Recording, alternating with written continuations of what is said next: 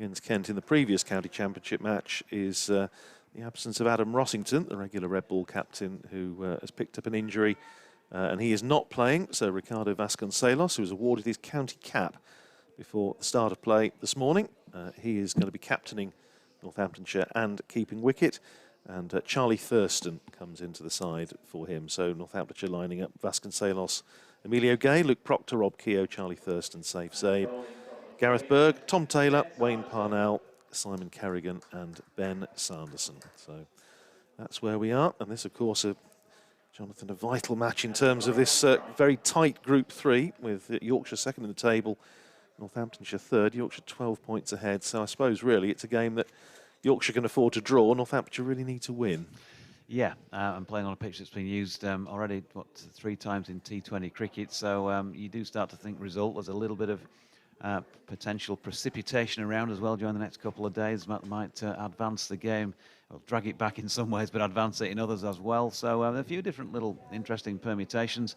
And of course, as I say, throwing in a new Yorkshire opening batsman into the melting pot as well, in the absence of Tom Kohler-Cadmore, who is out with a fracture to his finger, sustained wicket-keeping in T20 off the bowling of Lockie Ferguson. And here we go. Ben Sanderson bowled the first ball of the match, and it's chopped down into the ground off a thick inside edge by Adam Lyth, who's already lasted longer than he did in the match up at Headingley, when the two sides met in that terrific encounter, which ended with Yorkshire winning by 1 run on the 4th day. But Adam Lyth on that occasion was out to the very first ball of the match. Caught off Ben Sanderson. No, in fact, he played on, didn't he, if I remember right? He chopped it on. Which he wasn't far too no, doing that. It was a thick bottom edge. Floodlights are on. Sanderson running in from this pavilion end, bowls outside the off stump, and Lyth just playing inside the line. And it goes through to Ricardo Vasconcelos, and there's no run. 4 slips in place. Ben, interesting one. Toss won by Yorkshire, and I wonder whether, as Jonathan said, with a pitch that has been used for 3 T20s, whether that would explain to a large extent the decision to bat first. I think it's probably the only reason why you'd want to bat first. If it's a used pitch, the humid, the conditions, the lights are on as well, which normally does add to a little bit more swing and movement for the bowlers. So, yeah, I'd say so. Used pitch, let's get out and make the most of it. Here's Sanderson running away from us. In again, bowls to Lyth, 4 slips in place, and Adam Lyth solidly in behind that, plays it up towards mid-off, where it's fielded by Rob Keogh, and there's no run. The forecast is sort of showers today, and it's a better forecast for tomorrow, which is a bit more encouraging. Suggesting that we might get, well, pretty much a full day's cricket in tomorrow. Some rain possibly coming in overnight, Monday into Tuesday.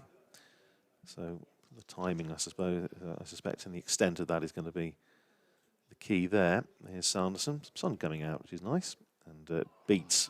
I say beats, it actually went outside the off stump, and I think again Adam Lyth just played inside the line of that.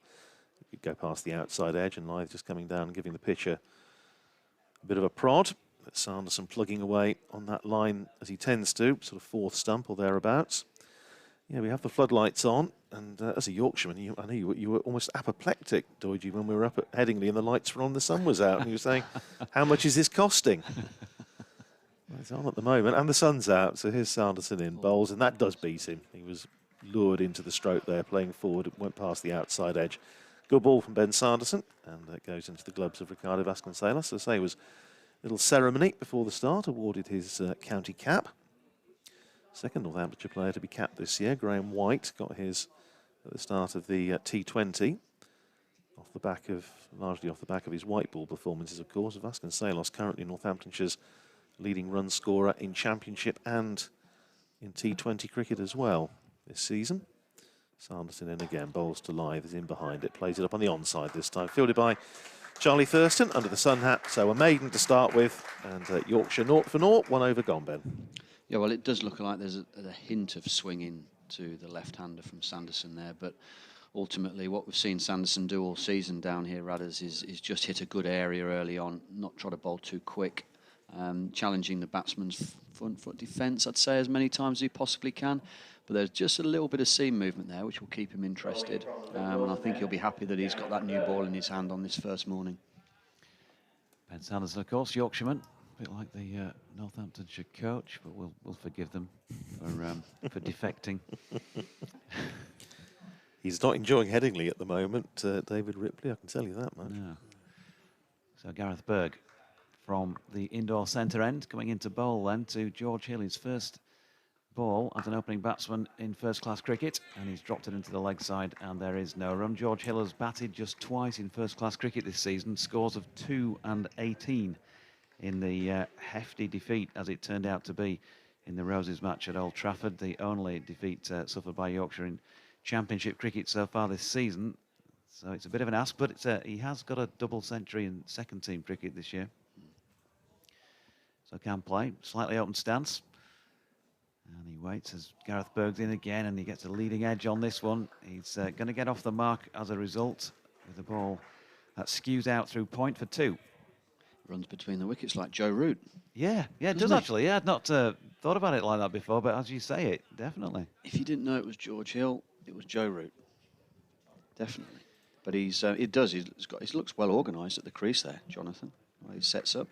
And you say he spent some time in the middle in a second-team game recently, has he? That was at the start of the season. He did have runs in the seconds early doors, and he's been part of the T20 campaign. In fact, he had a good night the other night by the standards of what we've seen so far this season, as he drops the next one into the covers. Charlie Thurston fields no run.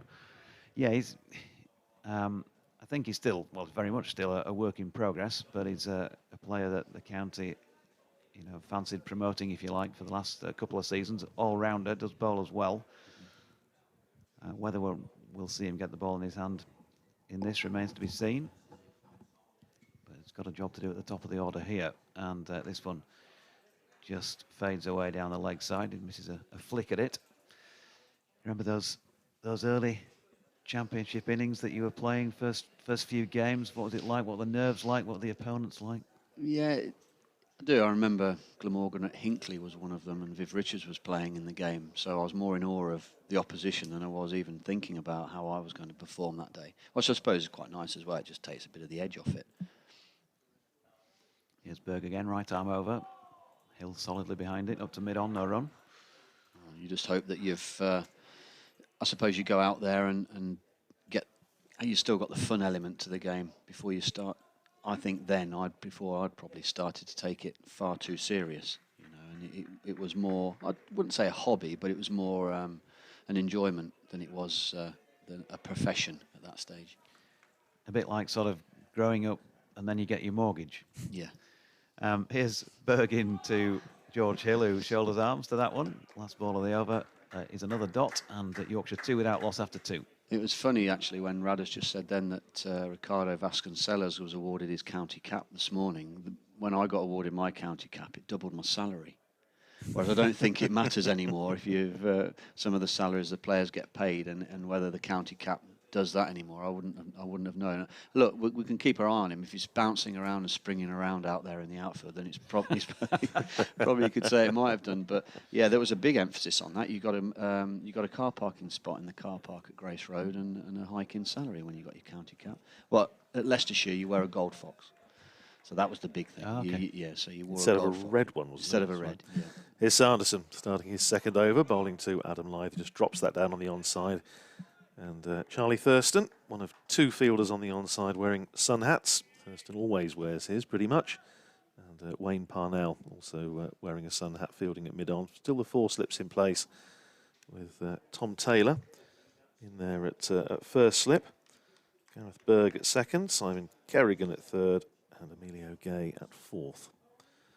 And then Saif Zabe in there at point. And here's Sanderson running away from us again. Bowls to Lyth, who's again in behind it. Again, a carbon copy. It goes up to Thurston at mid-wicket, and there's no run. Yes, Northamptonshire cap players get rather fetching caps with the gold braid on. Just looking at the board, Rad, as it says Yorkshire lead by 2 runs. Stop the game now. That's clearly enough. Yes, it's an interesting one there, considering only one team's batted. Never mind. We know what they mean. Here's Lythen again, bowling to... There's Sanderson again, rather, bowling to Lyth, who again is propping forward. Comes off a mixture of bat and pan, just drops down on the onside. There's no man in there at forward short leg. If there had been, he might have been in business. Off a little bat and pad, little nick onto the pad, but there's nobody within catching distance. Just the 4 slips in place. Yes, they get the traditional crimson cap of Northamptonshire with sort of gold piping all round it. Looks rather smart. Vasconcelos awarded his this morning. Sanderson in bowls outside the off stump, and Adam Lyth doesn't need to play that and doesn't. And it goes through to Vasconcelos. So I think he's wearing his new Northamptonshire cap. You always worry slightly when they're awarded these things that whether they're actually going to fit. You know, it looks just a tad on the large side, doesn't it? It's just maybe a quarter of a size too big. But as they used to say when I used to go for my school uniform, he'll grow into it. Here's Sanderson. In again, bowls, and it's a attempted drive by Adam Lyth, and he kicks the ground in frustration because he was a play and a miss, and it went through to Vasconcelos and could easily have found an edge. Not too many people in the ground at the start of play. I think Northamptonshire can, the ground at the moment, quarter capacity, of course, which is all they're allowed, can accommodate around about 850. But I wouldn't say there's anything like that in as yet. I'm sure a few more will come in later. Here's Sanderson in again, bowling outside the off stump, and Adam Lyth letting that one go through. And the end of another testing over from Ben Sanderson. It's another maiden. And at the end of it, Yorkshire are 2 for no wicket, 3 overs gone. Yeah, Adam Lyth, of course, has started the season like a house on fire, or did start the season like a house on fire. 52 and 115 not out in the opening match against Glamorgan at Headingley. 97 and 116 down at Canterbury in the second game. He made 42 and 66 against Sussex, so sort of slightly diminishing returns. And then when Northamptonshire turned up at Headingley, it started to go a little bit pear-shaped with that first ball of the matcher. Plus 27 in the second innings. He's had scores of 23, 0, 2, 39 and 48 since then.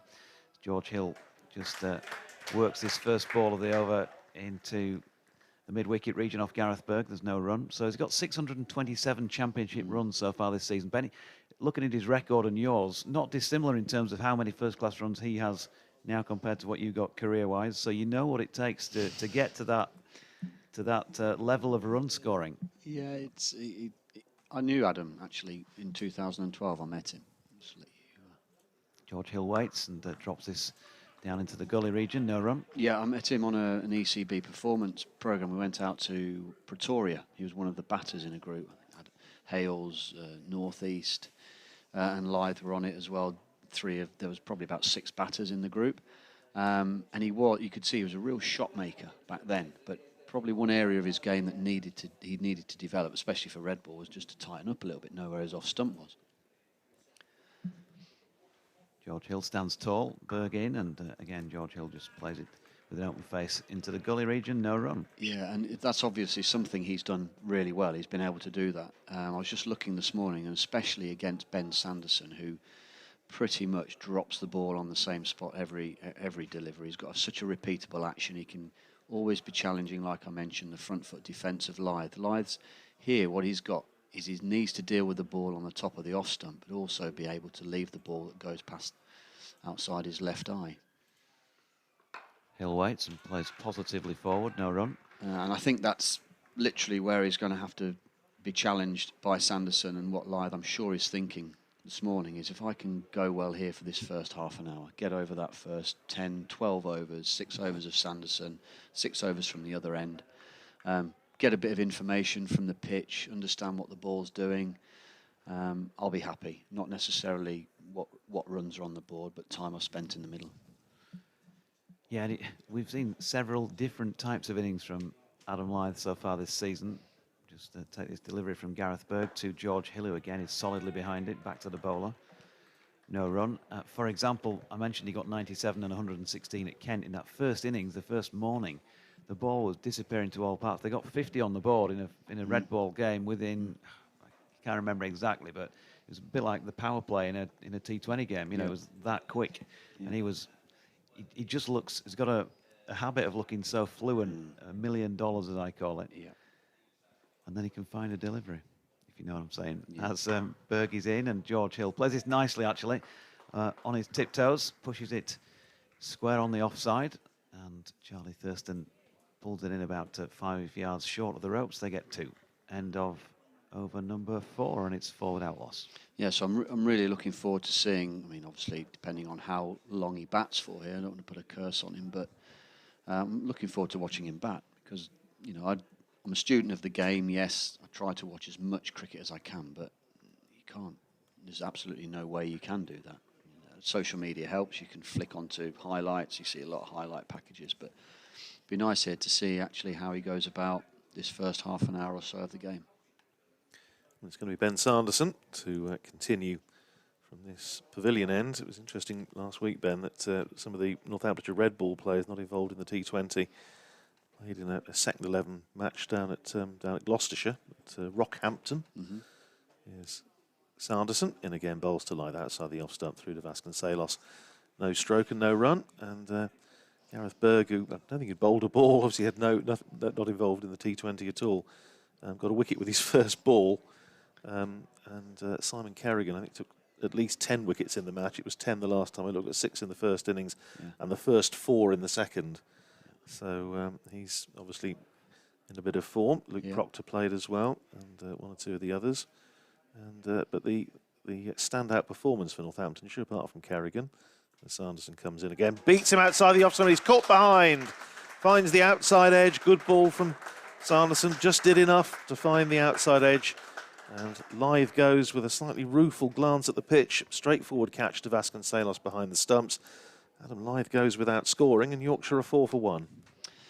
Yeah, Sanderson, that's brilliantly bowled. He's set Lyth up, I'd say, slightly there. He's gone across him, and then he's just sort of like dragged Lyth across the stumps when he's bowled at it. But he hasn't swung that in. He's just bowled a straighter line, and obviously Lyth was in the position to play the forward defensive shot. I'm just wondering whether at Sanderson's pace, and this is no disrespect to him on this pitch, batters might need to try and get into the ball a little bit more. Lyth was playing slightly more from the crease there, allowing the ball to do maybe a little bit too much.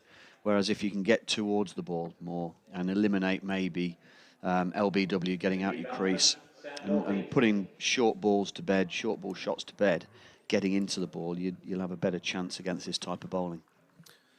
Well, good start for Ben Sanderson and for Northamptonshire. Of course, Ben Sanderson, well, he's just been absolutely on the money, as you would expect. 2 overs, 2 maidens to start with, and the first ball of his 3rd over, picking up the wicket of Adam Lyth. So for the second time in championship matches between the 2 sides this year, Adam Lyth has gone to Ben Sanderson for naught in the first innings.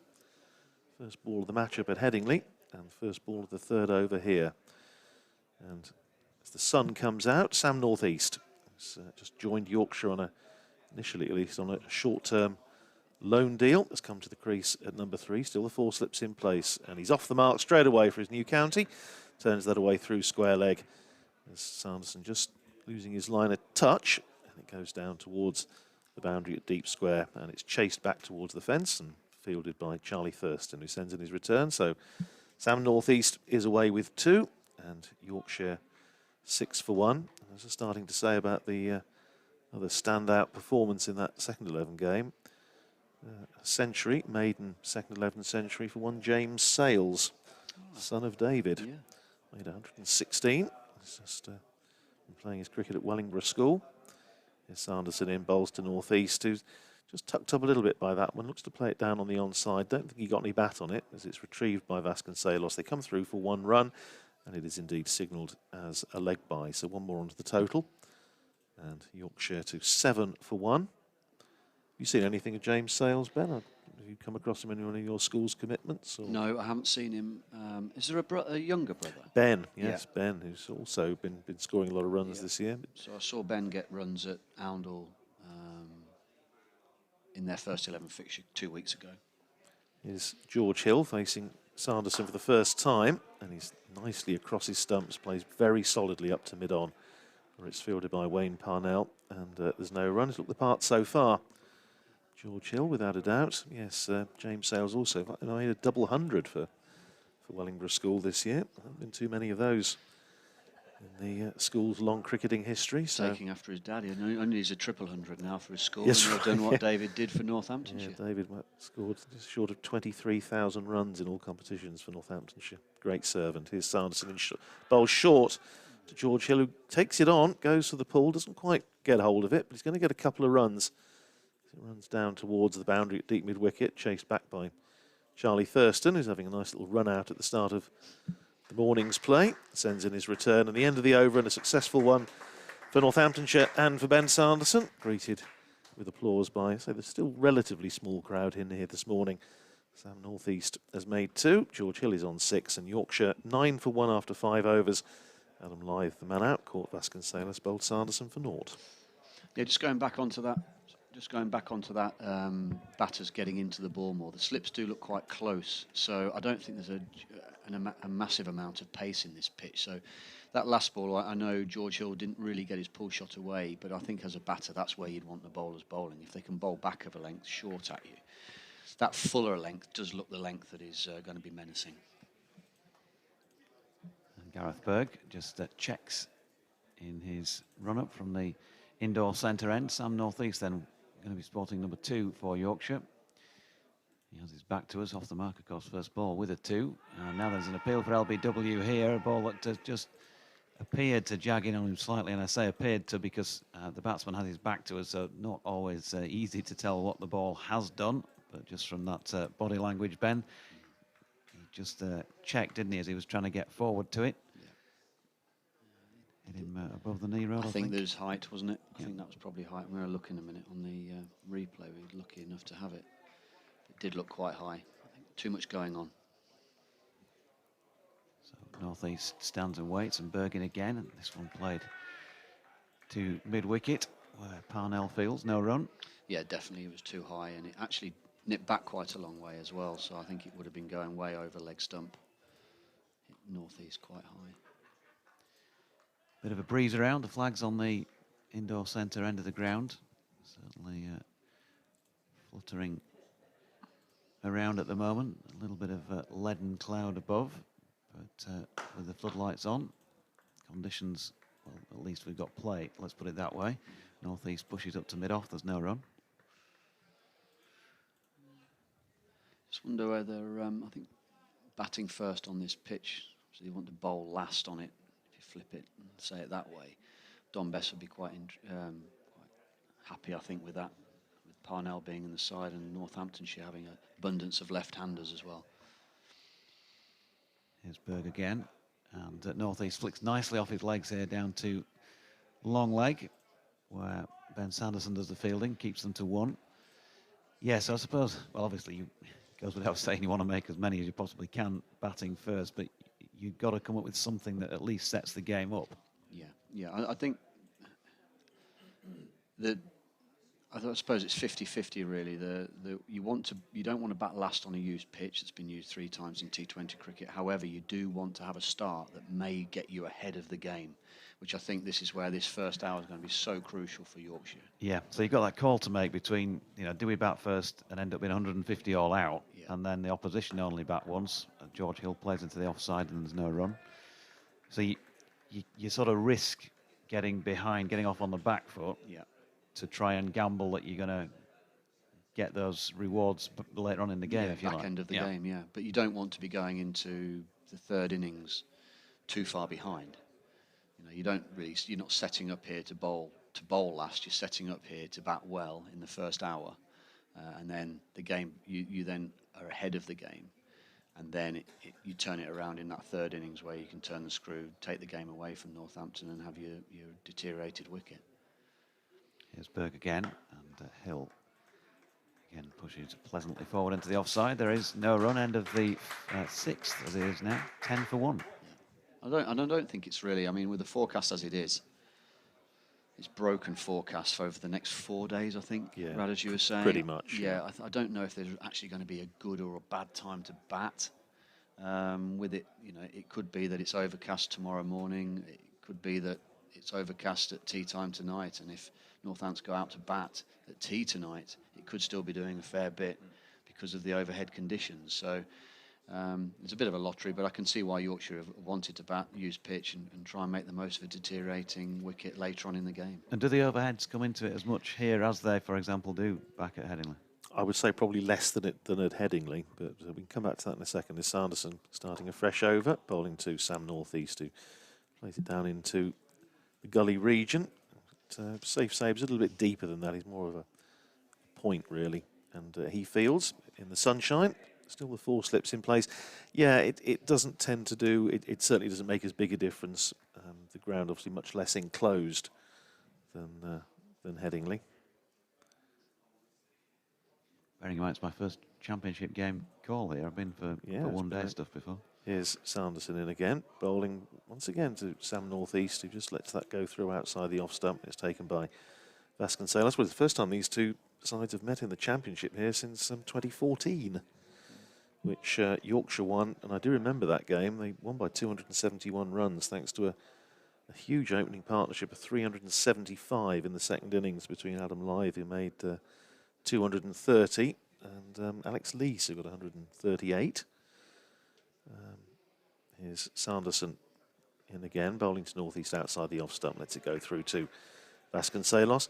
And the reason I remember that so well was that it was an occasion of a reunion of lots of former Northamptonshire cricket correspondents going way back, and we had a day out here, got together for the first time for many years, and hoping to see Northamptonshire have a good day, and we saw Adam Lyth and Alex Lees bat pretty much the whole day, so it didn't quite go according to plan, but it's still a very good day.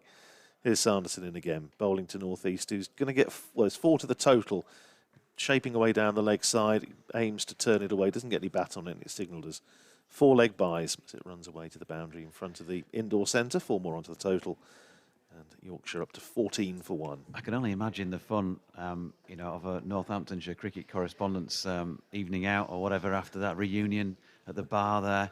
Can have, three pints of whatever. 3, that was the number of wickets that Curtly Ambrose got on the first over against Leicestershire on the 14th of August 19. Well, it was a very good occasion, and my old friend and John Morris and Matthew Engel was here, and Alex Swan and several others. Very good day. Here's Sanderson again, bowls to Sam Northeast, who's standing up tall, plays that nicely, punches his way off the back foot. Fielded by Keogh at extra cover, and there's no run. Before that, actually, Yorkshire's last championship win here was back in 1984, which is a game I also remember. Northampton getting spun out on the last day. And before that, they haven't won a championship match here since 1965. So three championship wins for Yorkshire in 56 years on this ground. Here's Sanderson in again. Bowls to Northeast, who's beaten, and that one just climbed a little bit. A little bit of an effort ball, I think, from Ben Sanderson. Bounced a bit more. Taken by Vasconcelos as it beat the outside edge. End of the over. Northeast is 3, Hill is 6, and Yorkshire 14 for 1. I think Sanderson's just found a little bit of a way shape there, as we often do with the Duke ball. As the sort of lacquer comes off it, they can start buffing the ball up, getting it shiny one side. It might be that it's just going to start swinging. Obviously, to the right-handers, he's got that luxury of starting the ball just outside off stump and it continuing through. Really, and what Sanderson does well, and the same with Berg, really, the partnership they've had this year has been outstanding, really, in county cricket, is they bowl a good length. So even if their line is just a little bit askew, the batter doesn't get a drive or a cut away. That wicket for Sanderson, many of these two between them have taken 50 championship wickets this season. Yeah, good disciplines from the pair of them. The first short one of the match so far. Gareth Berg whistles it well over the head, really, of George Hill, who's not the smallest. Right, what was that partnership you said on the Old Players' Day? 375. So there have been a few old players, especially the batters, going, they didn't make pitches like that in my day. Well, it was a correspondence day rather than a players' day, but we're much the same. We're much the same. Just the difference in ability. As Yes. Berg is in, and that's run to point by George Hill. There's no run. Yeah, absolutely true. But no, former Players' Day. We're hoping we're going to be able to do something later on this year and get some former players in. I think there's some talk of a special day dedicated to the memory of David Capel. Of course, sadly we lost last year, and so maybe one of the 50 over cup games. I think that's the plan at the moment. Bergin again, and George Hill waits top of his toes again. Nicely plays through point here. Hasn't got the legs to get to the boundary. Just going to be pulled in a couple of yards short, but they're going to get back 4-3. So George Hill moving on to 9. Yorkshire will move on to... Oh, have they put that on the board already? No, that's 7. There we go. There we go, 17 for 1. Nice shot, wasn't it? Nice shot. Stands tall. He's, like I've mentioned before, he looks really well organised at the crease and quite unflappable, really. He's just really quite cool and calm. Lets the ball come to him when he's on that front foot. Lets the ball come up right under his eyes and plays it with a really good straight bat. He looks like he's respecting both Berg and Sanderson's best ball as well as he can.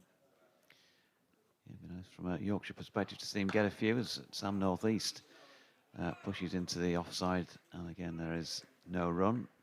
North East haven't said too much about him so far, have we? But it is, of course, his first innings for Yorkshire on this short loan spell. Former Kent skipper, most recently, of course, with Hampshire. It looks as though, from what Hampshire have been saying on their website, that his time with them has come to an end. So the loan spell possibly may continues lead to into a things. full-time, into a full contract. Yeah. There'll be a few counties having a look now, aren't there? Yeah. I'm sure. Here comes Bergin again, and North East drops that into the leg side, and there is no run. But I wonder if, I mean, mentally for him, it'd be interesting to find out how he feels about this, because you're sort of on trial, as it were.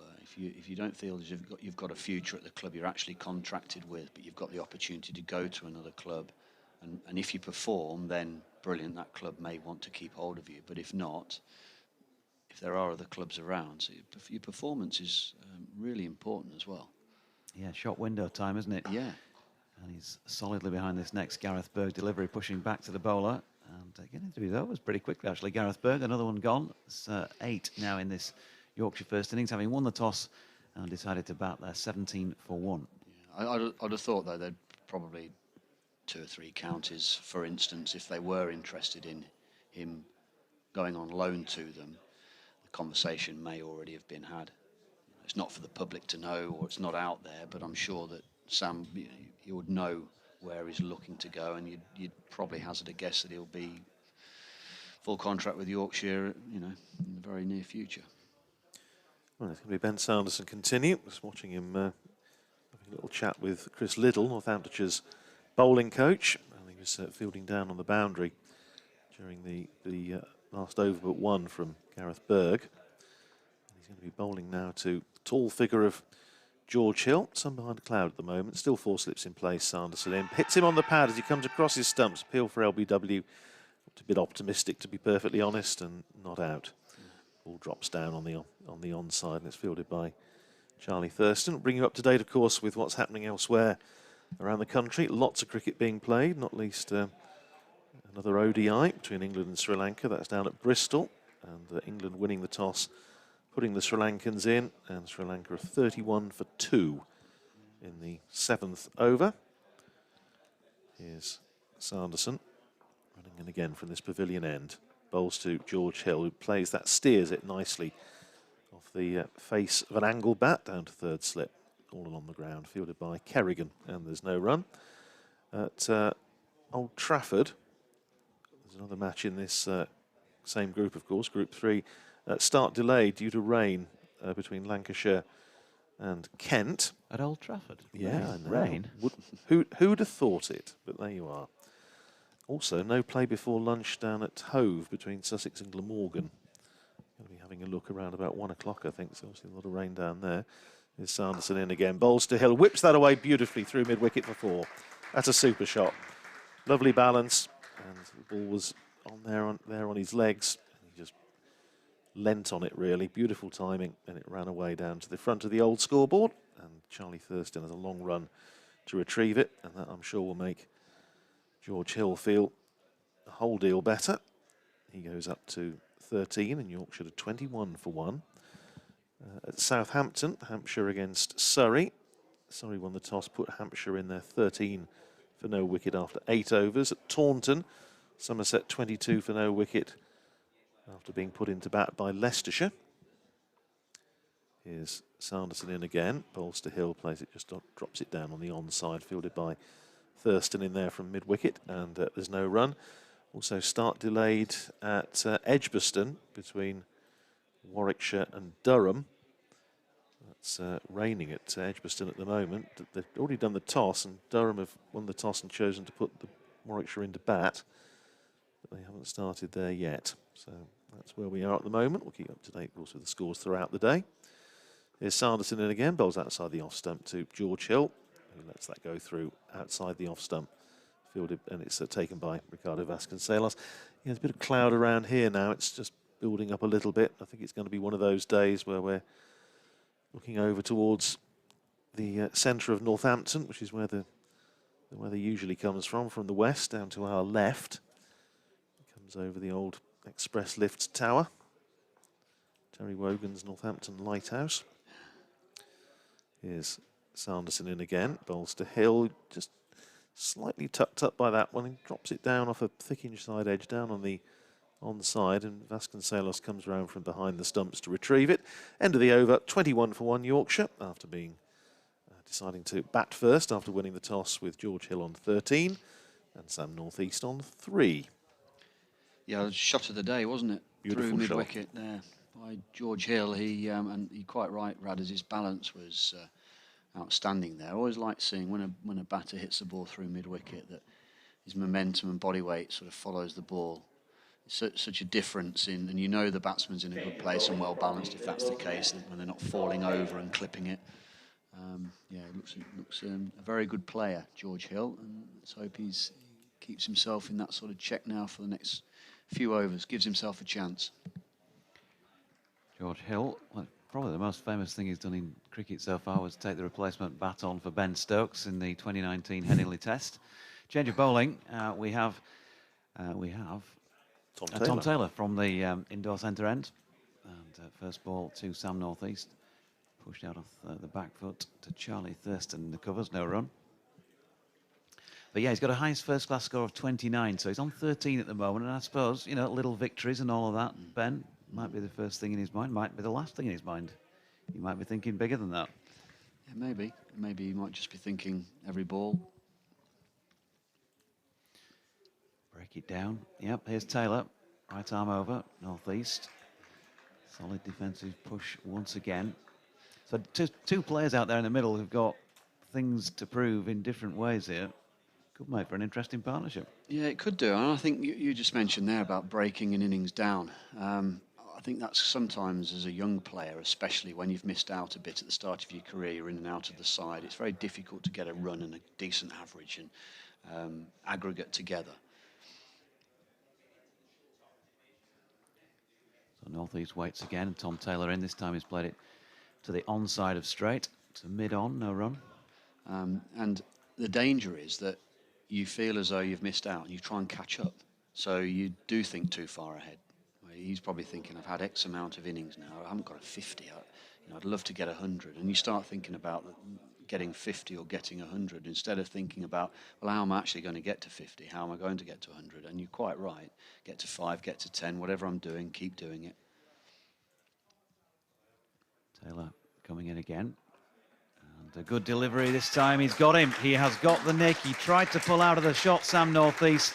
But in the end, he's feathered one through to Ricardo Vasconcelos. Second dismissal of the match for him so far. And Yorkshire 21 for 2. Sam Northeast gone for 3. Well, that was actually a really good delivery.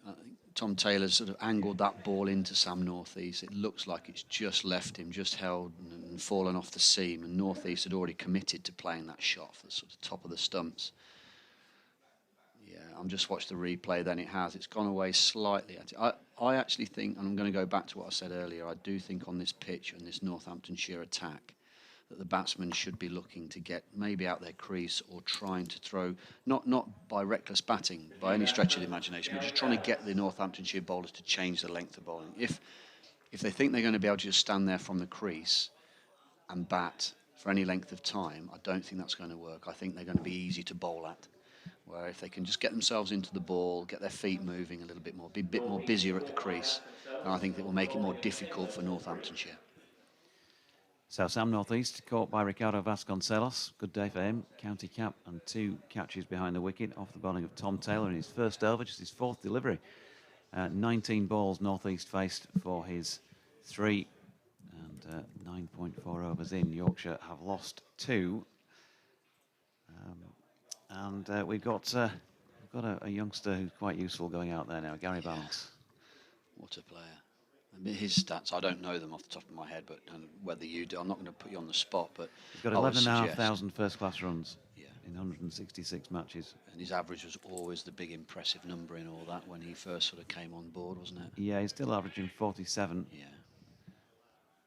3 slips in place to Balance as Taylor switches to bowl round the wicket to him and spears that one, and it is pretty full first up. Played into the onside and there's no run. Always remember, it was always a bit of a, the Balance name as a batter. It was always one of those jokes. Come on, let's see if we can get him off balance, lads, when he first started to play. And when we can commentate now, he looks as though he's really well balanced. But that, I think, is probably part of his game. Once he got that sorted out and the bit more consistency in his setup at the crease, he became a fine player. Ben Smith on at the local Wheel Tappers and Shunters Club this evening, 7:30 if you want to buy tickets. But Gary Balance turns this one to mid-on, and there is no run. His figures so far this season, for example, missed the first couple of games as we end that over with Yorkshire 21 for 2, but he's had a couple of 50s, 74 second innings down at Hove. He got 96 in the first innings at Headingley against Kent, and he had 77 against Sussex in the most recent championship match. So not yet got a ton this season, but, well, what better time than now? Yeah, but those scores there just show he's been consistent in the season so far, but he'd be the one that would be disappointed with that he's not kicked on and gone big if he had the opportunity. Well, it's going to be Ben Sanderson who's going to bowl his 6th over from this pavilion end. Already some success for him. The wicket of Adam Lyth. Here's Sanderson in again, bowling to George Hill, who's playing that up on the offside, fielded by Rob Keogh in the covers, and there's no run. Sanderson so far, just into his 6th over, 1 for 8 with 3 maidens. We've had a message through, and please do get in touch with us. Always great to hear your thoughts and comments. And our friend William, who tweets us at 4th slip, talking about the pitch, Ben, which perhaps we can have a little discussion about in the course of the over as Sanderson comes in, bowls, gets things inside edge for George Hill, down towards long leg, but he comes through for a single. 1 more to him. He goes up to 14 and Yorkshire to 22 for 2 after winning the toss and choosing to bat under the floodlights at Wantage Road this morning. William says, did I hear it right? 3 T20s played on this pitch. Why are Northamptonshire using it? Have we run out of strips suddenly for a crucial game like this? It's a bit odd to say the least, thinks William. What do you reckon? Yeah, that one for me, it does sound a little bit odd that it's been used 3 times in this short amount of time to be able to bring a pitch back to life. It must be immensely difficult. Here's Sanderson in bowling to the left-handed Balance, who's across his stumps, playing it up to mid-on, fielded by Parnell, and there's no run. But I think that the groundsman and David Ripley, they'd have to have a lot of confidence in making sure that this pitch is good enough for a 4-day game of cricket. There's too much at stake. If you prepare a pitch that is substandard, then you'll get penalised for it. So you'd have to make sure that the pitch is good enough. And so far today, it hasn't played like a 3-day-old pitch at Lit anyway. Here's Sanderson in again, 4 slips in place, bowling to Balance, pushes it up on the offside, thinks about a single, but Rob Keogh very quick to the ball in there at extra cover, and sends in his return to Vasconcelos, and they think twice, and correctly, I think. I really think there was a run there. So another dot ball for Sanderson. Yeah, it's an interesting one. We were just discussing actually before the start of play, Ben, and the fact that, okay, they've played obviously 3 T20s on it, so no more than 120 overs, so what, a day and a session equivalent. Here's Sanderson in again, bowls to Balance again across his stumps, pushing it up to mid-on, fielded by Parnell, and again there's no run. So I suppose Northamptonshire probably would have been hoping to win the toss and have a bat on it, which is why we asked the question early on about Yorkshire's decision to bat first. Sanderson's going to switch his attack to round the wicket now for the left-handed Gary Balance. Still the 4 slips in place. Sunshine reappears.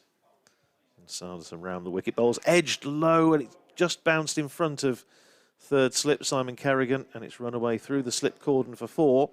It wasn't a chance, but it was a good bit of bowling by Ben Sanderson. It just died about, well, I suppose, a foot, 18 inches short of Kerrigan at third slip, and just bounced up and ran away for 4. So Gary Ballance off the mark with a boundary, 4 to him. And at the end of the over, 26 for 2 Yorkshire. George Hill is 14. And Ben Sanderson, 6 overs, 1 for 13. Yeah, I think that's an interesting move by Sanderson there. I think he's actually bowling at balance there on what I would call a fresh bit of pitch. It's not necessarily a part of the pitch that will have been bowled on a lot more earlier, so he's hoping to extract a little bit more movement. One thing Hill and Ballance have done here is they've let the ball come really late, defended with soft hands, so if there is any nicks on this pitch, it's going to go down and not through to catchable height to the slips. 3 of those in place for Taylor to George Hill, but this one fades away down the leg side. Agonising. I don't know if did you feel slip, Ben? I did towards the end of my career. Yeah, it was sort of the norm, wasn't it? You know, as you get a bit more less mobile at the cover point, you sort of stand in the slips. You do well for 1 or 2 days. I think I can remember doing it for Vikram, who bust his finger and he went out to mid-off. I did slip, and I never sort of went out of there. Yeah. It's always sort of agonising when you're standing there and somebody gets a nick, and the ones that drop in front of you, you can't do anything about it, can you? No. You just can't get forward. Taylor in to Hill, who pushes back past the bowler in his follow-through, but there's no run. Yeah, I had the pleasure of fielding first slip to Zahir Khan, 2008 or 9 maybe at Worcestershire, the left-arm seamer, and he made the ball talk that year. I think 80 wickets he got in the season, and he was unbelievable. But you could just see at first slip how he was setting the batter up over the wicket, round the wicket, in through the air, away, cutters. He made my life easy. Here comes Taylor to George Hill again, who gets a little bit of an inside contact on it, drops it round the corner, but there's no run. Yeah, he did. He made my life easy, because at first slip you don't tend to get ball catches from balls that are wider, because the keeper's already started to move down the line of the ball. So then when it's nicked, the keeper's on his way in front of first slip towards second. Whereas you get your nicks from straight deliveries.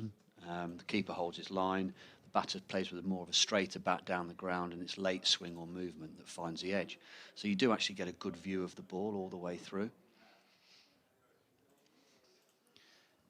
Here comes Taylor into Hill once again, and he's pushing that one out to Thurston, and there's no run. Yeah, I'm not sure.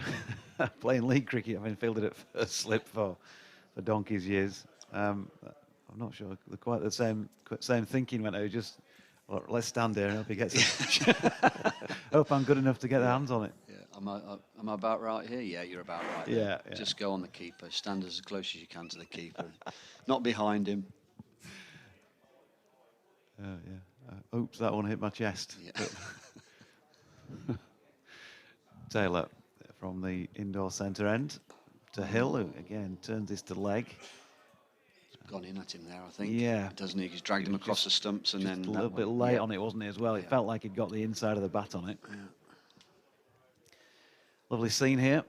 Pitch looks in, the whole playing surface, I say when I mean the pitch, looks in great condition. Lovely bit of striping in the outfield. Really a lot of pride being taken in that aspect. As I mentioned earlier, a bit of breeze. The sun is shining at the moment. We have got the floodlights on as well.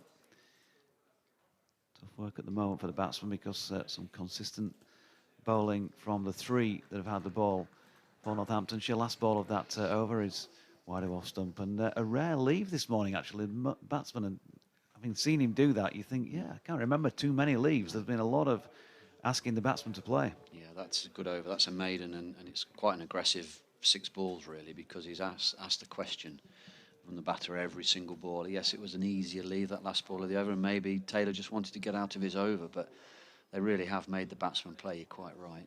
I think this is where that first hour, where are we now? How long have we got? We've gone 45 minutes. So the next 15 minutes will be important as well. The Yorkshire batting group, they'll want to get through this first hour. So next 15 minutes will be key. It's going to be Gareth Berg who's going to start a spell, having started up with overs from the top end, has now switched to this pavilion end, bowling to the left-handed Balance, who's forward, 3 slips in place, and he plays that to backward point, fielded by Thurston, and there's no run here. Berg 4 overs for 8, bowling from the indoor centre end with the new ball at the start of the day. I love the stories of slip fielding. It's one of the things that hastened my retirement, unmourned, I have to say, by pretty much anybody, really. From playing a few years ago when you're standing at second slip and you realise if he gets a nick, I could be in serious trouble here. His Berg bowls very full, and it's on driven by Gary Balance. Berg trying to just put a hand down and stop it. He might have just got a finger to it and taken a little bit of the pace off it. But it runs away for a couple, chased back towards the boundary by Wayne Parnell. Pulls it in a couple of yards from the fence, spends in his return, and that's 2 to Gary Balance, 6 to him. And Yorkshire to 28 for 2, nice stroke. Yes, and you're suddenly standing there at a second slip. If there's a bowl with any pace, and you realise if he nicks it, then it could be A&E. And then it's time to pack up, I think. Here's Berg in again, bowling to Gary Balance, who's going to pick up another single, working that away into the onside. And Wayne Parnell at mid-on, having to just make a bit of ground over to his left. And so they come through for an easy single, 7 to Balance.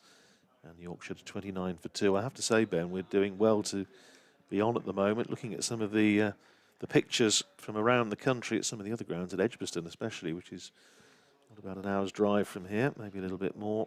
It's absolutely torrential. It's bouncing down there, is it? Very grim conditions there at the moment. Here's Berg in again, bowling this time to Hill outside the off stump. And Hill just almost drawn into the stroke. I think, give him credit there, I think he just about played inside the line. Goes through to Ricardo Vasconcelos behind the stumps. Yes, it really does look a bit grim there. Our BBC colleague Martin Emerson has put on a video showing what it's like, and he's saying about no play until well into the afternoon. There's a lot of standing water around there in Edgbaston at the moment. Here's Berg in again, bowls to Hill, who's just in behind that, drops it down off, I think, a mixture of bat and pad.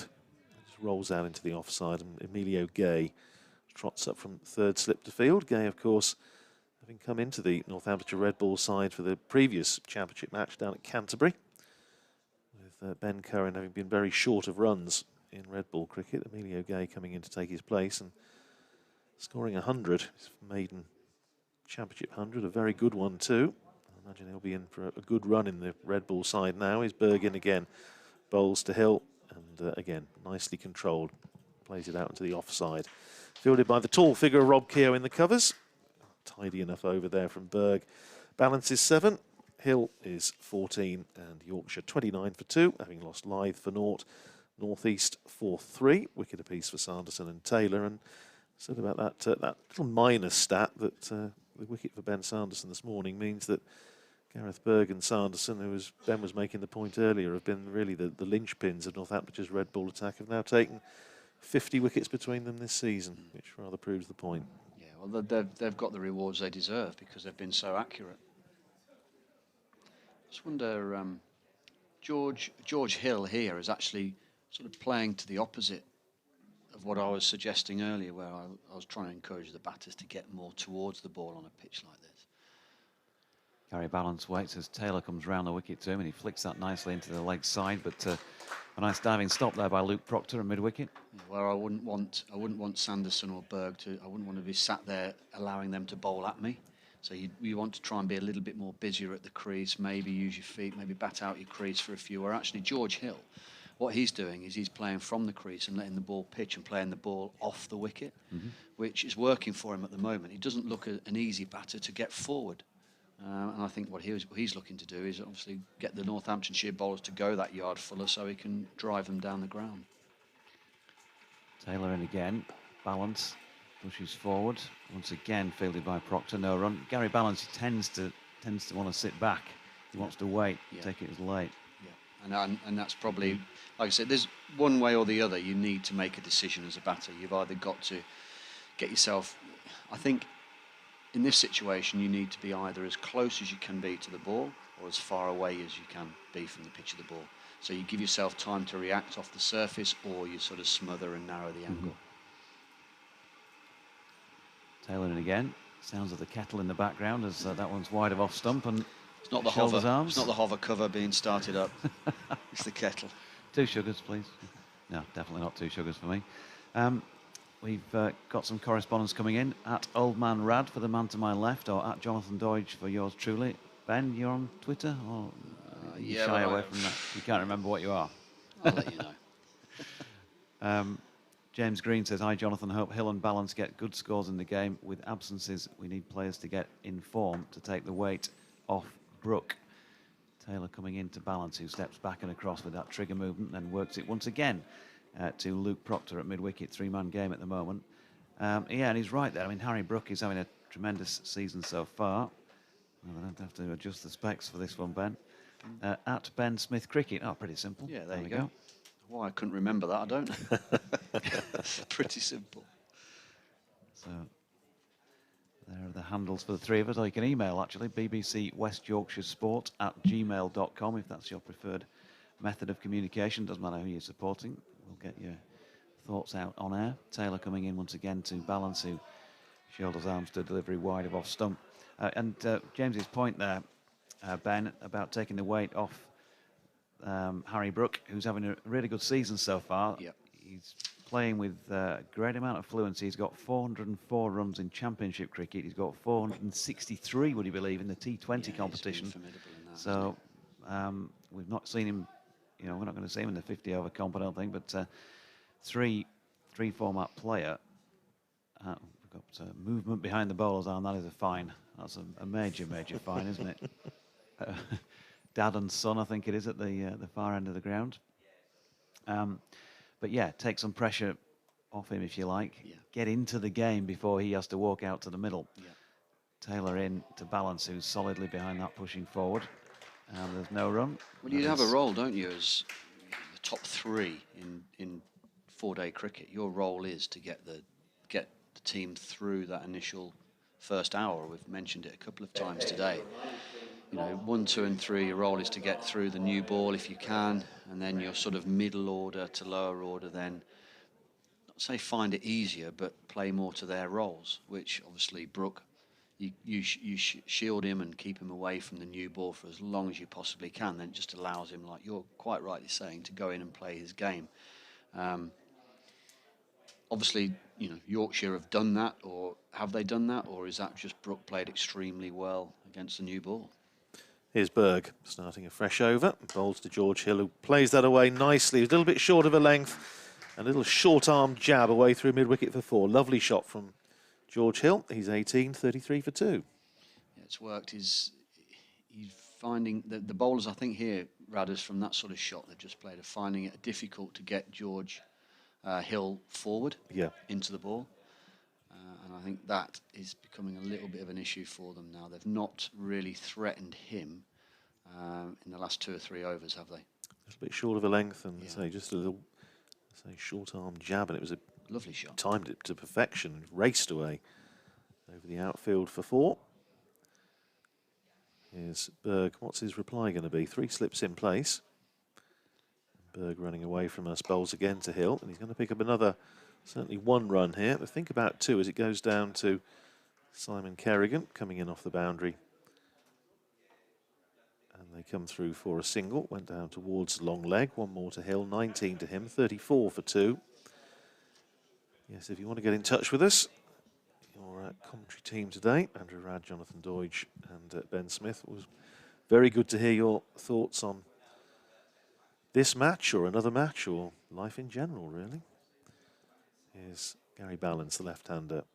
Berg staying over the wicket to him, and Balance is forward, plays it up towards mid-on, where it's fielded by Wayne Parnell. And there's no run. I was noticing that, saying about what's been a fairly one-sided ODI series between England and the West Indies. Sri Lanka, England and Sri Lanka rather. Sri Lanka 50 for 4. now down at Bristol. 2 wickets apiece for Chris Wokes and David Willey. Here's Berg in again, bowling to Balance, who's in behind that, plays it up towards, off the back foot, up towards mid-on, where it's fielded by Parnell and there's no run. Yeah, Wokes and Willey opening the bowling for England today, so the run of Northampton-born players opening the bowling for England. Of course, in this series they've had David Willey and Sam Curran, both born in Northampton, opening the bowling. Had lots of inquiries about whether this is a record, whether 2 Northampton-born players have ever opened the bowling for England before. And you're going to tell us? I'm going to tell us certainly not in a T20 match in Wales on a Tuesday, but yeah, I think it's pretty fairly safe to say. Here's Berg round the wicket, bowls outside the off stump. Balance just lets it go through outside the off stump. Fielded, it's taken by Vasconcelos. No, in fact, I mean, it has. Those 2 have done it before. It was pointed out that they opened the bowling in, I think the last time England were in Australia playing white ball cricket. But no, as I pointed out on social media in the week when Lawrence Booth, editor of Wisden, was pointing it out, I said, well, unfortunately they didn't pick Billy East to partner George Thompson at the Edgbaston in 1909. So here's Berg, finds the outside edge of Balance's bat. It's a thick outside edge, and it's running away down through where gully would have been, but there wasn't a gully, so they're able to pick up a couple of runs as Charlie Thurston has to chase back towards the 3rd-man boundary. 2 more to Balance to end the over. He's up to 9, and Yorkshire at the end of the over. 36 for 2. George Hill has made 19, and Gareth Berg 6 overs, no wicket for 18. Yes, they picked George Thompson at in Edgbaston in 1909, first match of the Ashes series, and didn't pick him again for during the series, which England lost, and serves them right. A couple of the Chesterley Street match the other day between England and Sri Lanka, and I've got to say, in that format, if you get a side batting first as Sri Lanka did and not getting a great score, it can make for pretty turgid stuff, can't it? And the England chase, well, you just had as long as you liked, really, to knock those runs off and run it around, and it was more like a 4-day approach to the innings to knock off the runs. So that excitement that you crave from your white ball cricket wasn't there. George Hill shoulders arms to this first Tom Taylor delivery of the 16th over as it is. I suppose the nearest they didn't overlap. We're talking about the Northampton-born ones because Ian Salisbury, head coach down at Sussex in red ball cricket, and Graham Swan and David Capel, I suppose, were the 3 of that sort of vintage, but certainly never opened the bowling together. Never played for England together, I don't think.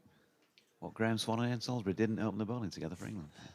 As Taylor is into Hill, who opens the face, pushes it into the offside, and Charlie Thurston wins the race to field that. I suppose in the subcontinent it might have been possible had they ever played together, but they didn't play Test cricket together, certainly. You do surprise sometimes, Raz. Well, I'm sure there's many occasions with Yorkshire, but we haven't had that many Northamptonshire-born players play for England, so not enough, some of us would say. Tom Taylor over the wicket to Hill once again, who's again solidly behind it, and I've said that on a number of occasions today because he has looked solid, Ben Smith. Yeah, no, he's looked again organised. He's still what I like about this innings that George Hill's played. He's really waited for a bad ball before he's actually been aggressive and put his hands through it. And then Northamptonshire bowls, credit to them, they haven't bowled many bad balls at him. Two back of a length balls and a half volley, and he's clipped 1 through mid wicket and pulled the other 2. Taylor into George Hill, who works it to leg, and again there is no run. Yeah, so I suppose he's not trying to make something of a good ball. He doesn't look as though he's getting flustered at all, and he's played the ball really late. And we discussed it earlier. He's actually playing the ball off the pitch, so it does go to show how I think the pitch is playing quite slowly. It's not skipping through, and he's able just to sit back and play the ball late underneath his eyes. Certainly enjoys a good tap of the bat. That must be about 15 before Tom Taylor's even set off to run in. And he's getting a delivery wide of off stump that he's happy to watch go by. He's a twiddler as well, isn't he? Twiddles the bat well. What were your sort of I idiosyncrasies? quite like that. Just a couple of twiddles, Couple of with the twiddles, bat. And tap the bat down. I worked in fours. So my pre-delivery routine would be to talk and to tap in fours. Concentrate, Ben. Watch the ball, Ben. Tap the bat 4 times. I just used that number, and I was a big fan of the pre-ball routine. Not, just get a couple of fours in before the bowler starts running in. Got me settled. It's whatever goes on in your head, isn't it? Yeah. Whatever makes you feel comfortable, Yeah. I suppose. Yeah. Here's Taylor again to Hill, who plays, but inside the line to end the 16th over then, with Yorkshire still 36-4-2. Balance not out on 9, and George Hill not out on 19. Yeah, and I think that's right. It's what made you feel comfortable. I was a field type of batter. If the bat handle felt good in my hand, I was at the crease, and when I tapped, when I looked up and I felt balanced, then I was quite happy. I wasn't a huge video analyst. I didn't actually really enjoy how I looked and what I looked like. I wouldn't go and spend hours looking at the video. I'd just pick a couple of things, areas of what I could feel didn't feel as though they were on song, and I'd try and just back that up with a bit of video evidence, really. But I wouldn't spend too long looking at how I played. It was all a feel thing for me. Yeah. One of the great tappers of recent times would have been our old friend, played here, of course, and then went down to Sussex, Richard Montgomery. Monty, yeah. Hammering the boot. Yeah. Must have gone through a couple of boots a season. Little toes. It's going to be Wayne Parnell coming into the attack for the first time. Tom Taylor, 4 overs, 4 maidens, 1 for naught at the moment. So impressive stuff from him. So the left armer Wayne Parnell coming into the attack. Took 10 wickets, of course, in the match against Yorkshire up at Headingley earlier in the season. He's coming in bowling to Gary Balance, and straight away Balance looking positive, playing that up to a fairly wide mid-on, where it's fielded by Sanderson, and there's no run. Just talking a little bit about Tom Taylor, Ben, because I've bored for England on this one, indeed on many other things as well, but on the subject of Tom Taylor, whose figures going into this match in Championship cricket, he's taken, 13 wickets at 38, and I think in no way does that reflect how well he's bowled over the course of the season. Here's Parnell in again, bowling to Balance. He's driving up to mid-off with no power, fielded by Keogh, and there's no run. I just suspect he may be one of those bowlers who's just a little bit unlucky, but I was thinking the way he bowled at Headingley, and Doidge, you were there, obviously we watched every ball of that game, and it was Parnell who took the headlines, took the 10 wickets, but actually I thought Tom Taylor bowled well in that match. He bowled well up at Old Trafford. He's had some good spells here at Northampton, and I don't think his figures really reflect overall how well he's bowled this year. Which, of course, they used to say about Chris Old. Yes, that's right. That's right. Here's Parnell, and again, bowls very full. He's just getting it up there to Gary Balance, who just finishes up playing slightly across that one, and it went to mid-wicket, fielded by Safe Sabe off the inner portion of the bat. Safe enough, but Parnell certainly going with what Ben was saying about getting the ball up there. And he's certainly bowling a very full length, the first 3 balls he's bowled. It's getting a bit murky now. You just see that the floodlights are actually having a bit of effect, just casting a little bit of a shadow. And there's some fairly dark clouds over to our left. Here's Parnell, and again bowls. It's more of a good length ball to Gary Balance, who lets it go through outside the off stump to Vasconcelos. And there's no run. Parnell's not anywhere near the sort of express pace he was a few years back when he was raw. He's got a lot of skill, and he still has that quicker ball up his sleeve. But I think it's a really good idea here, good ploy from him. He's gone full and straight first few balls, and he's put effort into it, just to maybe catch Balance off guard from the pace he's just been facing by the other 3 bowlers. Here's Parnell in again, running away from us, bowling to Balance. He just jabs down on that one, plays it up into the covers. It's fielded by Safe Sabe, and there's no run. Just looking at how many of these Northamptonshire players were involved in the T20 campaign. Obviously Vasconcelos was leading run scorer in both formats for Northamptonshire. And Rob Keogh, Charlie Thurston played the odd game. Safe Sabe was a regular. Taylor, Parnell and Sanderson were regulars. Well, Wayne Parnell's got something in his eye, I think. Yeah. Dr. Keogh is giving his consultation at mid-off. got rid of whatever it was. There's a little quiz question for you. The only 2 batsmen across the 18 counties this season who are their county's leading run scorer in Championship and T20 cricket at time of writing. One of them's out there on the field at the moment. As Parnell comes in, bowls, and that's just jammed down again for a single. There's a little bit of a hint of an inside edge, goes down just behind square. It's fielded by Zaid, but Balance able to come through for another run, 10 to him, and at the end of the over, 37 for 2 Yorkshire, with George Hill on 19. 17 overs gone, and as I say, I think if the lights weren't on at the moment, we might be struggling to stay on. Has he just got his county cap this morning? He has just got his county cap this morning, well done. Very good. So Ricardo Vasconcelos is 1, and there is 1 other. That other isn't on The other is not involved in this game. This fixture. No. You can tell that I had a bit of time off in the week, can't you? I did this research because Ricardo Vasconcelos was a guest on BBC Radio Northampton's cricket show, and I had a theory that there wouldn't be too many that had done both. Now then, in comes Taylor. That's fading away down the leg side. Gary Balance just had a little flick at it. Taylor hands to his head. Now that suggests he might have had a little tickle on that, possibly. On it, yeah. I don't think we'll know from here now. Even on the replay, it'll be hard to pick up that because we're slightly blinded from it, aren't we? So 37 for 2. James Green says, "Hi Jonathan, picking up on your comment, we'll not see Brook in the 50 overs. Why? But of course he's playing for the Northern Superchargers in the 100. If you did get a nick on it, it barely carried anyway. Yes, so. yeah. Taylor in again. Now then, that's aerial for a moment, driven to mid-off, but wide of Taylor in his follow-through, so no harm done.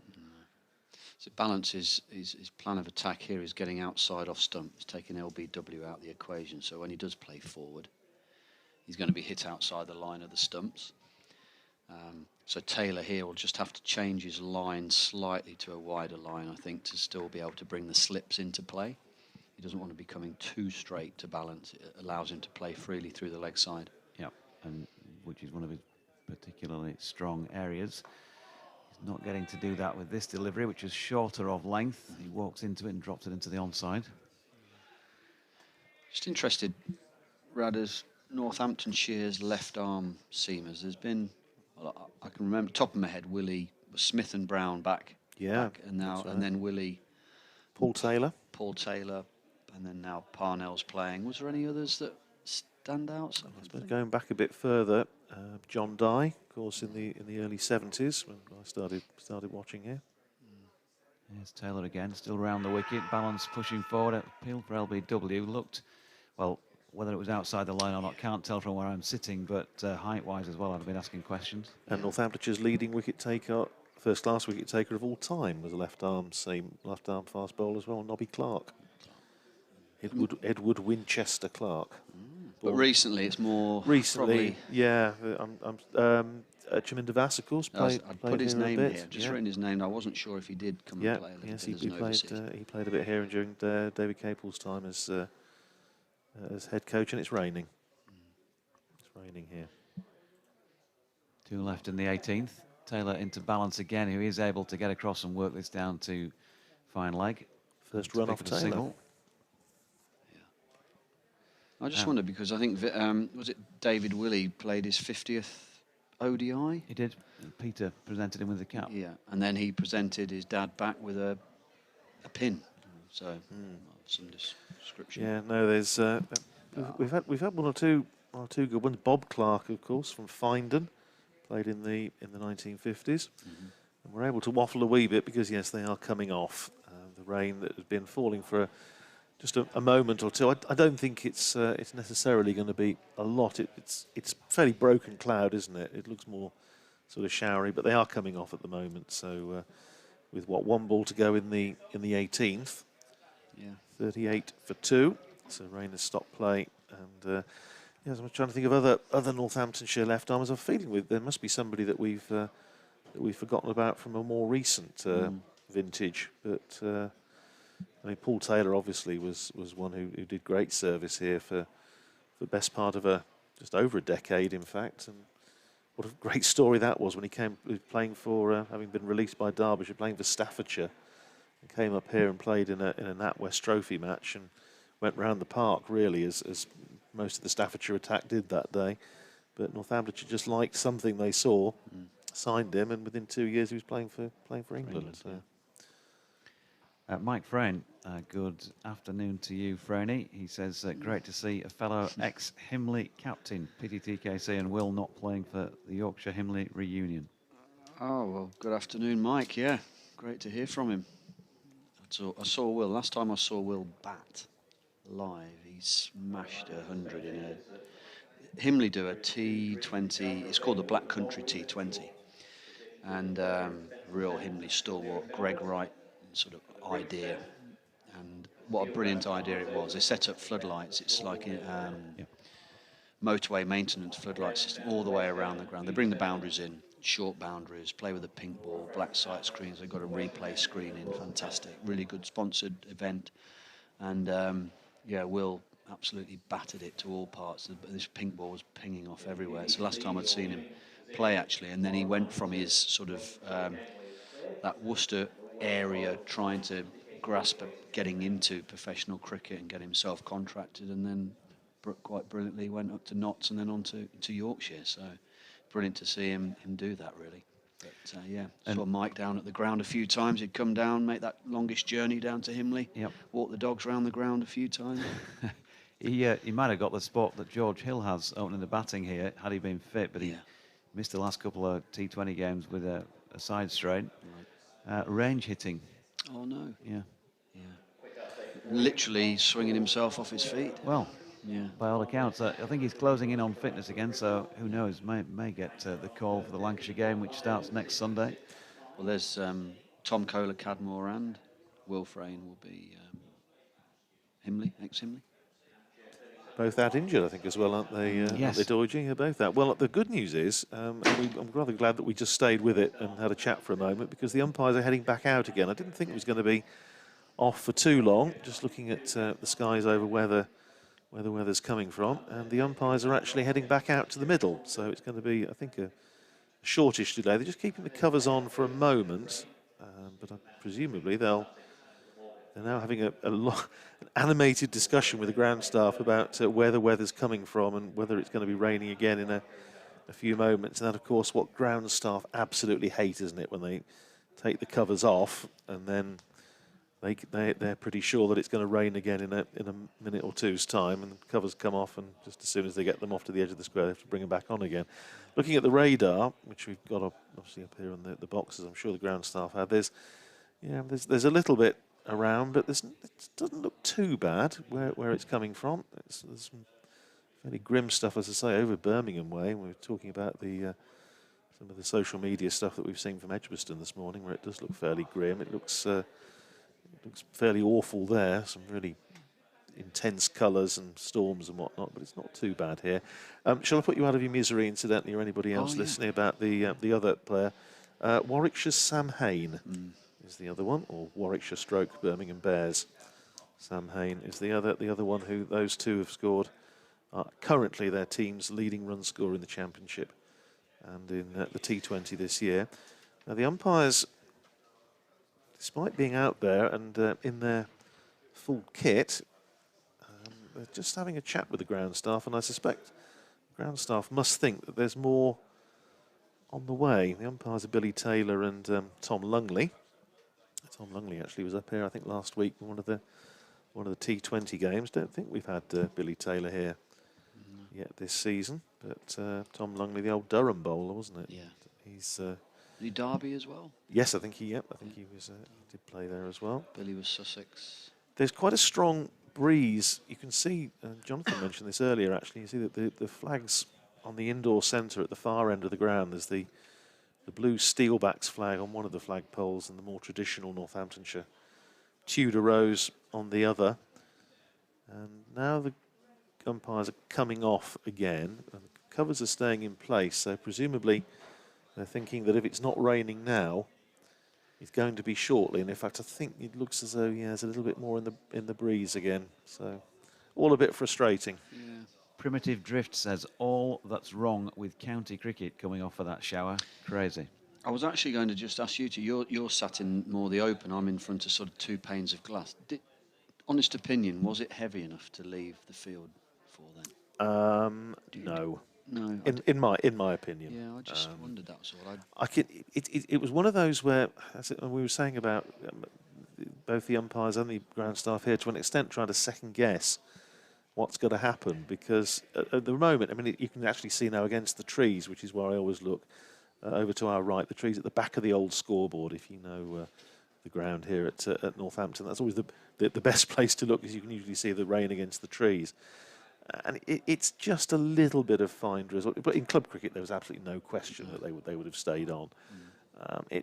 I can only assume that they've looked over where it's coming from, which is over our sort of left shoulder, as it were, and thought, well, there's a bit more coming, and then maybe just some on the way. But I mean, at the moment they're off. If it's raining, it's barely raining. The ground staff is 5 of them out there, just presumably waiting the signal to take the covers off. I'd be interested, Ben, in your view, really, as a player. What did you feel like on these days, or is it all that really about the situation? If we need it to rain, let's get off and let's not get back on, and if we don't want it to rain, let's badger the umpires to get us back out there. I mean, how did you view it? Well, I think this early in the game, you've got to play as much cricket as you can, personally, and honestly, when I was out there playing, you'd either want it to rain heavily enough that realistically you weren't going to play, or none at all, so you could just get your mind around the game and the flow and the direction it was going in. But I just think on a day like today, I think players and umpires would be better off, but the approach for me would be, it's going to be a day when we're going to have to just stay on through a few, drizzly, showery, bits of rain that blow through, because by the time we're off, they're going to stop. We'll get back on and it might start again. And that's pretty much how I thought, today might be best being approached.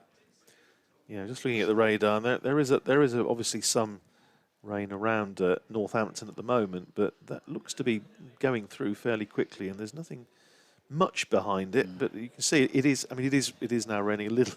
Needless to say, of course, right on cue, it's now raining quite a bit heavier. So I'll just quickly run you through, and we'll just wait and see if this is just a very passing shower. I'll just bring you up to date with the scores from elsewhere, and if it's still raining by then maybe we'll just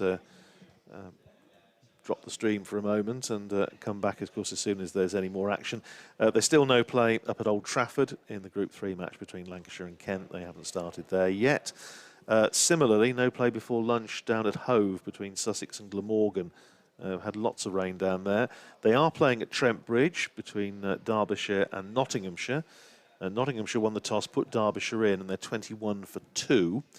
Hampshire against Surrey down at Southampton. Surrey won the toss, put Hampshire in. Hampshire are 45 for 1 in the 19th over, so they're on there. Also playing down at Taunton, where Somerset have made a good start against Leicestershire after being put in. Somerset are 67 for no wicket after 18.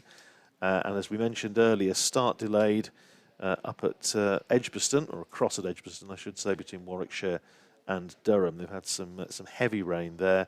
And in the ODI at Bristol, Sri Lanka have lost another wicket. They're now 71 for 5 in the 17th over.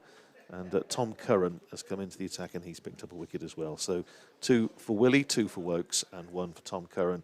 Well, the bad news is from Montage Road that the ground staff are now bringing on the tarpaulins. It is raining rather more steadily, so I fear we may be off for a little while yet. So for now, from Wantage Road, we'll just leave the stream. And of course, as soon as there is any more action or anything to update to bring you, we'll be back with you.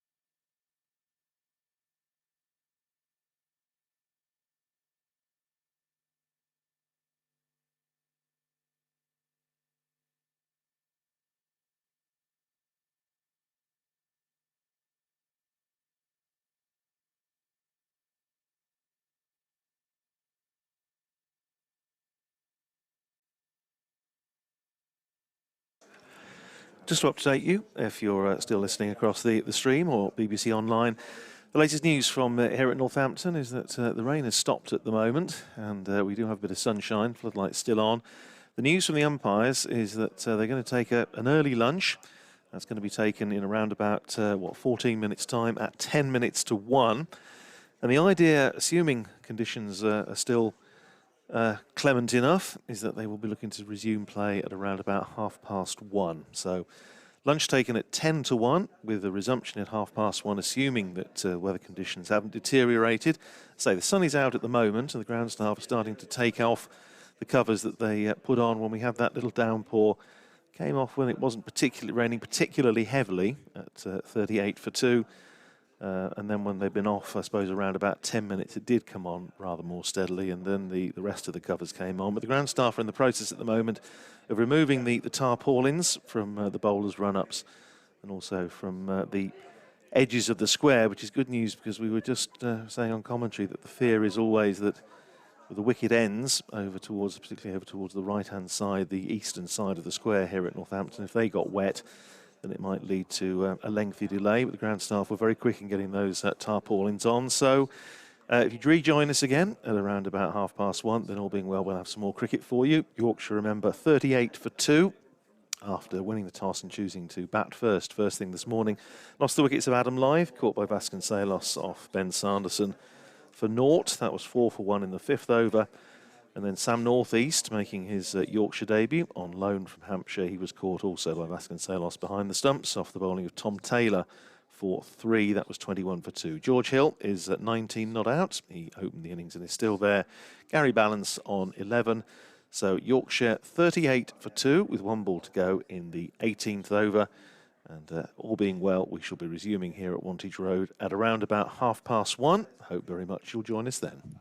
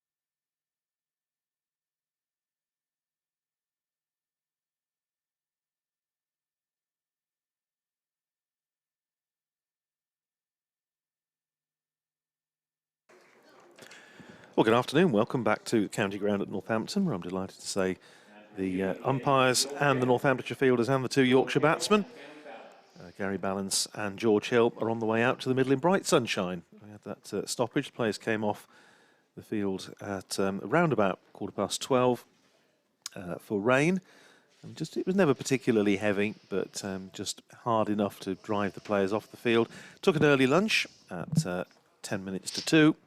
And 10 minutes to 1 rather, and then they're back on to start at 1:30. So we're just about to get underway again. We've got 1 ball to go in the 18th over.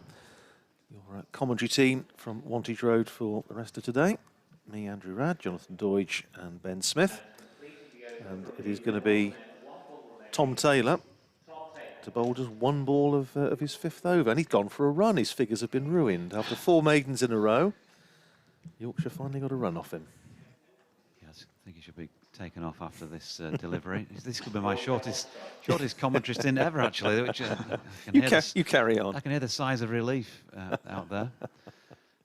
Don't forget, you can get in touch, by the way. We are through with you. Did you just go through the new sessions, by the way, or am I going to repeat it? No, you can carry on. So having taken an early lunch, tea is now set for 3:50 as Taylor comes in to bowl to George Hill to complete that 18th over with a dot. So 3:50 until 4:10. The tea break is now set in stone, and then the close of play is scheduled for 6:30 or 94 overs. Yeah, so we've got a mere 76 overs to bowl in the day at 1:30. So you may be on the cocoa run at some point later this evening. Overtime. Well, absolutely, but it's nice to see a bit of sunshine anyway, and the cloud is, at the moment at least, a good deal higher than it was. It was decidedly murky, I have to say, when just before the rain fell. It was never desperately heavy, but we did have a sort of quite heavy burst at around about 12:30, I suppose, but it didn't last long. And it's going to be Wayne Parnell. He's going to run in from this pavilion end. He's bowling to the left-handed Gary Balance, who's forward, plays it back down the pitch, and stopped in his follow-through with the aid of his boot by Parnell, and there's no run.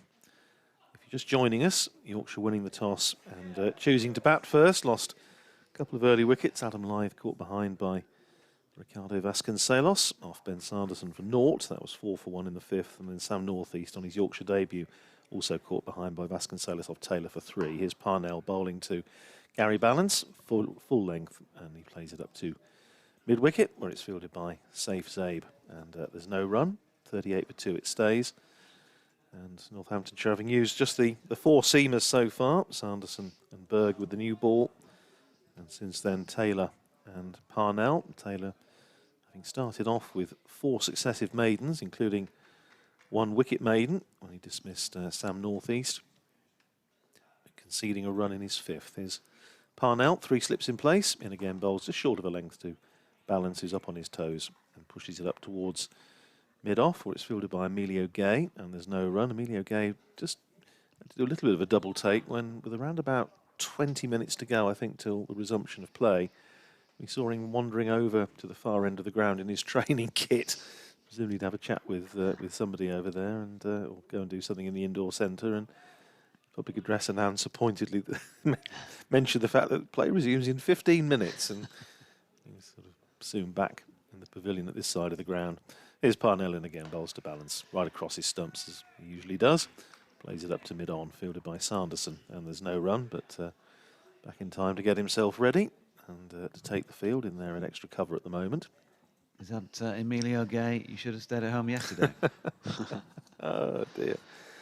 Well, between you and Ben today, it's like being in the middle of a variety act. Like cricket's answer to Wilson, Keppel and Betty. Well, we did have mention of George Formby during the I lunch know, yes, interval. yes. Well, there you are. Yes, the golden age of variety. Here's Parnell in again, bowling to Gary Balance, who turns that again away off his hip to mid-wicket, where it's fielded by Zabe, and there's no run.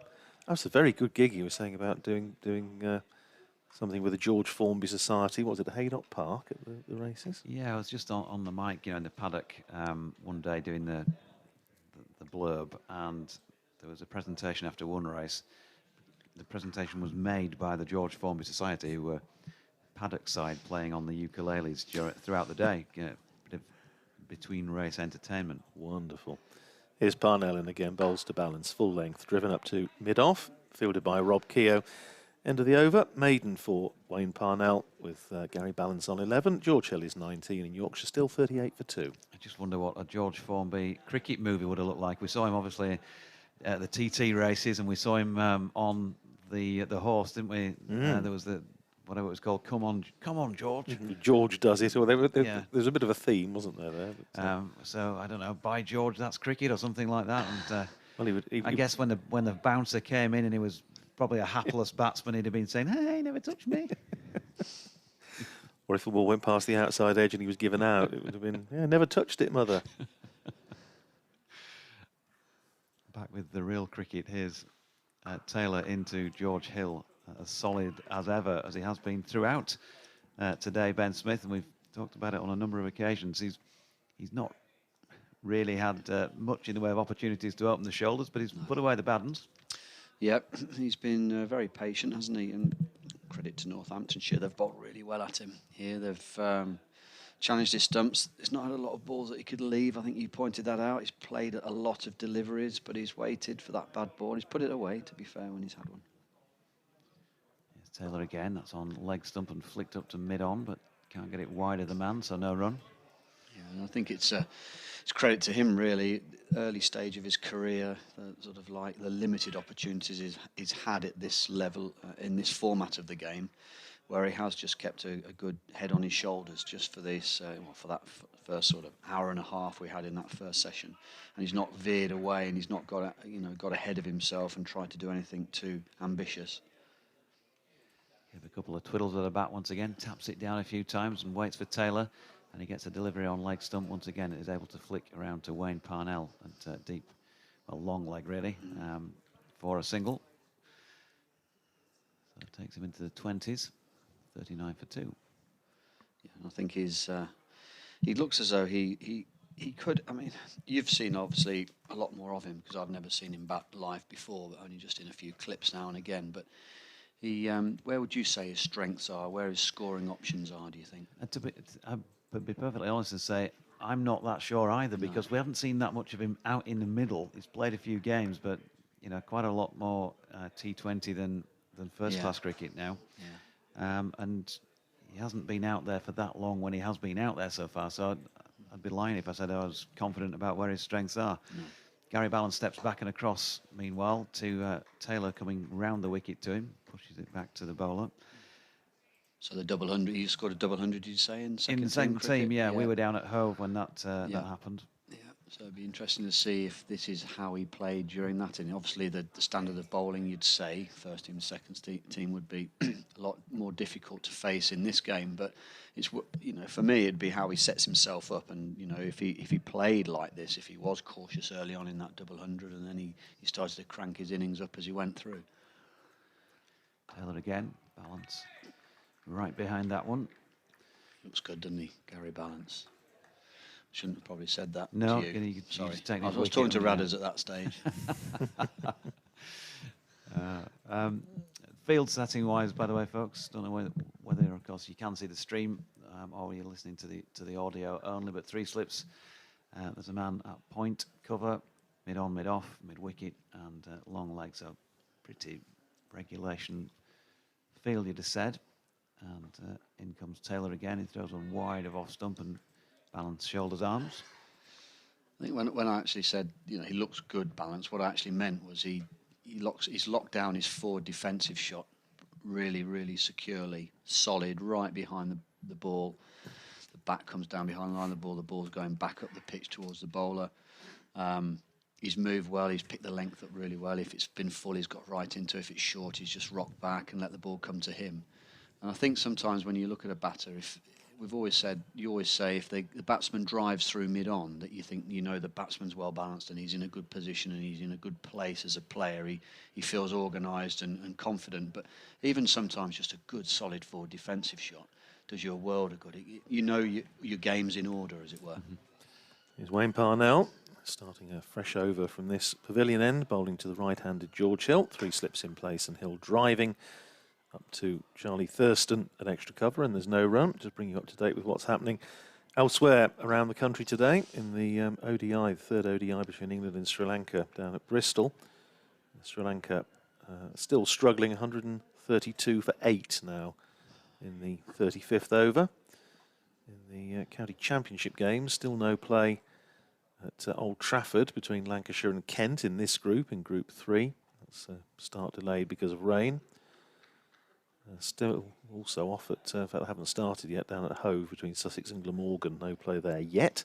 Parnell in, puts one past the outside edge. Just beats him on the angle, I think, there. And George Hill, looking to play forward, goes past the outside edge into the gloves of Ricardo Vasconcelos. Stays at 39 for 2. Lunch at Trent Bridge between Nottinghamshire and Derbyshire. Derbyshire 44 for 3. Bit of a late start there at Trent Bridge. That was after Notts won the toss and put them in. Down at Southampton, Hampshire are 62 for 1 against Surrey. Somerset going well against Leicestershire, 105 for no wicket at Taunton. That's outside the off stump from Parnell, well wide outside the off stump. George Hill just watches it go by. And yeah, 105 for no wicket after Leicestershire put them in. So no dividends yet for that decision. And still no play at Edgbaston between Warwickshire and Durham. There's going to be an inspection there in around about 20 minutes' time at 2 o'clock. So plenty of rain around. So we've had a bit of a stoppage here, but in fact we've only lost, what, 2 overs from the day's allocation. Here's Parnell in again. Bowls to Hill once again outside the off stump. Just a hint of it shaping back in after it had passed the bat, judging by the way Vasconcelos took it. Ball, of course, still pretty new in the, 21st over of the innings. Parnell in his 3rd over. No wicket for 1 run so far. Just having a chat with Ben Sanderson. Just pointing out to him how the ball's been deviating. Here's Parnell in again, and bowls on George Hill's hip, and he plays it down to long leg, and he's going to get a single. Fielded down there by the man coming in off the boundary in front of the indoor centre. So 1 more to Hill, who goes up to 21, and Yorkshire to 40 for 2. These two coming together at 21 for 2, with the fall of Sam Northeast making his Yorkshire debut in this match on loan from Hampshire, but not really getting away today. Second catch of the innings for Ricardo Vasconcelos. He's already had a day to remember. He was acting captain in the absence of the injured Adam Rossington, and awarded his county cap before the start of play this morning in the huddle. Here's Parnell in bowls to the left-handed balance, who's forward, pushing it out of the offside. Fielded by Emilio Gay in the covers, and there's no run. End of the over, balance is 11. Hill is 21, and Yorkshire are 40 for 2 after 21 overs. It does look, I don't know what you two think, but this initial couple of first sort of over and a ball, it does look as though the wicket's slightly more playable. It does look as though that early morning sort of the moisture that may have been on the surface, you know, when the covers have come off on that sort of humid morning we've had here, looks like that might have burnt off, dried off, and now it does look a little bit more of an easier pitch to bat on, and especially slightly lighter in colour to look down. Q45 for 6 as George Hill. We're trying, Radders. Works one to mid-wicket. First ball of Tom Taylor's latest over, and there is no run. But yeah, I think just the zip seemed to be off the ball. But then again, look, that's no bones about it. We've spoken already about the partnership that Sanderson and Berg have forged through this county season so far this year, and you know they have been a formidable partnership for the club. And when those two aren't bowling together, it might just be that little bit easier anyway. It's Taylor once more. Sun out at the moment. George Hill plays nicely through to mid-off. Ben Sanderson fielding. There's no run. And just checking out the Hampshire website, by the way, on the Sam Northeast front, you mentioned he was on loan. I was just thinking to myself, as you mentioned that, Radders, he's on loan, but actually he's left his previous county. How does that work if you're on? Oh yes, that's a good point. So they've said Hampshire Cricket can announce that Sam Northeast has left the club by mutual consent. So that's it, done. He's going to Yorkshire with immediate effect for a short loan period. Here's Taylor again, nearly falls over after he's delivered that, maybe put a little bit more into it. George Hill pushing out square on the offside, no run. I suppose we have to call it a short-term deal, do we, rather than a loan period? Well, yeah, you would have thought that would have been the wording, but it still does say short loan period. Becoming available to speak to other counties. Right, okay. Yeah, I think when we spoke earlier about Tom Kohler-Cadmore and Will Frayne still being sidelined, they're still batter strong, really, batter heavy as a county. Here's Taylor coming in again. Still over the wicket to the right-handed Hill, who pushes back past him again at no run. And how much longer is Mark Stoneman finished his loan spell, or is he still with the club for a bit? Mark Stoneman's playing, when he signed, he was playing 5 out of 6 T20 games. He's got to go back for one Surrey 4-day game, so he's still playing that, but obviously they've let him go to try and get some first-team action in T20 cricket elsewhere. He wasn't getting in their first pick. Taylor into Hill, who just offers the bat at that one wide of off stump and then pulls out of it. Still 40 for 2.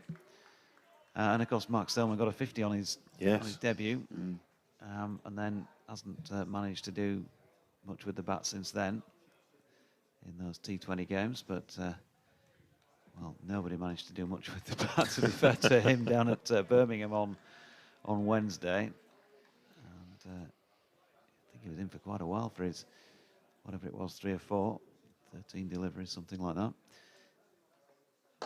Hill drives nicely here. He's got it between the bowler and Ben Sanderson at mid-off, and he's going to pick up 4 runs. Lovely little off drive. The ball just bobbling over the rope. Beautiful shot, wasn't it? It's a backup. You think the 3 shots now that he's scored boundaries with would have been a clip through mid-wicket, like a short-arm jab pull shot, and now a straight drive right back past the bowler. You can't really, if as a batsman, if you've clipped 3 of those boundaries through those 3 areas, I think you're pretty happy with yourself. Yeah, you're sort of looking at a textbook thinking you're playing shots that you see in your orthodox red ball cricket textbook. Yeah, absolutely. An impressive start to his innings. I'm just slightly distracted by watching Northamptonshire assistant coach John Sadler trying to get from the balcony of the Ken Turner stand, from which we're broadcasting, onto the committee balcony, which is where the coaching staff often would choose to watch, because it's right behind the arm of this particular part of the square. As Parnell starts another over, hits balance on the pad, but pushing forward, it was a stifled appeal. He was playing a shot, and I suspect it probably hit him outside the line. We'll have a quick look on the replay, but it was with no great conviction, just half an appeal, and it's not out. And yes, he's currently there's a camera gantry there ready for coverage of the match here at Northampton later this week, T20 Women's T20 International between England and India, and which is blocking the path to the committee balcony. So he had to do a bit of gymnastics, such as the Max Whitlocks, to get over the balcony. Very impressive. Here's Parnell in again, and again just the bowler glimpsing a success as balance comes across his stumps to a full-length ball, but he got something plenty behind it, and he worked it quite firmly to mid-wicket, where it's fielded by Charlie Thurston. Tell how much he got on it by the fact that Thurston's now wringing his right hand. Balance hit that pretty hard. So yes, a very impressive spot of gymnastics to get onto the committee balcony. So well done, John. Be heading to Tokyo before we know it. Presumably be in charge with the Northamptonshire of the 50 over cup, because David Ripley's involved with the London Spirit team in the 100. As Parnell comes in again, bowls to balance. He just drives it up to mid-off, fielded by Keogh, and there's no run, so one assumes that John Sadler will be in charge of Northamptonshire for that competition. David Ripley's heading down to join forces with Shane Warne, with one of the teams. It'll be an interesting combination. Bal and Shine. Yes, they might need to communicate through a translator, I think. Yes, Parnell. And again, bowls to balance outside the off stump. Gary Balance lets it go through to Vasconcelos, and there's no run. What, Leeds and Melbourne? Absolutely, yeah. They're twin towns, twin cities, I should say. Well, yes, and of course all the counties now are going to be thinking about how many players they're going to lose. Of course, we had the wild cards announced on Friday evening, and various replacements that have been coming forward for players who are going to be coming and are not coming anymore. There's been a few leave, hasn't there, Yeah. recently? So here's Parnell running away from us in bright sunshine, bowling to Gary Balance, who's on the front foot, pushes it down the pitch, where Parnell half stops it, and obligingly George Hill picks it up and throws it back to Ben Sanderson at mid-on. Yes, so counties are now going to be looking at how many players they're going to be missing for the 50-over Cup competition. In Northamptonshire case, as things stand at the moment, it's not that many. It's Adam Rossington, Josh Cobb and Brandon Glover who've been signed up. Parnell in again, bowls to Balance, who drives nicely, but only as far as Emilio Gaya. Makes a good tumbling stop at extra cover to prevent any chance of a run. End of the over. Balance is 11, Hill 25, and Yorkshire 44 for 2. Well, this partnership now, it looks pretty well set. I think these two have spent that initial time at the crease that you'd want to as a batsman, just to get a bit more accustomed to the conditions and what the ball's doing. Safely say, I think now that the both of them have faced all the 4 bowlers, I think. Yeah. So they've seen exactly what sort of Northamptonshire's attack is all about today. We mentioned earlier, Jonathan, about Brooks coming in, and what stage of the innings he does. Yeah, Taylor over the wicket to Hill, who pulls very nicely indeed, bang on square for 4 runs.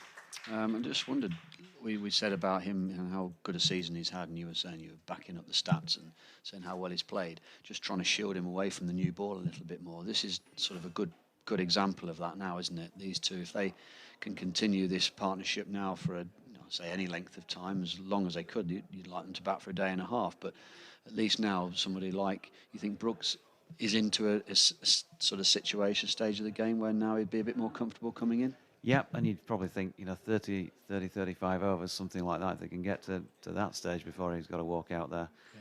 Better still, I guess, in terms of the age of the ball and the pitch settling down a bit, if it's going to do that, as you're suggesting, as Hill plays square on the offside this time, there's no run.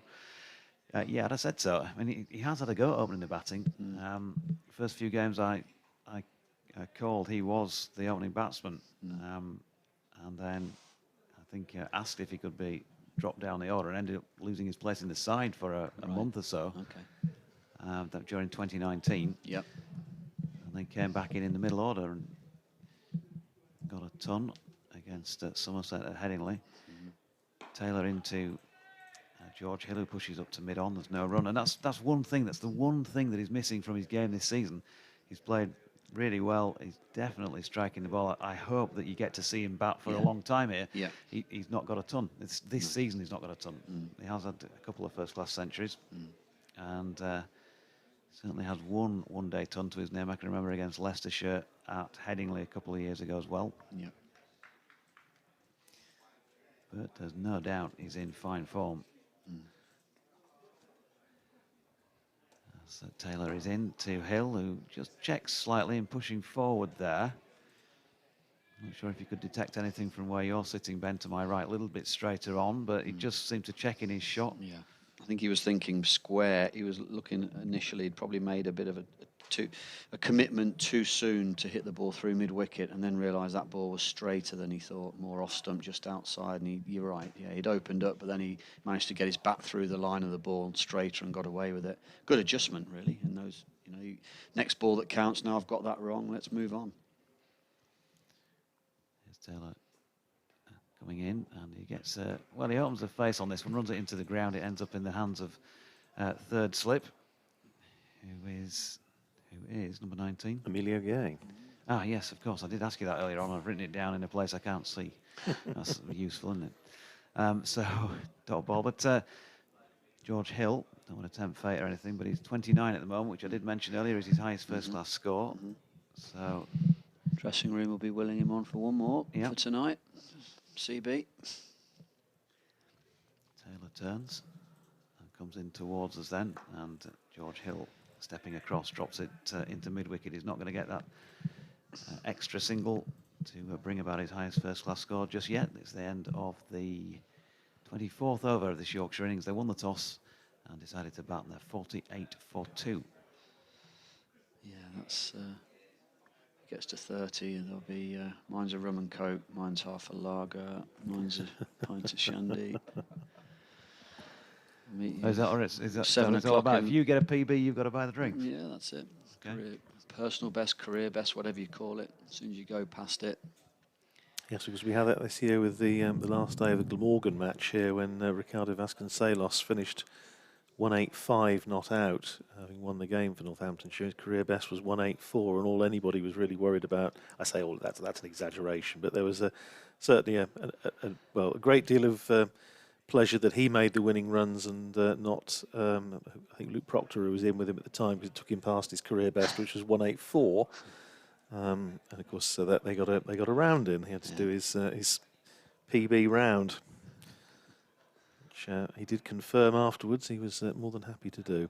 Here's Parnell, 3 slips in place, bowling to the left-hander Gary Balance, full length and driven up to mid-off, where it's fielded by Sanderson, and there's no run. Simon Kerrigan, haven't seen any spin yet, but Simon Kerrigan going through a fairly elaborate limbering up routine at the far end. He's in at 3rd slip at the moment.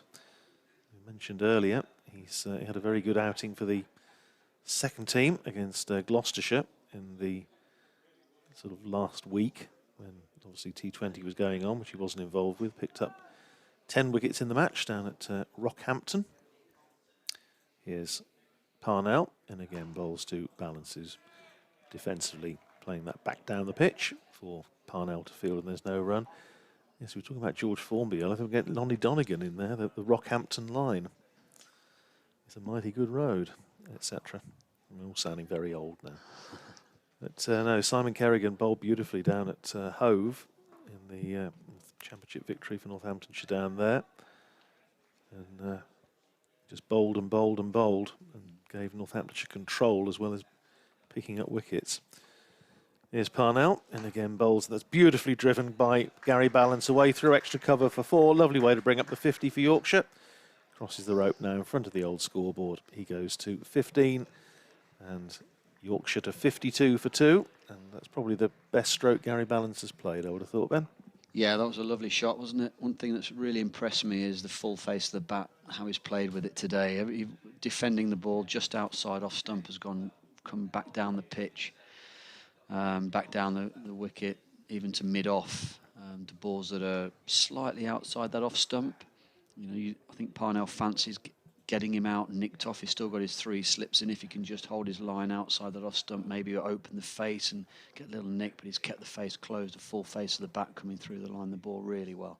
Here's Parnell, and again, bowls to Balance, edged, and it's landed just in front of Kerrigan at 3rd slip, and it's gone away for 4.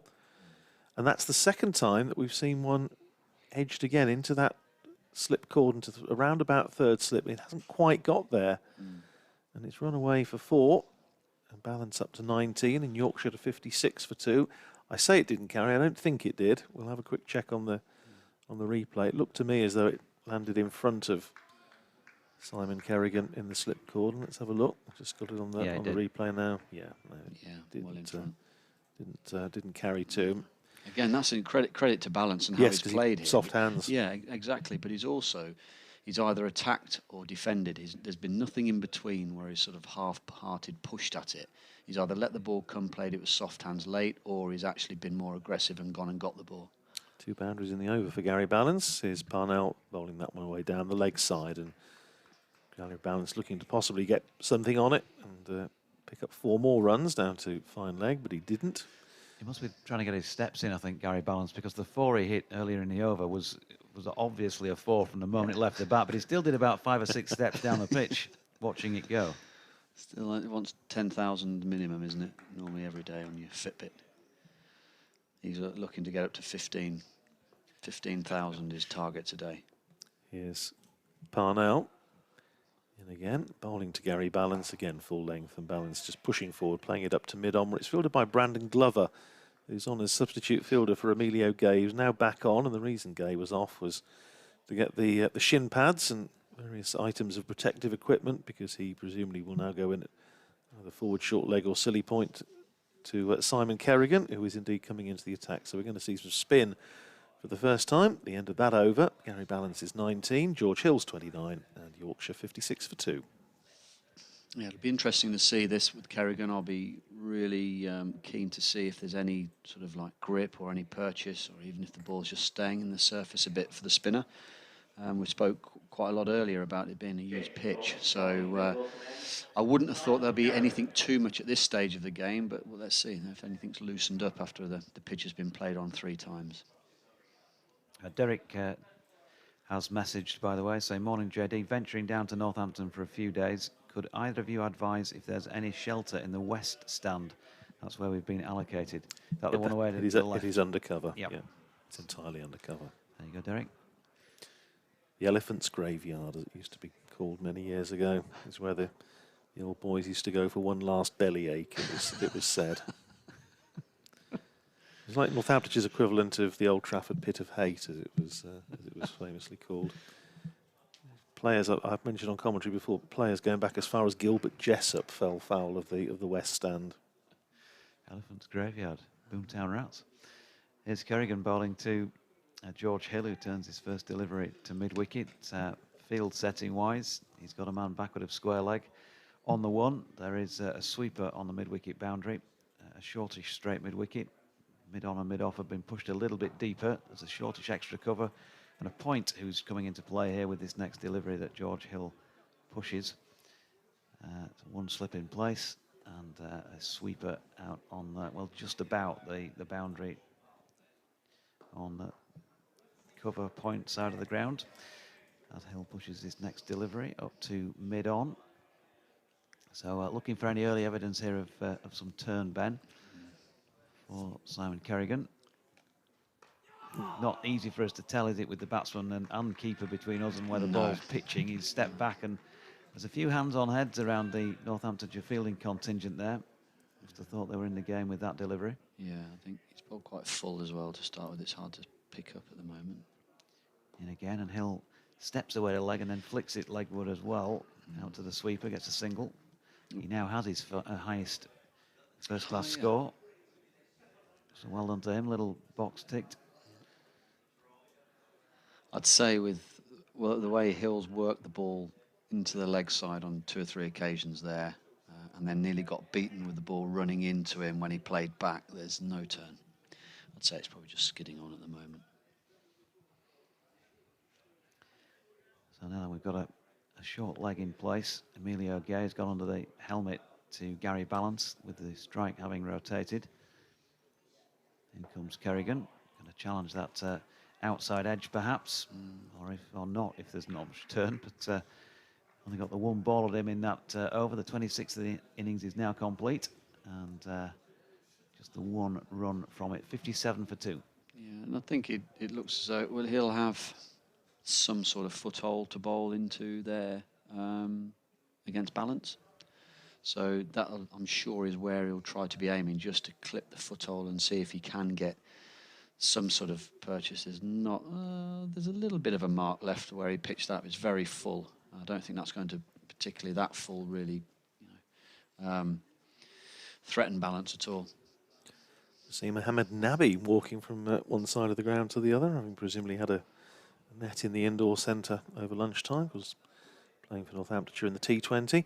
Round the wicket comes Parnell, bowling to the right-handed Hill, and immediately beats the outside edge. Just that little change of angle, bringing a moral victory for Parnell, if not a tangible one in terms of getting a wicket. Looked like that might have gone across it, away from him slightly. It did, didn't it? Yeah, Parnell's round the wicket to the right-hander. It did look as though it stayed out, sort of on off-stump, stayed outside the line of off-stump. Never at any stage continued into him, so it might be that Parnell's found an angle here, and again, a little area on the pitch there, it bounced through. Sanderson got one to do one like that earlier, to do a little bit like that. He's a thinking cricketer, Wayne Parnell, that we do know. Again, bowling round the wicket to Hill, who's again playing that out into the covers, where it's fielded by Emilio Gay with the shin pads on, and there's no run.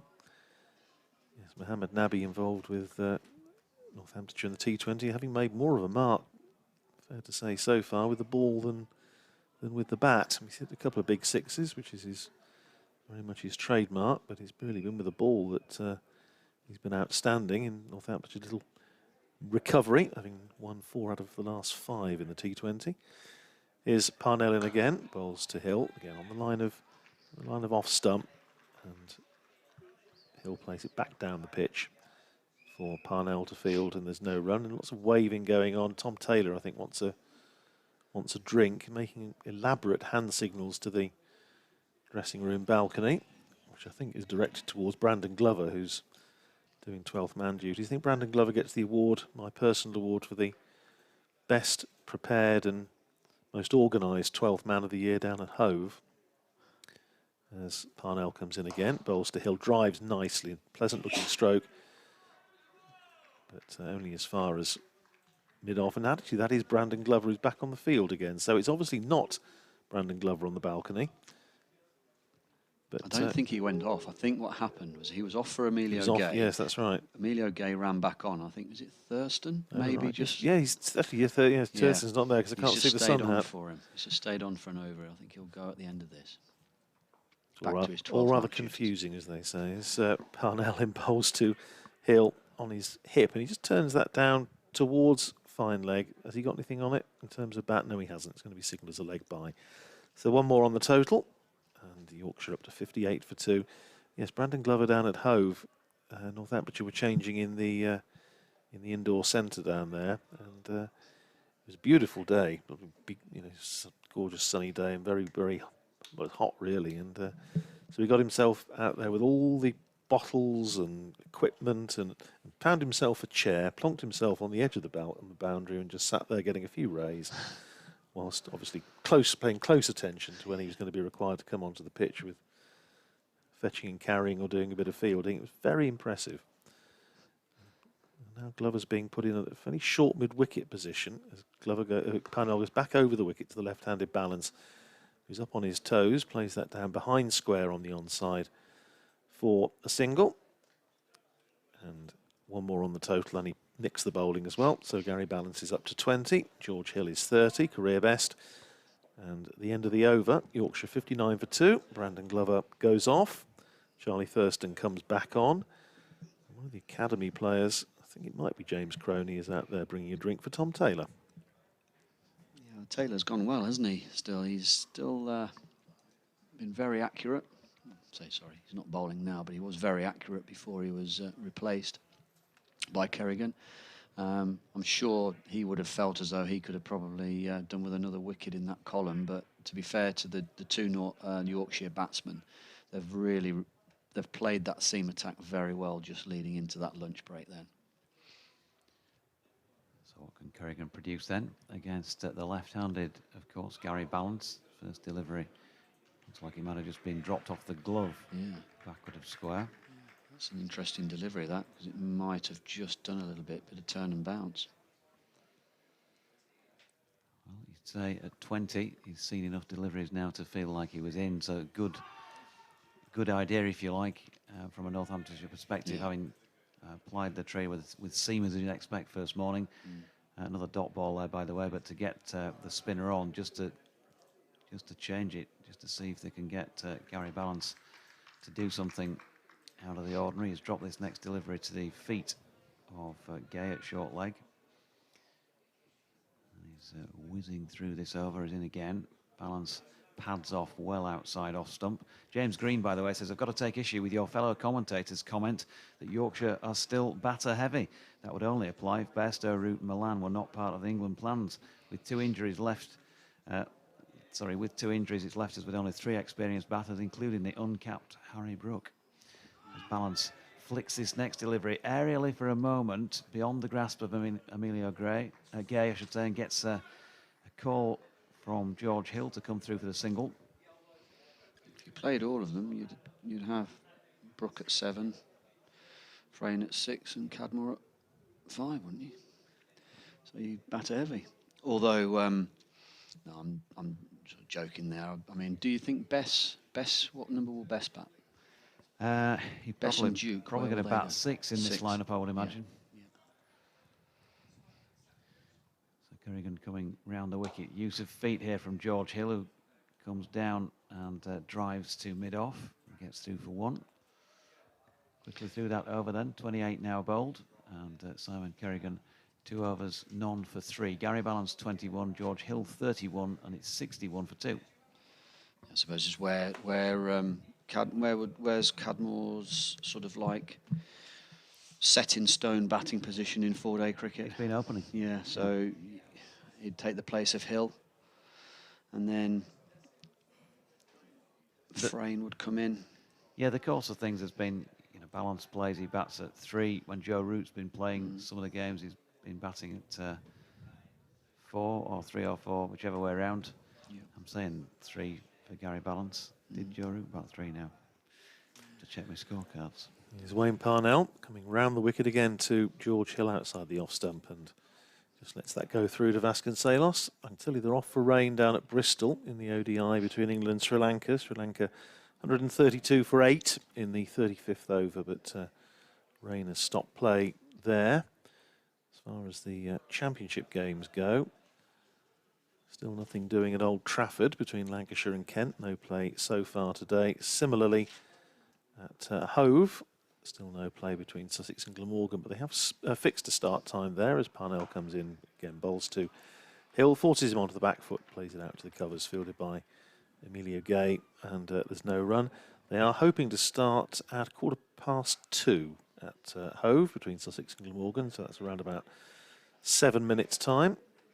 Still on at Trent Bridge rather, between Nottinghamshire and Derbyshire. Derbyshire 59 for 3 after being put in by Notts. Hampshire 78 for 1 against Surrey at Southampton. Parnell again round the wicket in bright sunshine now. Bowls outside the off stump to Hill. And that died.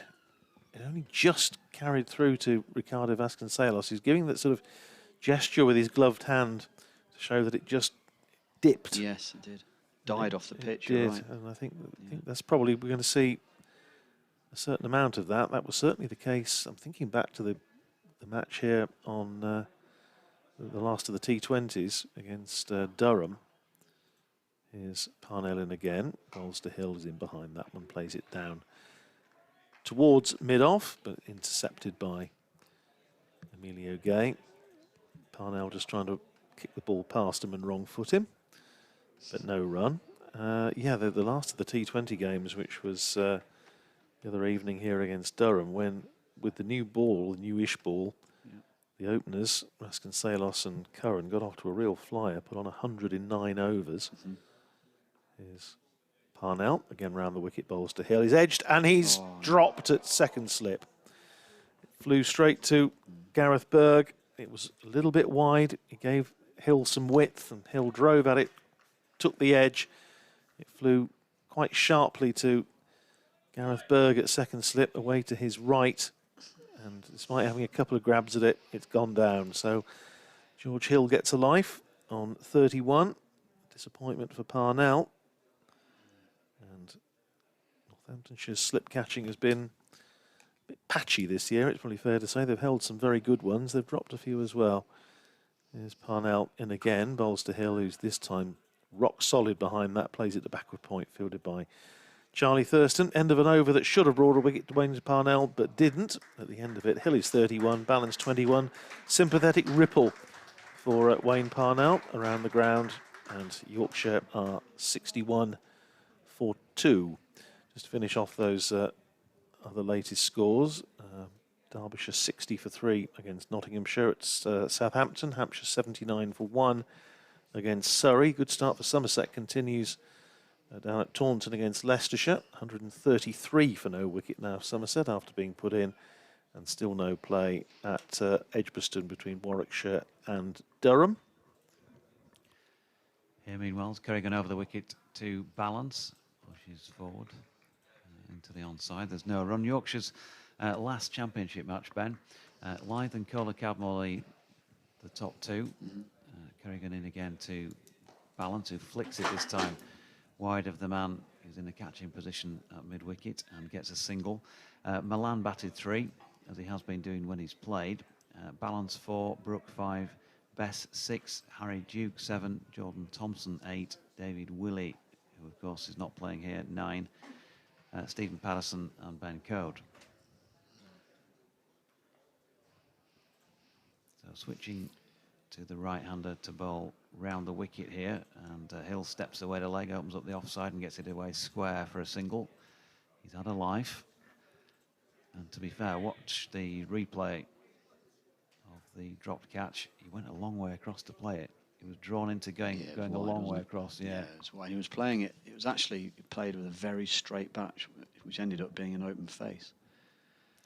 Kerrigan again switches back to over the wicket to the left-handed Balance, who drops it to the feet of Gay. I think if it was that wide, it'd have been better off hitting it with a flat bat.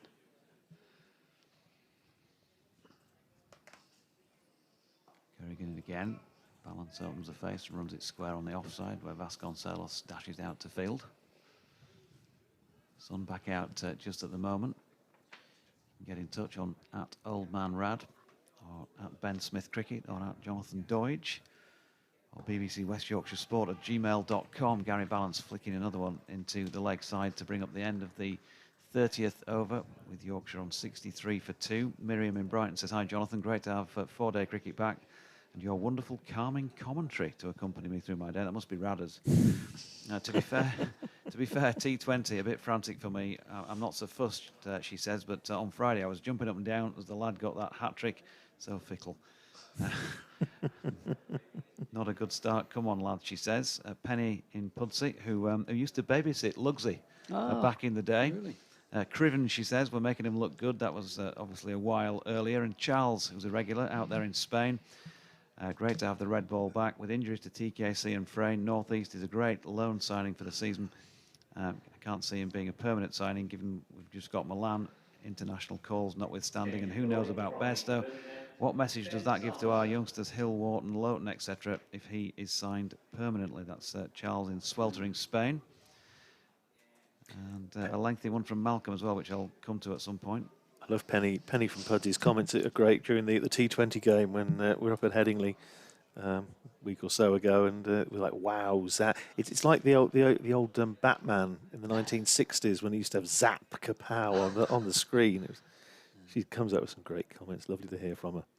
Here's Sanderson back into the attack. Bowls to Hill with 3 slips in place, and he's just playing that calmly off the back foot to extra cover, where it's fielded by Emilio Gay, and there's no run. Ben, I'll just go back to the point we started making the previous over about the T20 game here on this pitch, when, say, Vasconcelos and Curran got Northamptonshire off to a real flyer, 100 off 9 overs. And then when the ball just got a little bit older, it became very much more difficult to score, and they only finished up with, well, I say only 173 for 5. It turned out to be plenty, as Durham were 11 for 4, but the Northamptonshire spinners certainly bowling well on that occasion. Here's Sanderson in again, bowls to Hill, who's again playing it out to the offside once again. Thurston does the fielding at backward point, and there's no run.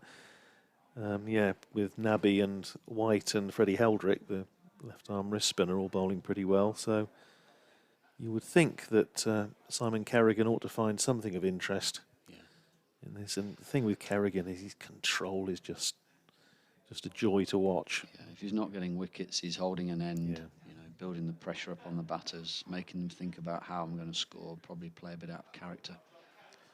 Here's Sanderson in again, bowls to Hill down the leg side, just a bit of a wasted delivery there, and Hill's shaping to play it, doesn't make contact, goes through to Vasconcelos. And there's no run.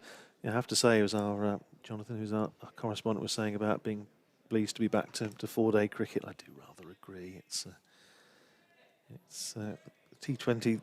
That's a bit. The trouble is the games do tend sometimes, unless you get an absolute classic like your one against the Roses match the other night, which I was watching on television and listening to you, and it was a great listen and a great watch. But they do sometimes just tend to, dare I say it, blur into one. Here's Sanderson in again, bowls to Hill, finds an inside edge, and enough to certainly give Sanderson a little bit of encouragement. It goes away down towards long leg, and they're able to come through for a single. One more to George Hill, 33 to him, 64 for 2. I think it's the ones that stick in my mind so far are the ones such as we lost a game at Leicestershire last year off the last ball with a 6 by Ben Mike. Yes. So that sticks in the mind. Unfortunately, another negative, but last week at Edgbaston will stick in the mind because it was such a low score, shot out for 81, and then to come back and win that fantastic Roses match on Friday, another one that will stay there. Here's Sanderson bowling round the wicket to Gary Balance, who's playing that up to mid-on, where it's fielded by Wayne Parnell, and there's no run. Yes, I suppose the ones for Northamptonshire this year, I suppose I'd have to say the one up at Riverside, which was good to watch, and not least because of the young left armer Freddie Heldrick, left arm wrist spinner, making his first team debut for Northamptonshire and picking up a wicket, and then bowling really well at Grace Road last week as well. Here's Sanderson again, round the wicket to Balance, again playing it up to mid-on, fielded by Parnell, and there's no run. End of the over. Sanderson's first over back, 7 overs, 1 for 14 for him so far. Gary Balance is 22, George Hill 33, 64 for 2. It's the 4 days that stick in the mind more. I mean, obviously the game against you guys back up the road, you'll never forget that finish. And there's been a few more this season for Yorkshire as well. The 48-run win down at Sussex. I know 48 runs, it's still a pretty narrow margin over the course of 4 days. And that was going, into the afternoon on the last day. And the Sussex win at Headingley as well. Although it was a crushing win, it took a long time to actually nail that as a victory. Kerrigan coming in then to bowl to the right-handed George Hill, who dances down and looked like he was going to play a more attacking shot than he actually did. Good piece of bowling in the end. I suppose also the end of the Roses match at Old Trafford, which was another corker. So there's been some belters this year. Comes Kerrigan again round the wicket. Hill steps away, opens up the offside and gets it square for a single. Ben, am I right in thinking you'd have played then in the transition between 3-day and 4-day cricket? I was involved in a couple of those 3-day games. I think I played in one. I can't remember, but I know I did quite a lot of 12th man duties for that 3-day cricket and then the transition where. I think the transition into 4-day cricket might have even been 3 days, Sundays 1 day, and then Monday was the end of the 4-day. Or that might have even happened in 3-day cricket. But the majority of mine, anyway, was sort of 4-day cricket. Just had a Kerrigan dot, stifled appeal to Balance, and he's waiting again as Kerrigan's in once more, and he flicks this beyond the grasp of Gay. There's a thought of a single, but in the end, I think better of it. I just wondered, what was it? I can't really remember now what the transition was like for players from 3 to 4 days. Did it take that much adjustment? Kerrigan to Balance, who fetches this one. It's in the air, and he's going to be caught by Charlie Thurston at square leg. Gary Balance has got it wrong. Simon Kerrigan has got it right, and Northamptonshire have got a 3rd wicket. Yorkshire 65 for 3. It's outstanding bowling from Kerrigan. He's come on and he's hit the spot from ball 1.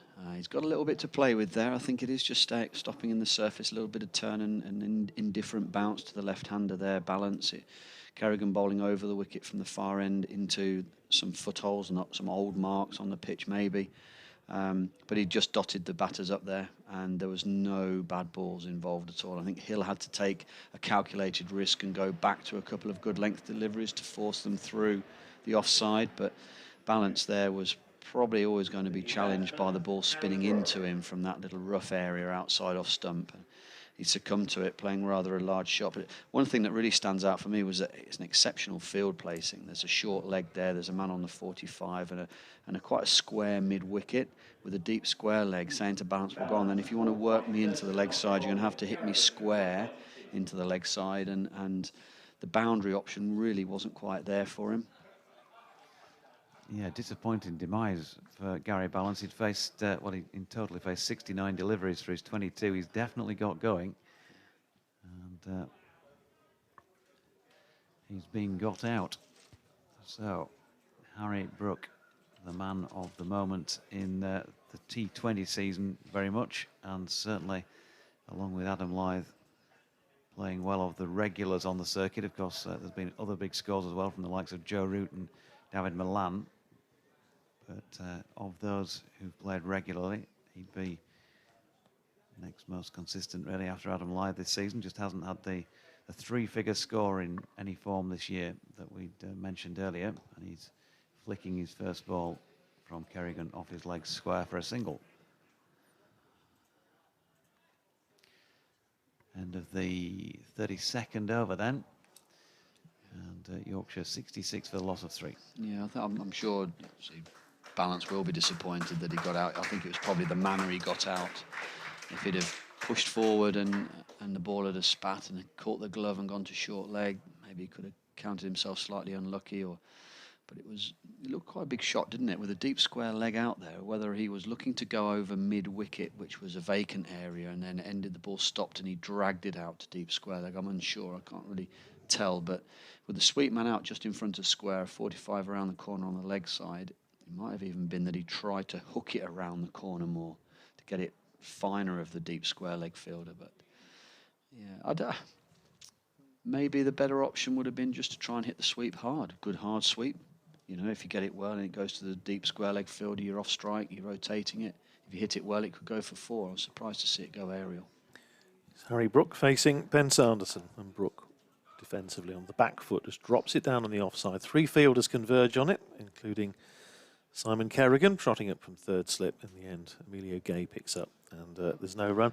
I did enjoy, Deutsche, you were saying about the comment that Harry Brook made about return to 4-day cricket, which made me warm to him immediately, having never met the young man. You can see what a talented cricketer he is. You can share that with us perhaps in just a second. He's facing this ball from Ben Sanderson, and that's full length, and Brook forward plays it down the pitch for Sanderson to field, and there's no run. Yeah, you can hear the interview actually if you haven't heard it yet, folks, on BBC Sounds. If you go for West Yorkshire Sport Daily, Friday night's cricket show. But yeah, post-match, I was waxing lyrical, of course, about his performances in the T20. He'd just got his highest T20 score, 91 not out. And at the end of it all, I mentioned the fact that in 36 hours' time, he had to be ready to play red ball cricket again down here. And he said, yeah, nice to get back to some proper cricket. Here's Brook facing this ball from Sanderson, and he's playing defensively up to mid-on this time. Applause for the bowler for another delivery right on the money. It's fielded by Wayne Parnell at mid-on, and there's no run.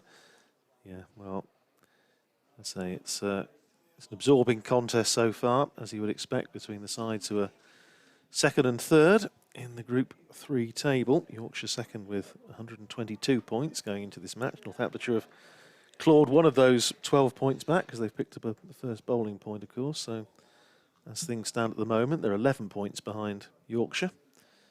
Here's Sanderson in again, outside the off stump. Brook lets it go, and Vasconcelos takes. And there's no run. Yes, going into this match, Lancashire top of the table on 126 points. Yorkshire second on 122. Northamptonshire third on 110. Glamorgan fourth on 99. And after this round of matches, of course, Yorkshire still have to play Lancashire in the second of the Roses matches, and Northamptonshire will be down at Cardiff to play Glamorgan. Here's Sanderson in again, bowls outside the off stump, not far outside the off stump. It's a good lead from Harry Brook, around sort of fifth stump, I suppose. Goes through to Vasconcelos, who immediately involves himself in conversation with Tom Taylor at first slip. Bright sunshine, but the floodlights still on, of course. So, I mean, the championship, this group is absolutely fascinatingly poised. Tight, isn't it? Northamptonshire, you feel, probably got to win this game. Draw would just about, if they got a good draw out of it. But Yorkshire probably draw would suit them. That ball's dropped down off an inside edge and just drops down in the crease and dangerously close to off stump. But Harry Brook just watches it roll past the stumps, and it's fielded and retrieved by Ricardo Vasconcelos. End of another good over from Ben Sanderson. He's bowled, 8 overs, 1 for 14, so miserly as ever.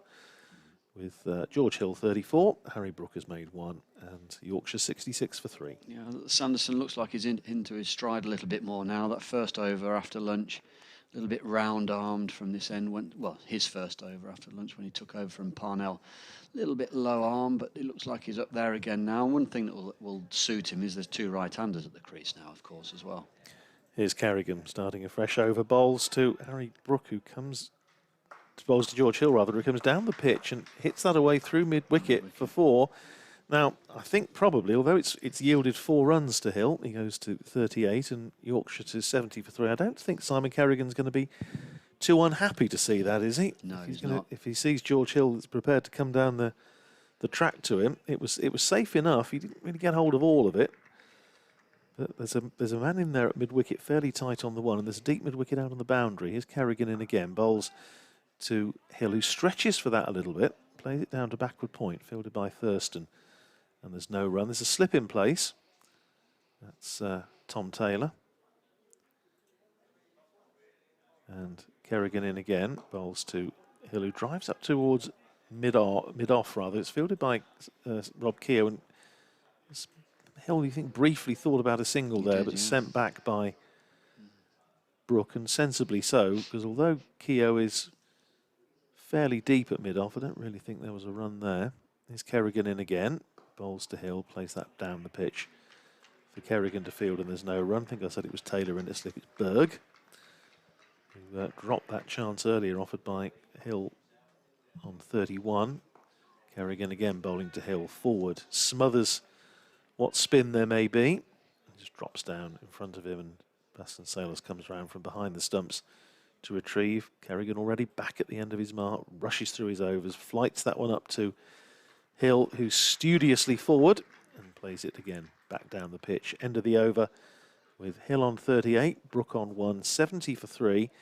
Yes, and I think Simon Kerrigan will be will think I've got a bit of a sniff here. If Hill's going to try and hit me over the top, I've got a chance. I think that's a moral victory, wasn't it, for Kerrigan? It looked like Hill was coming down the pitch. Now, a lot of batters do run straight down the pitch now, so with the ball against spin, so if they're looking to hit over the top, if it's slightly outside off stump, they can get their hands through and hit it straight. If it's wider, they could go over extra cover or mid-off, and if it does tuck them up, they can drag it. And I think what he did is he came down the pitch looking to go straight, and got quite a good, healthy inside edge through the mid-wicket area in the end, and it ran up away from deep square leg for 4.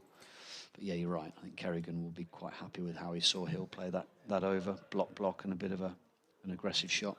Here's Sanderson in again, bowls to Harry Brook, who steers that down into the slip cordon, and Simon Kerrigan back in the action again. At third slip, a good tumbling stop to prevent the possibility of a single or more. So no run there. Yeah, George Hill's played some lovely shots while he's been in there today, but no, that one in the last over wasn't really his Sunday best. It's probably fair to say it was just a little bit of a hack. One of Northamptonshire's most ardent supporters. It's big appeal for LBW by Sanderson. It hits Brook. I just wonder if it hit him maybe just outside the line, also with the height might be an issue. It was not a full-throated appeal. No. It's not out anyway. High, I think, as well. But might have a bit of may have squeezed it. May have just got a little bit of a nick on it, bat on the ball. I think all in all, there's enough elements of doubt there to justify the decision. Yes, dear old Wendell at the far end of the ground with his flag that has managed to put off at least one opposition batsman this year. Asked him to stop waving it quite so close to the behind the bowler's arm. But he's okay at the moment in front of the indoor school. Here's Sanderson in again, bowls to Brook, who's defensively out on the offside, fielded by Emilio Gay, coming in from the covers, and there's no run. It's a real sun trap at the far end of the ground, the front of the indoor centre, the Lynn Wilson Indoor Centre here at Northampton. It's not least because it's a sort of white reflective background, and if you're sitting just in front of it, if there's any sunshine at all, it does get quite warm at the far end. It's a pleasant afternoon now. It's nice, isn't it? Still quite a bit of dark cloud around to our left, but no problems at the moment as Sanderson comes in again, bowls to Brook, who again is forward, just drops it down, runs up past Sanderson, and again Emilio Gay just coming across from extra cover to field, and there's no run. 3 slips in place.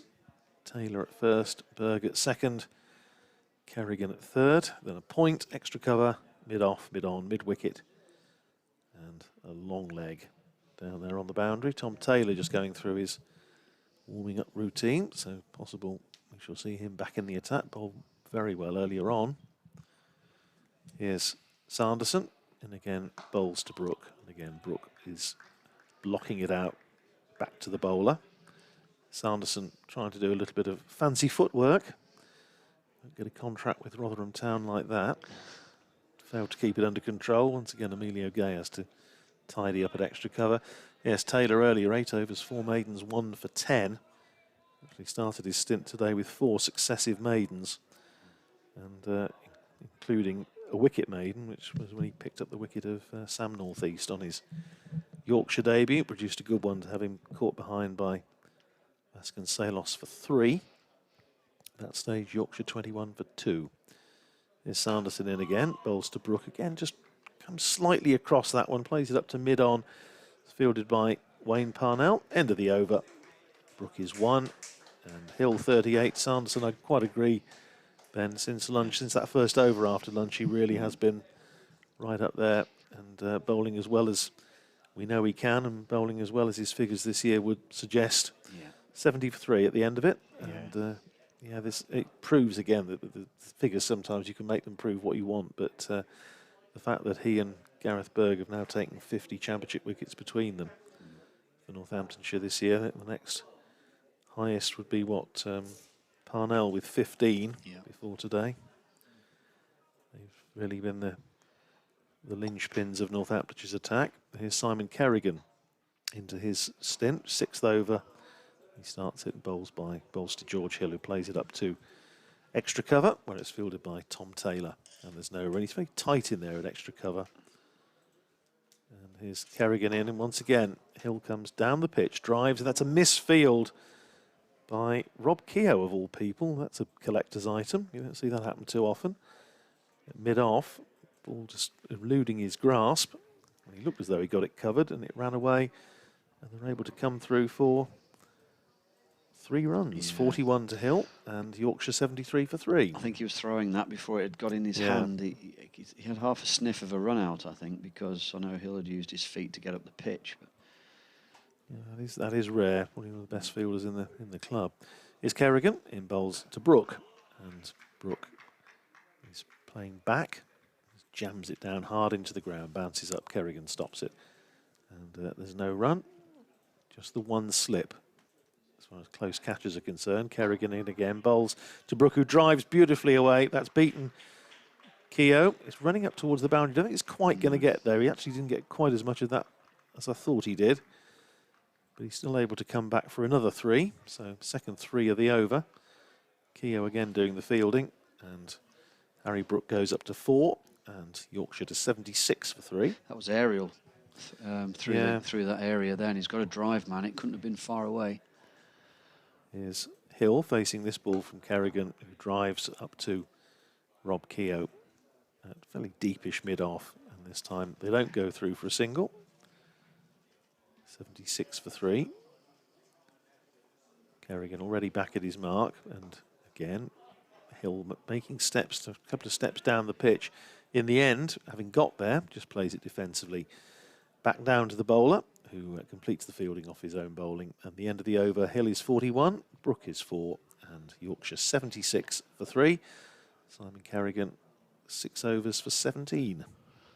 Yeah, and he gets through his overs very quickly as well, doesn't he? I know there's a couple of balls have gone up towards the boundary there, but he's through those overs in 2.5 minutes, and it takes its toll on the seamer this end. Sanderson's back on in no time.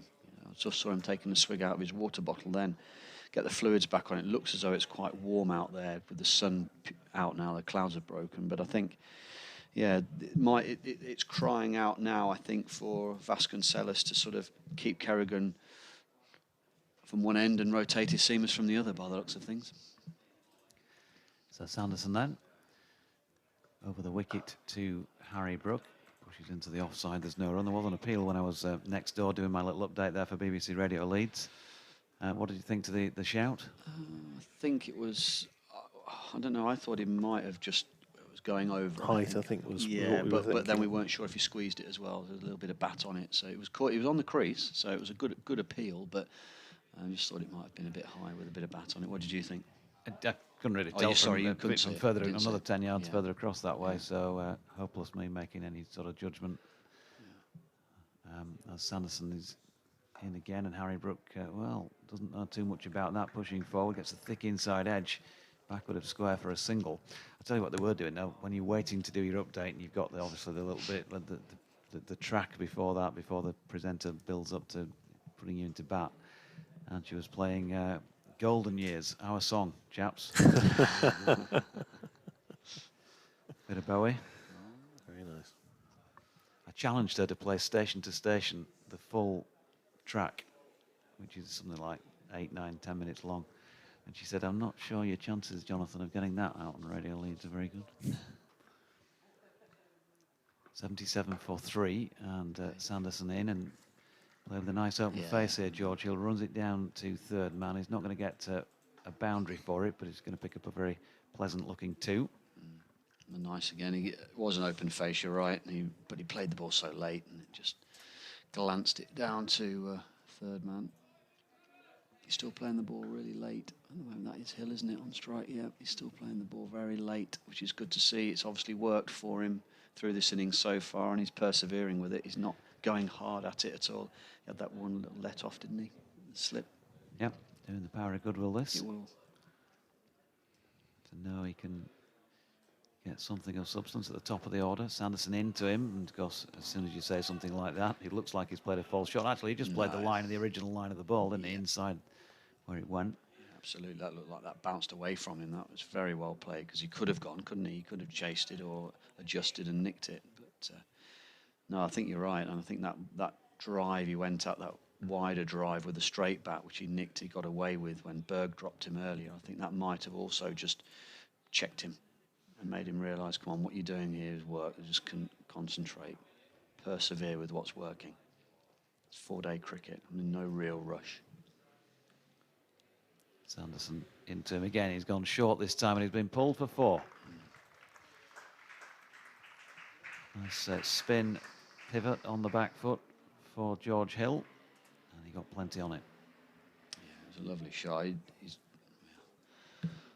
I can talk him up because he's played very well. I'm really impressed with how he's playing.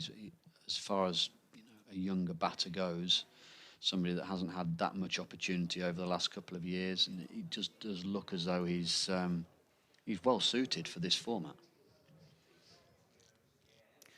Well, interesting times for Yorkshire at the top of the order this year with Adam Lyth going so well.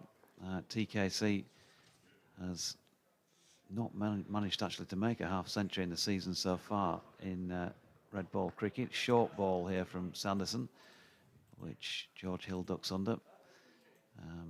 And that is the end of the 37th over, with Brook on 5 and Hill on 47, 83 for 3. And that's something, you guys wouldn't obviously know from not being privy to match by match on a Yorkshire on a match by match basis, but there's been a lot of questions asked about Tom Kohler-Cadmore at the top of the order. Yeah. He's scored runs up there in the past, but this year it hasn't quite happened. He's out of the side at the moment with an injury. They're trying George Hill. They've tried other players as well, not lots of times, but Tom Lowton, for example, has played towards the top of the order a couple of games at the start of the season as well. Didn't get the extended run. Here's Simon Kerrigan starting his 7th over, bowling to Harry Brook, who plays that out on the offside, and Tom Taylor is in there, that tight position, sort of close in at extra cover. Almost a catching position there on the drive fields, and there's no run. Sun goes behind a cloud for a moment. Kerrigan in again, bowls short to Brook, who steps back and cuts and is going to get a single out to Saif Zaib, who's sweeping out there on the cover boundary. One more to Harry Brook, who goes up to 6, and Yorkshire to 84 for 3. I suppose, Jonathan, it's all about, in any county, it's all about taking opportunities, and think about from a Northamptonshire point of view, as Kerrigan comes in, and down the pitch comes George Hill and drives it beautifully away through mid-off for 4 to reach his 50. Maiden 50 in first-class cricket, well played. 51 to him, crosses the rope in front of the boundary, in front of the indoor centre, and he's 51. And Yorkshire up to 88 for 3. You probably heard the public address announcer giving out their 104 balls and 7 fours for George Hill. So well done to him, little milestone. He'll remember this day for a long time, I'm sure. Here's Kerrigan in, bowling to him again. And he just drops that down on the onside of the pitch. Kerrigan bends down and picks it up, and there's no run. And now I'm sure he'll be thinking, right, take a fresh guard. Job half done.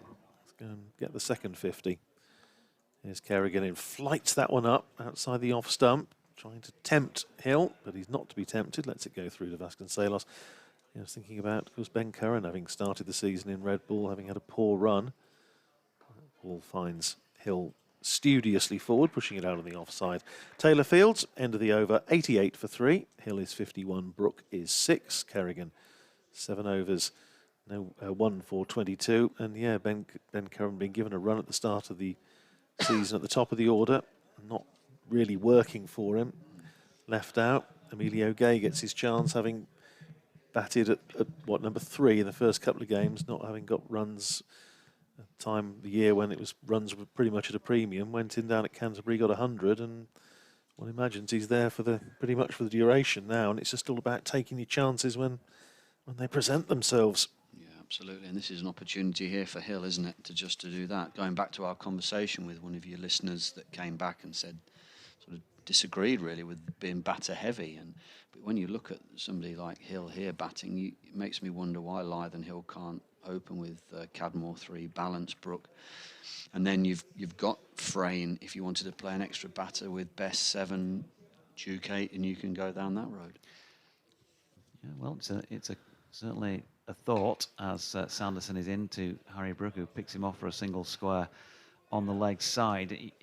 You know, if he gets 51 and that's that in this innings, don't get me wrong, folks, I'm not willing him out or anything like that, but let's say he's out for 51, he doesn't make many in the second innings, then it's when you're thinking about players coming back who are fit and you're looking at somebody who's expendable in the side, with a lack of previous weight of runs behind him, he might go. But if he comes up with a ton here, that's a completely different kettle of fish, isn't it? Yeah.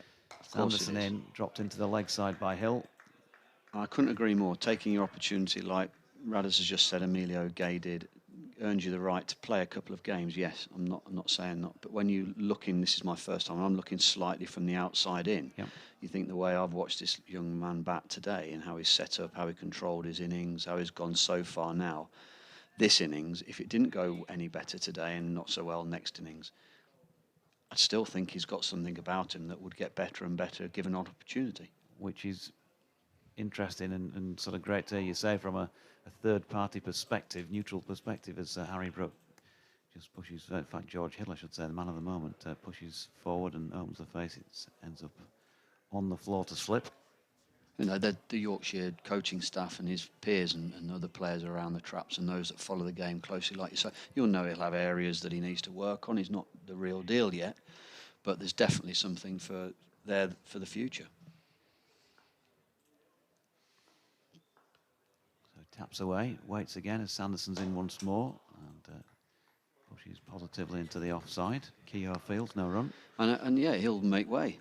Regardless, regardless of how well he goes today, he'll make way for for Cola Cadmore. He'll make way for Will Frayne. He'll make way for the international guys, and those two will make way maybe for the international guys if they're not in great form, if they're just coming back from injury when they're available. But these are the players that need to come in, and it's even harder for them because they will come in game by game now and again. Yep, that's been the case, of course. Just one previous match in first-class cricket this season. Played that beautifully, didn't he? Just waited and waited for the Sanderson delivery to come onto him and didn't try and hit it too hard, just guided it through mid-wicket for a couple. It was man back, mid-wicket, fairly square, and he just rode it, hit it on top of the head and didn't try and get too funky with it, did he? So as you coming up, I mean, not playing T20 cricket, much T20 cricket, if you're a T20 batter now and the ball that sits up like that, first championship game after a T20 run, you're thinking your eyes light up, you're trying to smack it out the park for 6. Especially as he hit his first couple of sixes as well in T20 cricket on Friday night against Lancs. Pushing forward to Keogh once again to complete over number 39. It does look as though he's a back foot player. To me here, I know he's hit the ball nicely down the ground on one occasion, but he uses his feet well against spin, but it does look as though he's set up to back punch, to pull, and he's happier playing the bowler's best ball that's on top of the stumps, off the back foot, top of the pad flap type height. He doesn't really want to lunge. I thought it was actually early on, I felt that there's 2 dismissals early on. The early Yorkshire batters maybe didn't get into the ball, Lythe and Northeast. Yeah, they just sort of batted from the crease. They didn't either get right forward or right back, where he has actually made a conscious effort to get a bit further back and play the ball off the pitch hill. A bit more cloud around to our left. Hopefully it'll stay over there as Kerrigan starts a fresh over. Flights that up to Harry Brook, who on drives only as far as mid-on. And there's no run, still just the slip in place, but also Tom Taylor in there on the drive at short extra. Kerrigan in again, bowls, and he's just given that away. That's such a shame for Harry Brook. He came down the pitch, tried to hit over the top, and just picked out the man at mid-wicket, Ben Sanderson, who took an easy catch. Brook goes for 7, and Kerrigan, his persistence and his control and his variety of flight and pace has picked up another wicket. Brook goes for 7, and Yorkshire 91 for 4. That's beautifully bowled, Ben. Yeah, he's been outstanding, hasn't he? It's been a fantastic spell so far. I mean, it's only as far as spin goes and Kerrigan's side, the sort of length of Kerrigan's spells that he bowls, or he can bowl, it's very early into it still, isn't it? But yeah, he's just had really good control on that ball. And it looks as though the shape of the ball, sort of through the last third, through the air, is just dipping and running into the right-hander.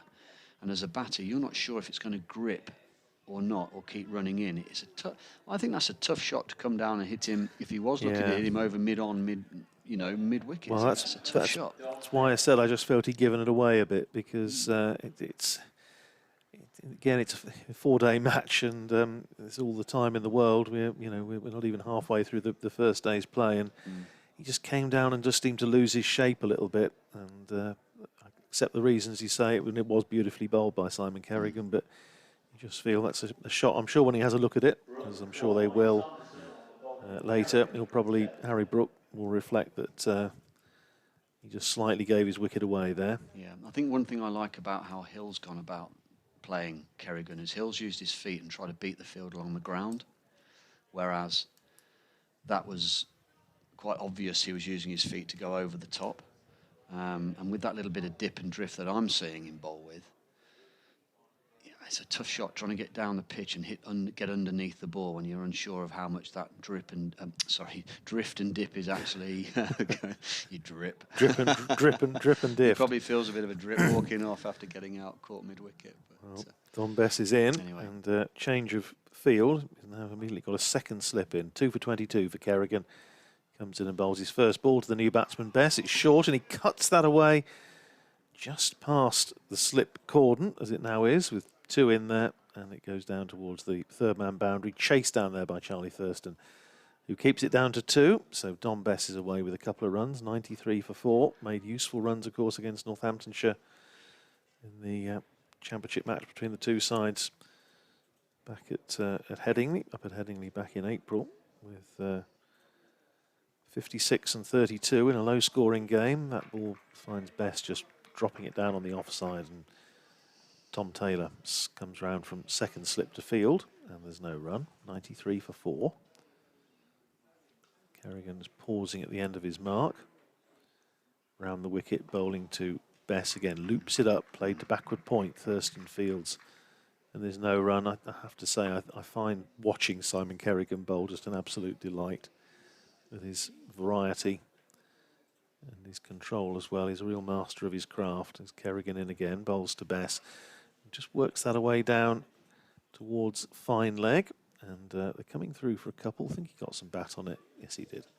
No signal from the umpire, so 2 more to Don Bess. He's up to 4, and at the end of the over, applause for another successful one for Simon Kerrigan, who's now bowled 8 overs, 2 for 26. Don Bess is 4, George Hill is 53, and Yorkshire are 95 for 4. And you could see there, I think, just the feeling that we think we've got an opportunity now. We've got 4 men out. 2 slips came into play there, Ben. Don Bess admittedly can bat. He's had first-class 100 to his name. His highest score of the season, 56, but he's been batting at 7, and he's now at 6. He's a batsman here as well, isn't he, if you like?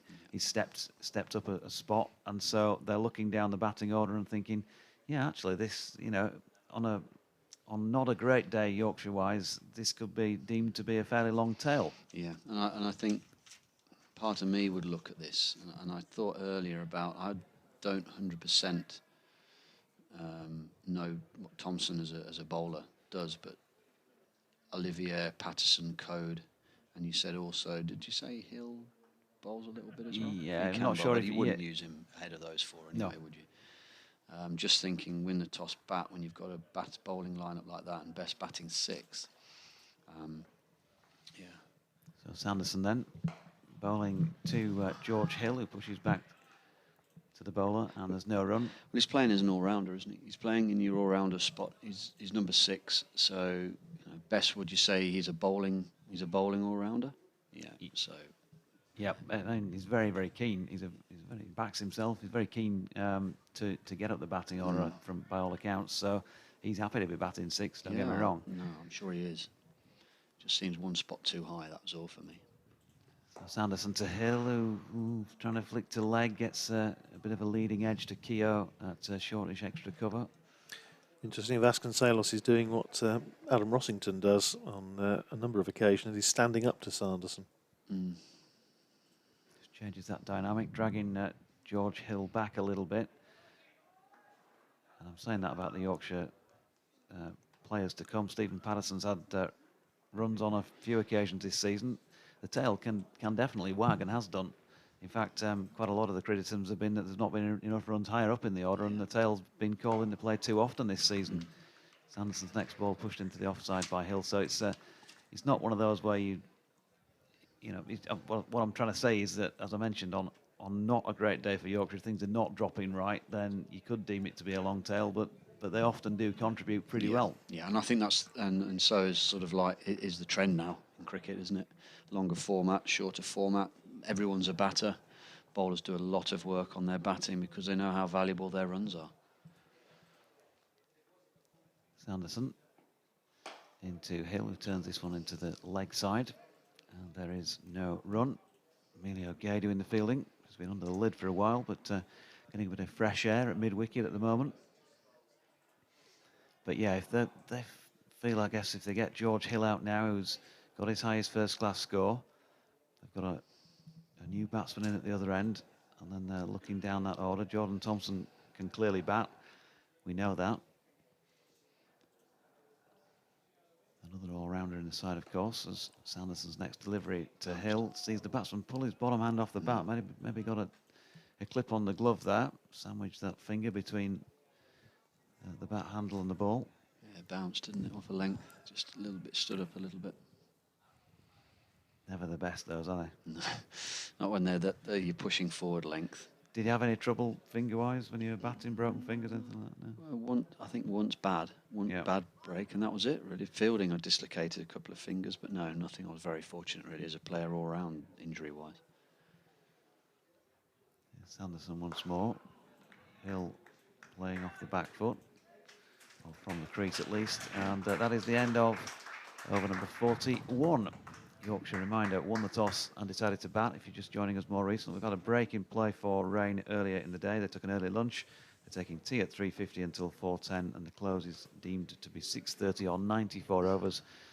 Still a long way off that, and Yorkshire 95 for 4. Yeah, it's big period of play now, isn't it? This could be sort of crunch time, because for Yorkshire, this is where, if they're not careful, there could be a bit of a wobble, and then they're clawing it back and trying to eke out as many runs as they can for their innings, whereas Northamptonshire will see this as just that opportunity to take 2 wickets, get another couple of one more new batter in, if they can sort of squeeze Hill out here and get another new batter in the lower order, as we could call it, to join Bess. They're right in the game. First ball finds Bess playing defensively, back down the pitch to Simon Kerrigan. He's already at the end of his mark, bowls again, and Bess this time pushing out in the offside, where it's fielded by Emilio Gay in the covers, and there's no run. 2 slips in place, as there were as soon as Bess came to the crease. Berg at first, Taylor at second, a backward point, short extra, mid-off, And a man sweeping on the cover boundary. That ball turned away from the right-hander, of course, to Don Bess, who lets it go through to Ricardo Vasconcelos. Kerrigan in again, bowls to Bess, and he lets that go, and that was tight. Well, they always say about there being a good leave and a bad leave. That was a good leave, but it wasn't far away from being a bad one. It was very, very close to off stump. And a certain amount of excitement behind the stumps, as you might imagine. Kerrigan back at the end of his mark, bowls to Bess. He just drops the bat on that, plays it to backward point, where it's fielded by Charlie Thurston. There's no run. Having given you the offside field and the onside, it's a mid-on, mid-wicket, and a deep backward square. So 6-3 field, offside field to Kerrigan. Kerrigan just drops that one a little bit short. Best looking to cut, doesn't really make clean contact with it, runs to backward point. Another quick and tidy over from Simon Kerrigan, at the end of which Yorkshire is still 95 for 4, 53 to Hill, 4 to Bess. And Kerrigan, 9 overs, 2 for 26. Decent return from him. And at the other end, and I think this is the point to make, useful if you're building pressure at both ends, because this has been a good bowling partnership, I think, for Northamptonshire. Sanderson, as you made the observation, Ben, the first over after lunch probably wasn't quite his best work, but since then he's been very, very good. And now the mantle passes to Gareth Berg, who's coming in to replace Sanderson from this pavilion end. Yeah, and then Berg's role again will be just to take the ball from Sando and, you know, hit his good areas and build pressure. That's what four-day cricket's about with the ball. Trying to be consistent, hit a good line and length, challenge the batsman's forward defensive shot, get them thinking, can they leave it, can't they, use the channel. So in comes Berg then, and Hill pushes out to point. There's no run. Gareth Berg so far today. That was the first ball of his 7th over, none for 18.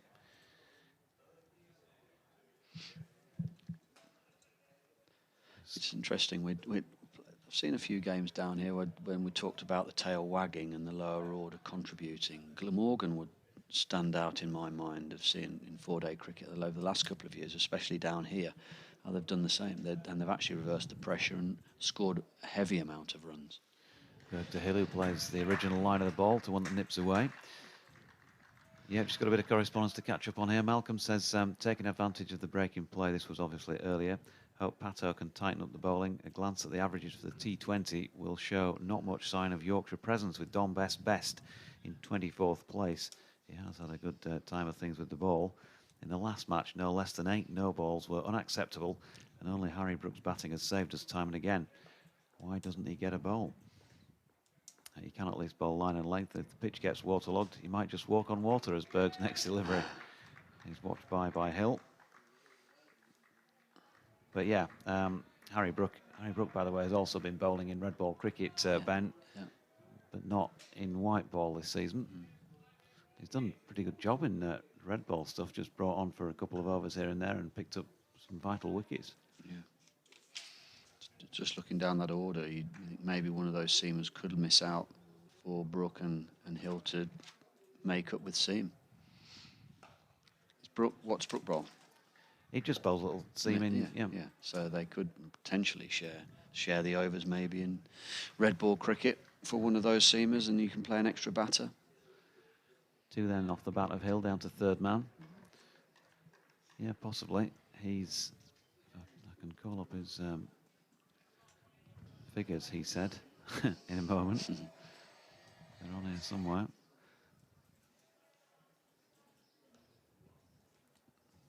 Just got a slight adjustment in the field by Vasconcelos, but it's not stopping Berg running in away from our commentary position, and George Hill again solidly behind that. Let's have a look at the bowling in the championship then for Harry Brook, who has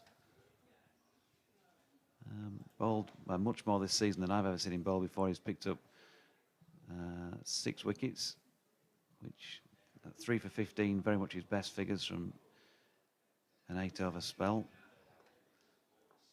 That came against Glamorgan down at their place, as Hill's working this one through mid-wicket for a single. So, you know, just useful little contributions, a wicket here, wicket there, or even when he's not got wickets, he's generally just kept it pretty tight from one end. Yeah, well, just looking down that order, like I have done, again, we're talking about sort of where you could fit an extra player, a batter in maybe into that Yorkshire lineup. And I know the conversation started from sort of injuries and the England players and who could and who couldn't come in. But if there's 4 out-and-out seamers there, pretty much,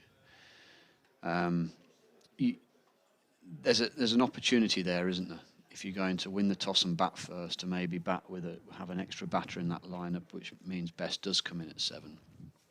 And then you've probably got a little bit more in your batting lineup, where this one is stacked more heavily with seam bowling options. Here's Simon Kerrigan about to start his 10th over, 2 for 26 so far, with a slip in place and the man on the drive, bowling to George Hill, who's playing that up to Tom Taylor on the drive, an extra short extra, and there's no run. There's a lot more cloud over to our left, over towards the west, brighter over to the east. Kerrigan flighting that one up to George Hill, who uses his considerable height and reach to play it to backward point, where he picks up a single. It's fielded by Emilio Gay. And one more onto the total, 99 for 4. Hill up to 57, and now for the relatively new batsman, Dom Best, that second slip goes in. Kerrigan comes in around the wicket, bowls to him, and he drives away, just beats the diving Gay in the covers, and he comes through for a single. There is a man back there sweeping on the cover boundary. That's Saif Zaib, who comes in off the fence, but that single brings up the 100 for Yorkshire, 100 for 4. We're in the 44th over. Best of 5. Yeah. Kerrigan round the wicket again, bowls short of a length to Hill, who goes onto the back foot, just not looking to force it away, doesn't time it at all, just runs out to the man there at short extra on the drive, Tom Taylor, and there's no run. Kerrigan in again, bowls to Hill, plays this one to mid-wicket, fielded by Ben Sanderson, where he took the catch to dismiss Harry Brook in the fast wicket to fall a few overs ago. Full start from Kerrigan. This time does come in from the far end, the indoor centre end, and Hill propping forward out into the offside, fielded by Taylor at short extra. End of the over, 57 to Hill, 5 to Bess, 100 for 4, 44 overs gone, and Simon Kerrigan, 10 overs, 1 maiden, 2 for 28. Could be time for a drinks break in the com box. I think Ben should nip off to the bar for us. Yeah. Don't you, Radis? Oh, nice idea, yes. It's, oh, that's what Third Voices are all about. What, CB? Yeah. A PB or CB? What would yours be? What drink would you go for? At this point of the day, it depends on the point of the day. This point of the day, just some long and cool. So yeah. some Long Island iced tea. No. A little bit stronger than that, hopefully. All right. Gareth Burr going to continue. Dominic Best just sorting his guard out. Lily has tweeted in. You can do the same on @Jonathan Doidge, @OldManRad, or @BenSmith Cricket. She says, brilliant first half century from George Hill. Harry Brooks in great form. Maybe that was a little while ago. He's enjoying the commentary. Berg in and Best pushing forward, no run. And James Green says, your point about Hill hitting 2 sixes on Friday night. I think Hill, after hitting the first of those sixes off Saqib Mahmood, his confidence has grown and he's looked a different player. Yorkshire in a bit of trouble in this game now that Brooks gone cheaply. But yeah, Friday night, Ben, he hit his first 6. I'm sure it was his first 6 in T20 cricket, even though he's had a few chances before. What shot was it? He walked, it was over long on, wide of long on, into the Taverner stand, down towards the football stand end at Headingley. Okay, yeah. As Dominic Best plays a single backward of square leg, and so he hit it and he walked away a couple of paces and he sort of banged his bat on the ground a couple of times with it in one hand. Yeah.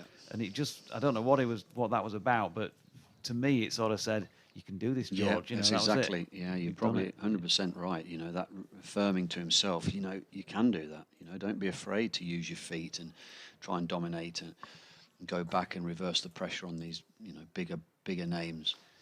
He's in here, opening the face, running it down through third man. He might get the boundary. Has he got the legs? Or has the chasing fielder? No, not quite. He flicks it back, but it rolls onto the rope. So 4 more to George Hill. Was that Charlie Thurston? Yeah. It is, yes. Yeah. Again, he's just, you know, reap the rewards for playing late. You know, it's not a hugely ambitious shot. He's not trying to drive it through extra cover and thick-edged it down to third man. It's a defensive shot, isn't it? And you'd say it's probably Berg's best ball area, just through that fourth stump channel, and he's ran it down because he's played it late. Berg in, and this time Hill just turns it to the leg side. There's no run. So he came into the side in the match against, this is into the T20 side. What date are we on now? 4th of July. 23rd of June, comes back into the side in T20. He gets 12 off 18 batting at number 6. He gets 5 off 6 deliveries batting at number 6 against Leicestershire in the defeat down there the Friday before last. Didn't bat against the Steelbacks at Headingley as he flicks this next one into the leg side, and it's another dot. Then he gets a duck batting at 6 off 2 deliveries against the Bears in that defeat at Edgbaston. And so there's a little bit of pressure, what I'm saying there. You know, maybe it's only the pressure he's putting on himself. Yeah. But there's obviously a little bit of pressure. So he hits that first 6. He ends up 19 not out off 16 the other night in what was 180 for 4 off their 20 batting first. Yeah. And maybe you know, if there's a turning point in the early moments of George Hill's career, he's hitting that 6 possibly. Possibly. And like convincing and proving to yourself what you're capable of doing. Yeah. He's opening the face and pushing it out to point. This final ball of Gareth Berg's over. It was the 45th of the Yorkshire's first innings, and with Bet on 6 and George Hill, the man of the moment, 61 not out. They're 105 for 4. Yeah, and he's going along nicely. So, again, I don't think one thing that's been impressive is he used his feet well to the spin, or he is using his feet well to the spin. And what he did earlier, he ran at Kerrigan a couple of times. And then what he's tended to do is, I wouldn't say dummy, but look to push forward. And I think Kerrigan obviously is just trying to bowl that slightly more back of a length to do him in the flight, and then rock back and punched him through the offside, which I like to see. It's working out you're in constructing the innings against the bowler. Is Kerrigan looping that one up to Don Bess, who drives up to short extra cover. Emilio Gay fields smartly, and there's no run. Wind getting up a little bit, and sensing a little bit more cloud around as Bess to that ball's pushing forward, and it runs out to backward point, fielded by Charlie Thurston, and there's no run. Just over to our left, where the weather tends to come from. It's just getting a little bit darker. Here's Kerrigan in again, bowls to Bess on line of just outside off stump. He's forward defensive, plays it back down the pitch for Kerrigan to field in the ODI in Edgbaston. I can tell you that Sri Lanka all out 166. That ball played defensively again by Don Bess back down the pitch to Kerrigan, bowled out in the 42nd over. So we're always told at school about batting your overs, and been bowled out in the 42nd, so not so good. Here's Kerrigan in again, bowls to Don Bess, and again forward defensively, back down the pitch. Kerrigan fields, and there's no run. They're inspecting at Old Trafford at 3:45, so about half an hour's time. There's still no play yet between Lancashire and Kent in this same group, Group 3. Kerrigan in again, bowls to Bess. Bess forward, plays it up to Emilio Gay. Takes a couple of steps in from extra cover. It's another tight over from Simon Kerrigan, at the end of which Yorkshire remain on 105 for 4, with Bess on 5 and Hill on 57.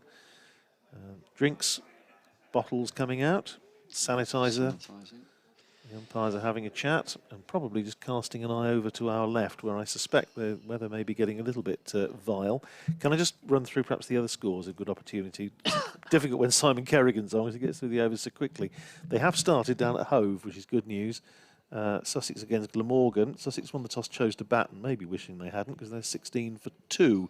They're off for rain at Trent Bridge, rather, where Derbyshire are 74 for 3 against Nottinghamshire. They are hoping to get back on there fairly soon. Hampshire 127 for 3 against Surrey at Southampton. They're off for rain now at Taunton as well, where Somerset are 134 for no wicket against Leicestershire. They're still off for rain. In fact, they haven't started yet at Edgbaston. That's Warwickshire against Durham. Still no play there as yet. So obviously, as we've been saying, quite a bit of rain around the country. We've had a little bit here. Fingers crossed we don't get any more. Yep, 4 down in Yorkshire, 105 for 4. Those 4 wickets to have fallen. Adam Lyth didn't score, caught behind by Ricardo Vasconcelos off Ben Sanderson. The score was on 4 at the time. Sam Northeast on his debut for Yorkshire also went the same way, caught by Vasconcelos off the bowling of Tom Taylor for 3. The score was on 21 at the time. And then we had a break for rain and early lunch. And since then, Gary Balance, when the score was on 65, he was caught by Charlie Thurston off Simon Kerrigan for 22. Got himself in and then got himself out with probably a top edge pull, we think, to square leg. He had his back to us. Now then, Gareth Berg has really zipped this one through and bounced high over the head of George Hill. Good effort from Vasconcelos. That was really good keeping. Vasconcelos to get anything on that. No, he did really well. He literally was hanging in the air and then sort of like, not goalkeeper style, but hit the ball, didn't he, just to stop it from going over his head. And he managed to knock it down. And they run 1. No ball called. No ball. Free hit. Oh, no. Where's the bugle? No.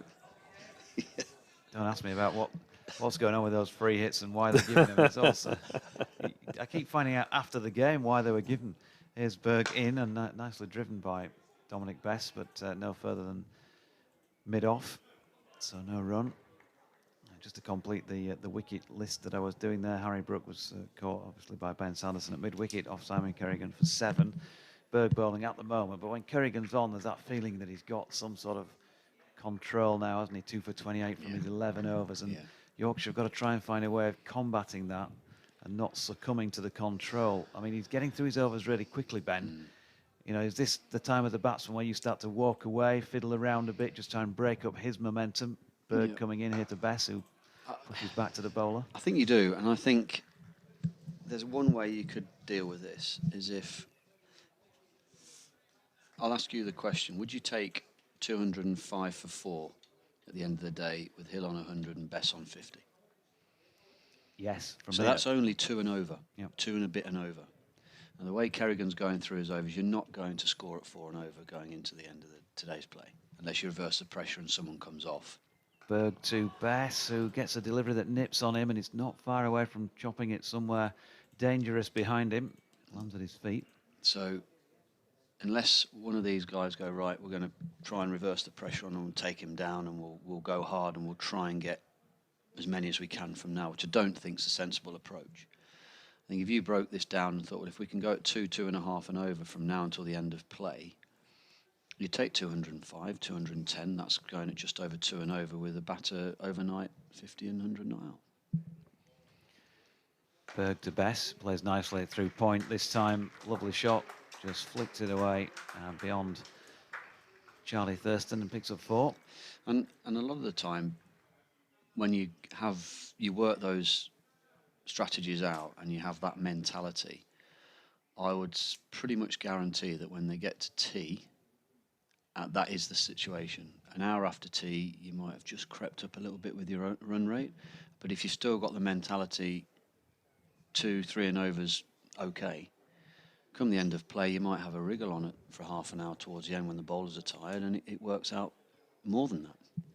And you're sort of easing pressure on yourself in a way as well, aren't you, by good delivery from Berg. Now then, he's gone.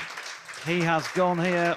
Dominic Bess just had a little flick at it outside off stump and has got a feather through to Ricardo Vasconcelos, no doubt, from the umpire, who raised his finger straight away. And Dominic Bess has to go, so he can forget 205 for 4, because they're 112 for 5. Bess gone for 10. Yeah, no, but I think our conversation was sort of regarding how Kerrigan was bowling and how what Yorkshire's plan of attack would be with him getting through his overs and only going at 1, 2 and over. That delivery there there was nothing really wrong with the shot. He's just pushed into it. It looked to me as though it's probably the 3rd ball today that's done that, where it's bounced through at real pace. Because you look at Vasconcelos' reaction when he caught it. He caught it quickly and it drove him back off his feet. So there is a ball in there just outside the off stump, bowling from this end. We've seen Sanderson bowl one, we've seen Parnell bowl one from round the wicket, and now we've seen Berg bowl one. But there's just that little bit of extra pace and bounce. Not that you'd bat for that, but it might just be that Bess is the one batter that ball has caught the edge of. Yeah. Yep, he's not giving that away. No.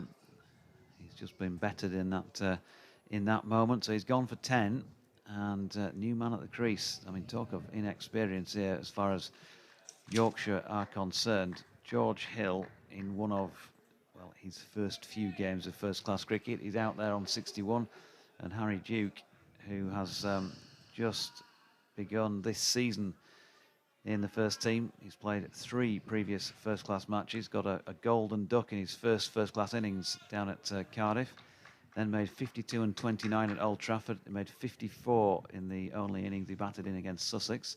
So he's made a positive start, 135 runs to his name. And he's made a positive start to this innings as well, because he's timed that beautifully backward of point, and that's raced away for 4. Lovely shot, really was. And again, he's played the ball late with a straight bat, and just because of the angle of the ball off the pitch, it's found its way going behind square. Lovely start. That'll just sort of settle any nerves, just to get off the mark and play a strong shot like that. But I don't think that sort of mentality approach to an innings, what I was just talking to you about there, it still doesn't have to change now, because again, Yorkshire now will probably would be sat downstairs thinking, hell yeah, we would take 200, 210 for what would it be now, for 5 if we could be in that position. But again, is it Harry Duke? Yes. Yeah, Harry Duke. So wicket keeper, notoriously a little bit more busy at the crease. Probably play spin slightly different than they're a little bit more unorthodox against spin traditionally.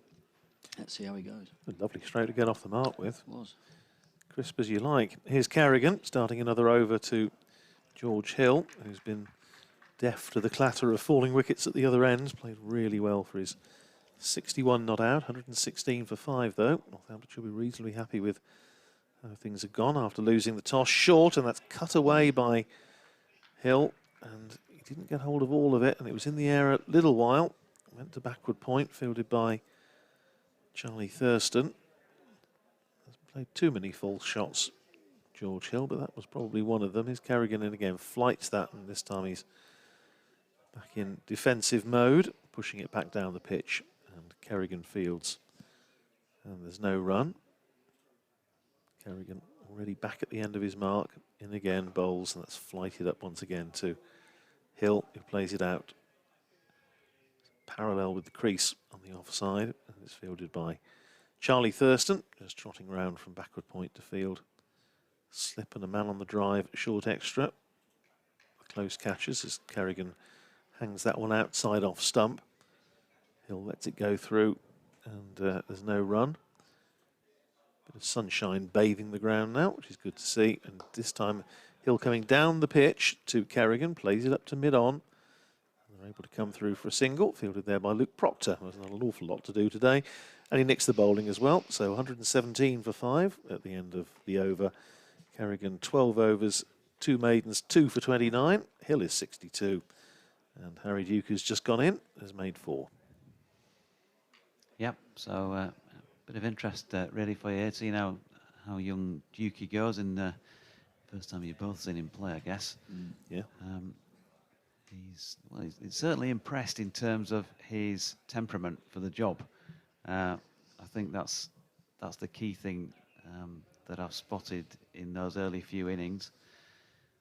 His approach to it, and that, having said that, of course, I mentioned he got a golden duck first innings. Joe Root was at the other end in Cardiff when he came out to the middle, and he sort of ran out of the changing rooms and most of the way across the square before he finally settled down. Yeah. Michael Neser tested him with a short ball first up, tried to play the pull and sort of clothed it.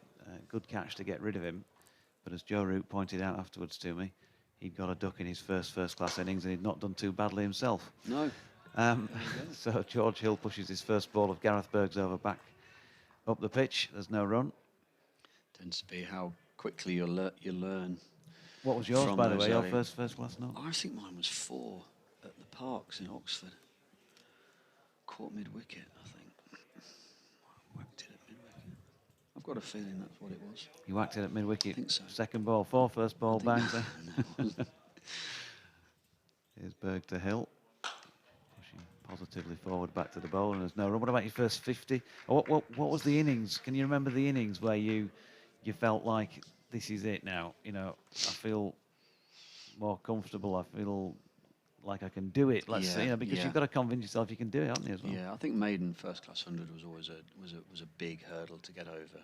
Again, in and out of the team a bit, and I bust my ankle actually same game, missed 9 weeks. I went over on it badly, same game, so I didn't play again for a while. Berg in the sunshine at the moment, goes short. It doesn't bounce that much, and Hill has a bit of a job getting it underneath it. But yeah, and that was 2000 and it might have been. Look, that was Durham's first ever first class game. So whatever year that was in, 90 or 91, something like that. 90, yeah, 91, 92-ish, something like that. Yeah. And then when I got back, yeah, it wasn't until 95. So it would have been in that era, back end of 95, where I held my position for a while, where I felt as though I was into it. Berg to Hill, who's looking to play through the offside, but inside edges it to Gay, coming round from mid-wicket, no run. Funnily enough, though, I did score square of the wicket, used the pace of the ball because I hadn't really got a great deal of strength even until I was sort of mid-20s. And I can remember it wasn't until I was 21 that I can actually remember my first sort of straight drive, back down the pitch off a pace bowler, where everything else had been knocked into the offside, sort of scuffed into the leg side, or been square cut, late cut, clipped. Here's Berg in again and turned to the sweeper on the square leg boundary for a single. I think the biggest thing for me was the acceptance from your peers. It wasn't necessarily me hitting a ball or playing an innings and thought, you know what, I reckon I can do this. It was more when I did play those innings or put on a partnership. I was talking to you about a partnership I had with Hansi Cronje at Grace Road against Lancashire in a one-day game in 95. I came off that pitch and the belief that I felt the others that I played the game with had in me was probably more powerful than anything else. Yeah, so respect, in a sense. Yeah. So Harry Duke waits, and Berg is into him. He's dropped that into his pad. Squirts out on the offside where Sanderson fields, and there is no run. It's the end of the 49th over of this Yorkshire first innings then, with Duke on 4 and Hill on 63. The visitors, second place in this particular table of the Championship of 2021, 118 for 5. And I think that was probably the era as well, where in that era, senior players didn't necessarily welcome in or make life that easy for the younger players to come into. Whereas now the big thing is that you're welcomed into the huddle at the start of the game. It's the team's responsibility to make that player have the best day of his life and enjoy it and make him welcome. That was never the language back when I sort of started playing the game. Old pro-ery, wasn't it? Yeah, it was tough. There's Simon Kerrigan starting another over. Bowls to Hill, who comes straight down the pitch, couple of steps and smacks him back over his head. Is that 4 or 6? We'll wait the signal. It's 6. He's gone all the way. First one of the match, signalled by umpire Billy Taylor. And that's a bold stroke and well executed by George Hill, who made up his mind, took 2 steps down the pitch and hit him just straight back over the bowler's head. It finished up just going over a very straight long on for half a dozen. And Hill up to 69 and Yorkshire to 124 for 5. And umpire just having a quick look at the ball. Looks as if it's okay. Is Kerrigan in again? Drive by Hill, back down the pitch. Half stop by Kerrigan and there's no run. I was just looking up your debut. First class debut, Ben, and I think you probably had a bad case of pad rash. By the look of it. Flighted up by Kerrigan, driven up towards long off, who is back on the boundary now. So that's a little bit of a moral victory there for George Hill. And they come through for a single. Hill is up to 70. And Yorkshire to 125 for 5. Yeah, opening partnership in that match of 165 between Justin Benson and one P. Willie. Yeah. Smith comes in at number 3. What game? This was against Leicestershire against the university side, Oxford University, At the Parks. 1990. Yep. Yeah. Here's Kerrigan in again, bowls short to Harry Duke, who's on the right, rocks up on his back foot and punches it down to backward point where it's fielded by Thurston, and there's no run. Smith, LBW to Mark Crawley for 4. Debut. Here's Kerrigan in again. Fires that one in a little bit quicker, and Kerrigan and Duke across his stumps plays it up to Sanderson at mid-wicket and there's no run. And then Peter Willey went on to get 177.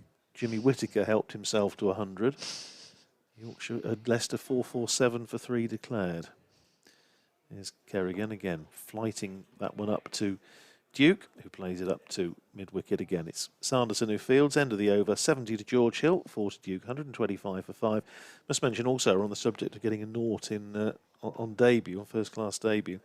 Talking this week to David Sales on the Cricket Show on BBC Radio Northampton, and it was 25 years ago, which is frightening, 1996, when he made his first-class debut for Northamptonshire against Worcestershire, at Kidderminster, Chester Road. Naught in the first innings, 210 in the second on debut.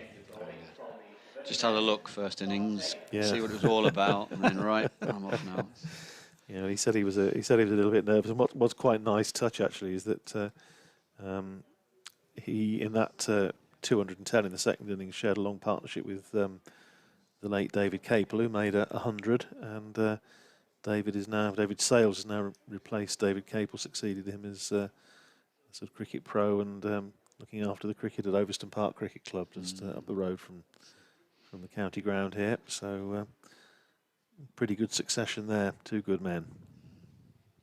Change of bowling, because Tom Taylor is coming into the attack at the pavilion end, and he's in, right arm over the wicket. That one thuds into the thigh pad of George Hill, who was trying to work it square on the leg side. You mentioned that partnership, Ben, that we're talking about off the air, and you said you got 20 odd and you were batting with Hansi Cronje, but a lot of the talk, I mean, so interesting for those of us who've not been out there in the middle in a professional game of cricket, to hear the sort of things that he was saying to you out there in the middle. I mean, if you can, between deliveries, just tell us a bit more. Yeah, it was a game against Lancashire, and they'd got a good spin attack, as they normally do on a turning pitch, and he was just talking me through, right, you not one into here, and we'll get off strike, get me down that end, I'll go hard for a ball or two, and then if you ever find yourself on strike, sweep, and we'll rotate. Yeah. Here's Taylor to Hill, inside edge onto his pad, but drops into the offside, no danger. Yeah, and it was as if he said, and then I'll use my feet, and if I can get him over extra cover, I will. But if I don't get it right, we're going to run 2, because I want to get back on strike and go to your sweep and your cut, because it's a slowish pitch. Don't start running down the wicket and get the ball spin past you. And it was as if he literally just talked us through and we knocked it off, walked off together. And when and this is one of those acceptance type situations I was in, I got into the dressing room and the rest of the players, brilliant, well done, you thought so clearly then, and I was thinking, this is how you actually have to think yourself through an innings. Yeah. Taylor in, and Hill flicks to mid-wicket off his legs, no run. And without having T20 cricket, and with 180 to 220 being a relatively good score in a 40-over game as well still in that era, it was very much a game where you didn't necessarily have to test yourself and challenge yourself to learn new shots and hit the ball harder. You sort of found your game quite early and stuck to it. But now, obviously, players have got the luxury now of having T20 cricket to really go out there and discover how good they could be.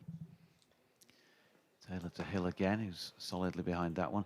And I guess also when you go out and you're batting with somebody like that who knows exactly what he wants and what he wants from you, whatever you were thinking on that day when you walked out to the middle, whether you can remember that or not, whatever you thought the game you were going to play, you've kind of had that pressure taken out of it. You've had somebody organising you to help you as well to get on your feet. And I'd played a bit of cricket leading up to that. Yeah. I was still 23 years old, but it was just the way it was done, and I found it so uplifting to know that that's how you can play if you give it a bit of thought. And know that the other player, your partner, your non-striker's on the same page. Taylor to Hill once again, who plays the same shot as last time into the offside, no run. And you obviously try and pass that on then whenever you get into a situation where you're an older player, senior pro, and you've got younger players coming into the team and you find yourself in those positions. It's more about trying to get the younger player just not to panic. You know, they've got to take the wickets, let them do the panicking. You stay in your zone and stay and concentrate. And in between balls, if you've got something you're thinking about, let's chat about it. You're in no real rush.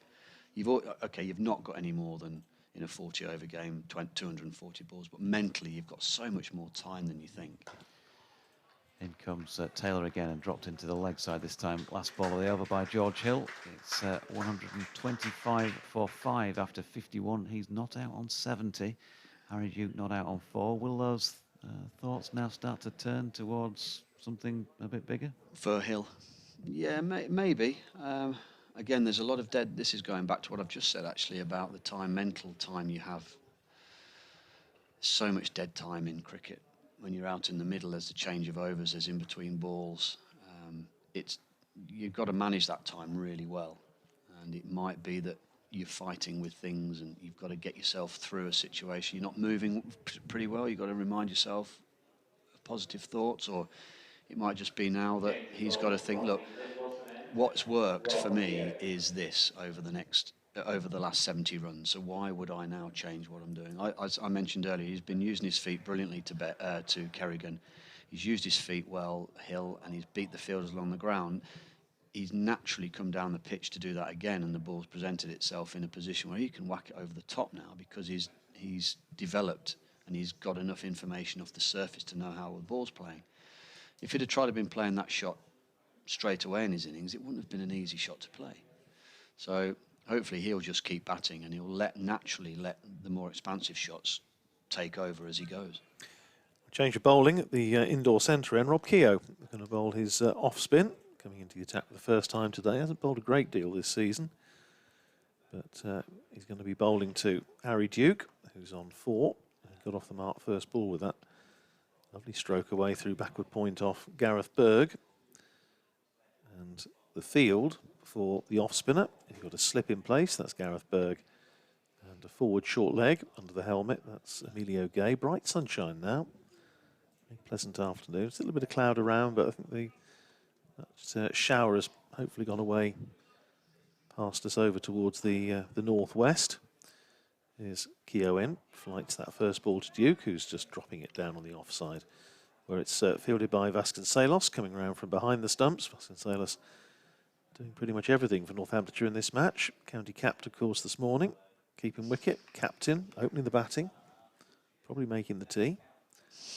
Here's Keogh in, and that's driven nicely by Duke, but just unfortunately for him, picks out the man at extra cover. That's Simon Kerrigan, and there's no run. I wonder if this is maybe a case of possibly switching Kerrigan to the other end.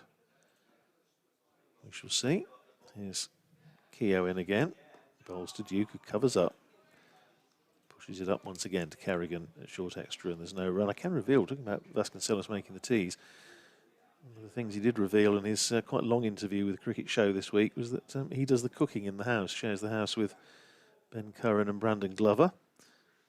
Keogh just finding a little bit of bat onto pad, maybe glove onto pad, but drops safely for Harry Duke. There is a man in there at forward short leg, Emilio Gay, but not able to get his fingers underneath the ball. Here's Keogh in again, bowls, and that's another run for Duke. First run since his first delivery, which he put away for 4, and this time it's a single down to backward square. It's fielded by Wayne Parnell. One more to Duke, 5 to him, 126 for 5. Yes, he was revealing that he's prepared to do the cooking, but he makes sure the others clean up, which seems entirely reasonable. He wasn't too forthcoming when we did ask him what his sort of signature dish was. Keogh in again, bowls, and that's looped up as Hill pushes forward. And it just looped up safely over to where a sort of deep gully where would have been, but there wasn't one there, of course, being a slip. And it dropped safely, but that's just bounced and just a turn here. A little bit of turn for the off spinner, and if that was the thought was just possibly to change Kerrigan ends, it may have made Ricardo Vasconcelos think twice. It was a good over from Rob Keogh. I say he hasn't bowled a great deal this season. He's bowled what 50 odd overs, 3 wickets for 268, an average of nearly 90 runs a wicket. But a decent first over for him then, at the end of which Yorkshire 126 for 5, Hill is 70, Duke is 5. Yeah, there's a little bit of turn and bounce there for Keogh. He's got, I'd say, he's got more. He's obviously he's slightly taller than Kerrigan, so the trajectory is a little bit more up and down into the pitch. It looks like he's going to get a little bit more bounce. And to the right-handers there, Hill might just have to be a little bit more careful where You might just need to he's defended back pad together there and the ball's bounced. Maybe just get the bat out in front of the pad, still under his eyes, just to smother the ball a little bit more in defence. Hard to tell what's going on. He's tidy over, that was. And yes, you're right, Radders. It makes you wonder whether he'll get another over or two, and they might just give Kerrigan's fingers a breather for 15, 20 minutes. Nothing happens, bang, get him back on. Or they could even replace him, Taylor with him, and change ends. Spin twins. Yeah. He did reach a little bit for that last delivery as well, did George Hill, didn't he? Just a little bit. Yeah, I'd rather see him play it. If he's going to get out in front with the hands under the eyes, but keep the pad further back. So here's Taylor, shirt flapping in the Northampton breeze. Duke just plays a little late on that. It runs down along the ground to slip. There's no run. John says, afternoon, JD. Well played to George Hill on his maiden first-class half-century. He's been the glue so far in the innings and has out-batted the more experienced Lythe, Northeast, Balance and Brook. Impressive. The worry for Adam Lythe, he says, is that he never looked comfortable. Is it too early now to say that after 3 innings against Northants, Ben Sanderson has his measure? Can be a bit like that, can't it? Certainly caused him a few problems. Taylor Bowlers. into Duke, no run. Yeah. You have bowlers and you have grounds, don't you? Whereas a batter, you sometimes don't feel as comfortable to the crease. But. That's the voice of Ben Smith, by the way. John, who's asking because he wasn't in at the start of the day's play. Shame on you, John, for missing the start. So Ben Smith, our third voice today, formerly, of course, of Leicestershire and Worcestershire. Anyway, he says you're excellent and you know your onions, or is that shallots in Northants? Oh, say. Taylor in, good delivery here, big appeal, and that is the end of Harry Duke, and a 6th Yorkshire wicket has fallen, trapped on the crease by Tom Taylor. He went nowhere apart from back to the changing rooms. He's gone for 5 and Yorkshire 126 for 6.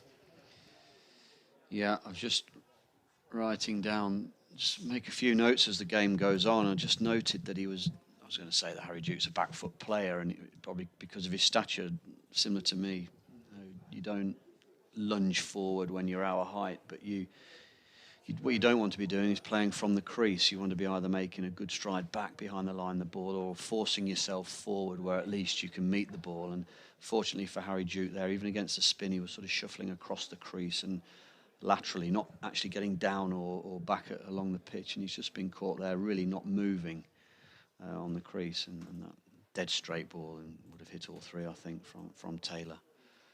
So that's unfortunate for him, because obviously after that first ball he faced, and it looked like he timed it beautifully, but give Northamptonshire credit for that. They've probably just seen him face those couple of balls off the seamer and thought, well, we've got to try and get this lad forward and get him playing off the front foot and bring my slips into play, and he's gone really full searching for that.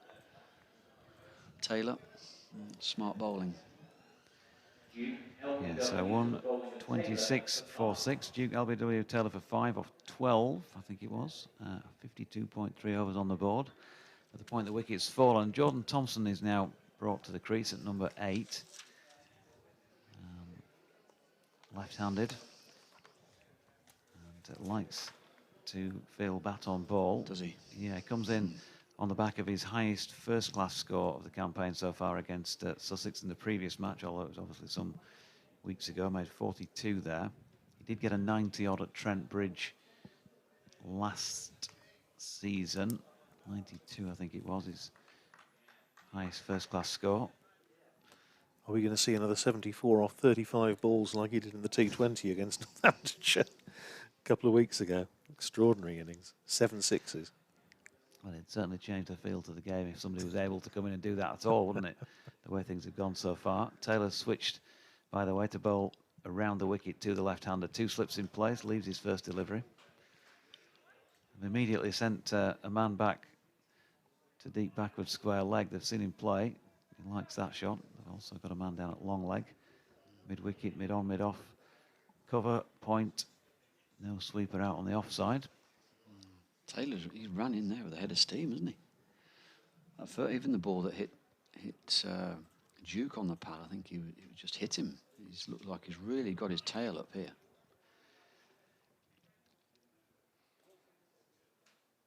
So Taylor again. Thompson pushing forward.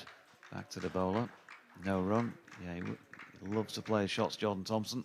And there's any doubt about that. So an interesting situation to come in out 126 for 6. Yeah.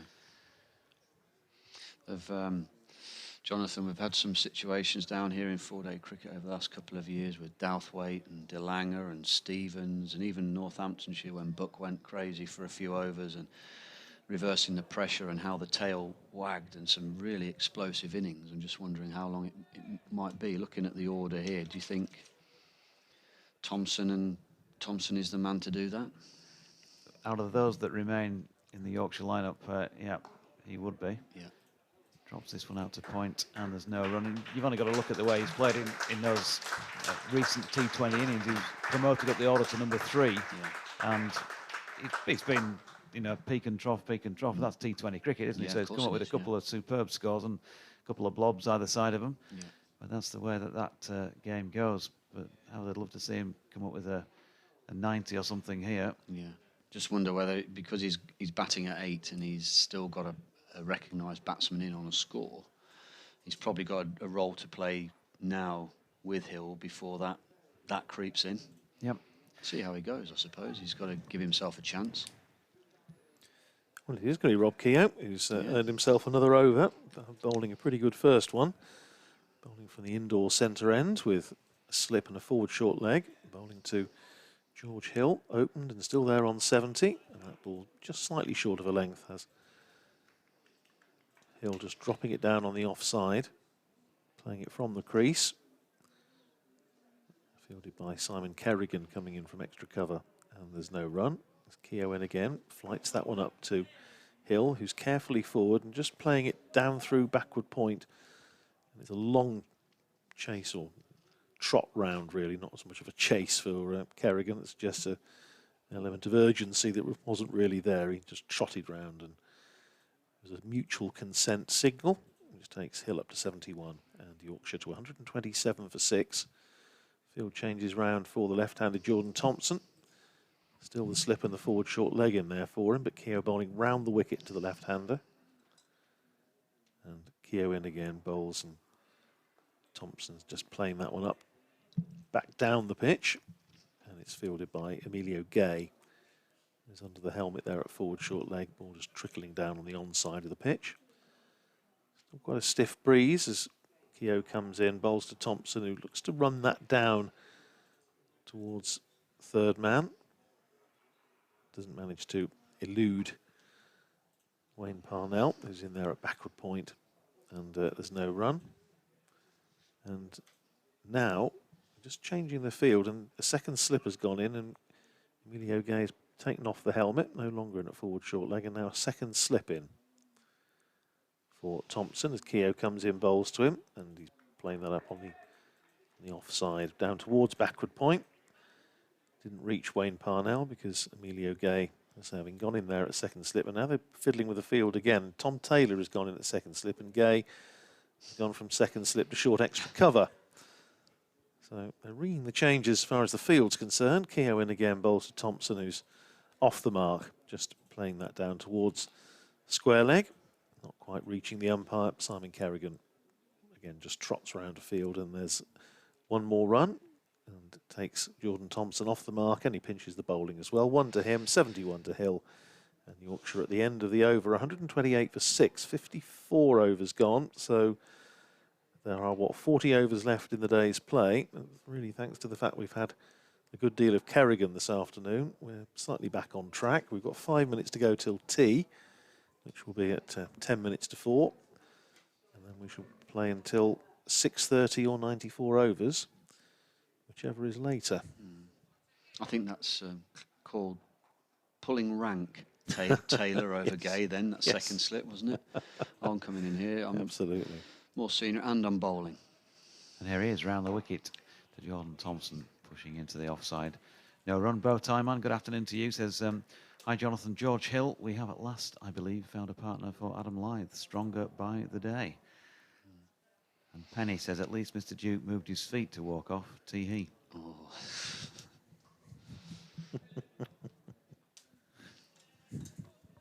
It's a bit harsh.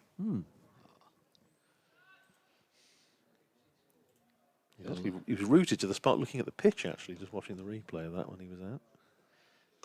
Yeah, Taylor to Thompson, turns it square on the leg side.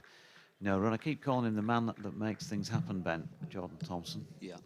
He's just got that knack. Yeah.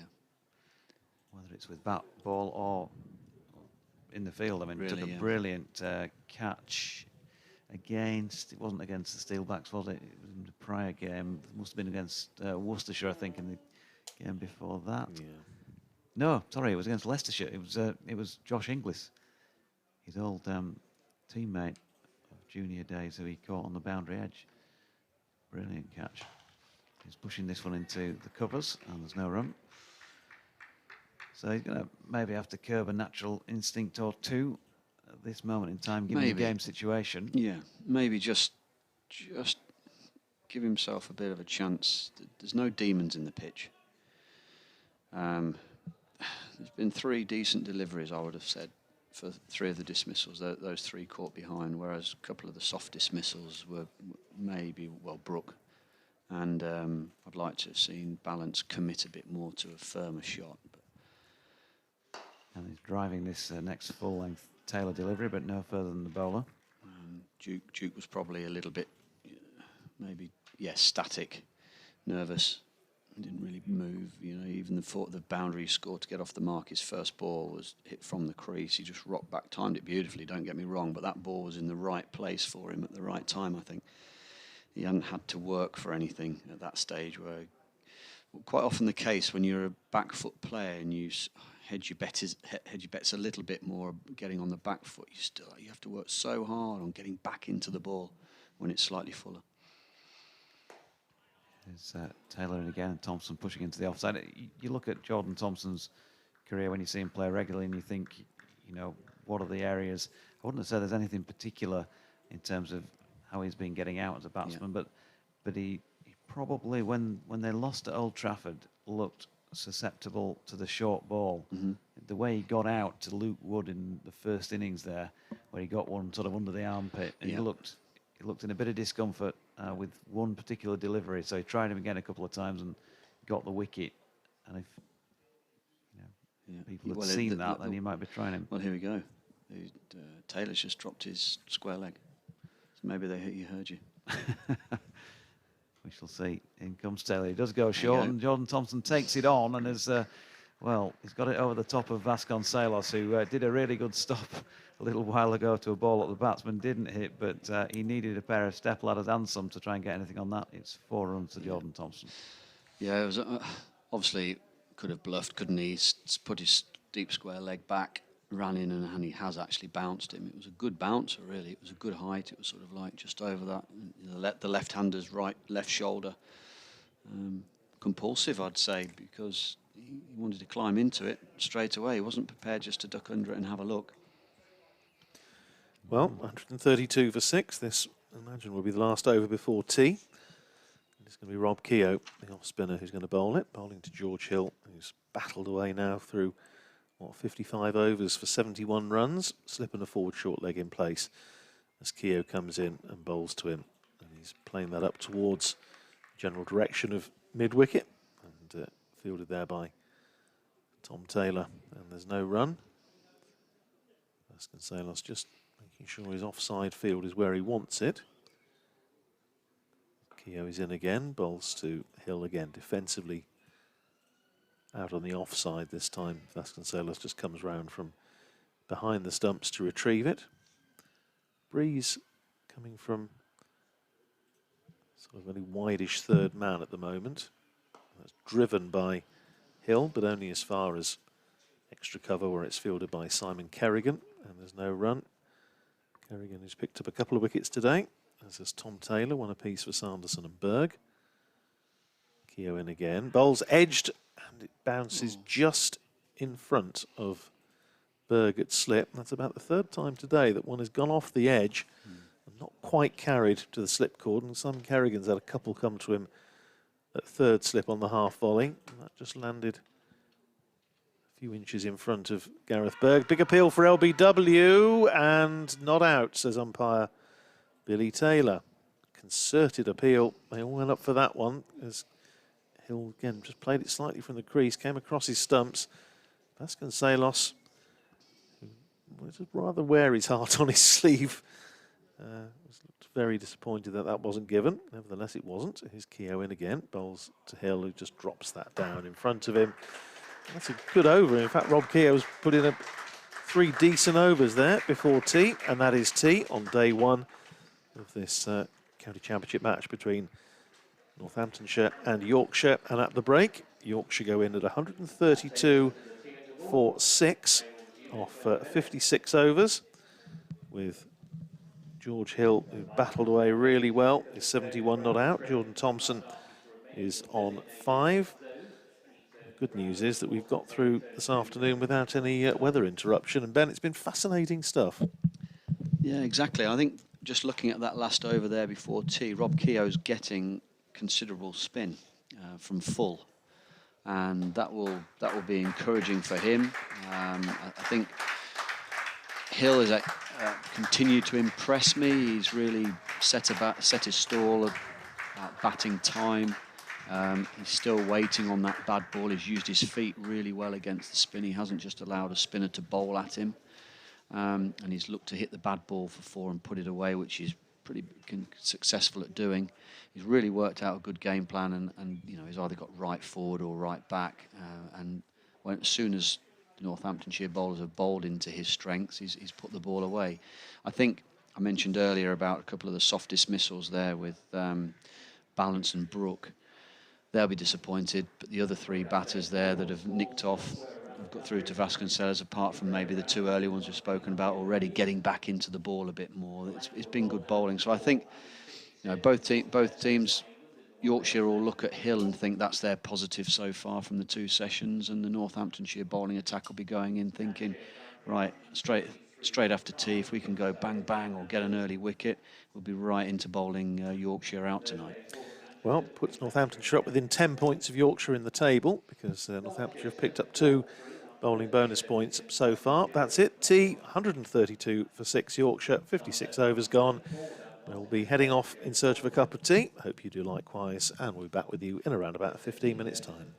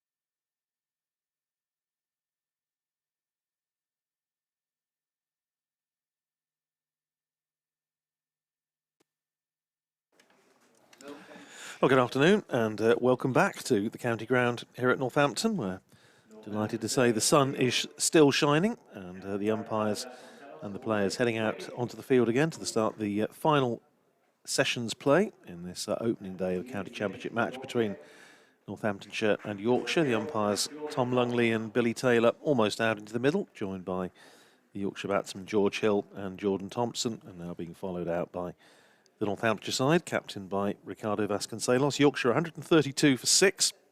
Certainly been Northamptonshire's day so far after losing the toss, and Stephen Patterson deciding to bat first this morning. And, well, Yorkshire have been held together by a terrific innings from opener George Hill, opening the innings for the first time. 71 not out. Jordan Thompson is on 5, but Yorkshire have lost the wickets of Adam Lyth for 0. Sam North East on his Yorkshire debut for 3. Gary Ballance for 22, Harry Brook for 7, Don Bess for 10, and Harry Duke for 5. 2 wickets so far for Tom Taylor, 2 for Simon Kerrigan, 1 each for Ben Sanderson and Gareth Berg. And Andrew Rout from BBC Radio Northampton joining me, as has been the case for all of today and all of tomorrow. Jonathan Doidge from BBC Radio Leeds, and also former Leicestershire and Worcestershire player and now involved with the Ireland coaching setup, Ben Smith. And we're just about to see Wayne Parnell begin the final sessions play. We've got 38 overs left in the day. We lost just a couple. If you were not with us earlier, we came off early for well, it was intended in the end intended to be an early lunch at around about 12:15 because of rain. So we lost just a couple of overs. And here's Parnell in bowling outside the off stump to the left-handed Thompson. Lets it go through to Vasconcelos, and there's no run. Yeah, plays came off at around about 12:15.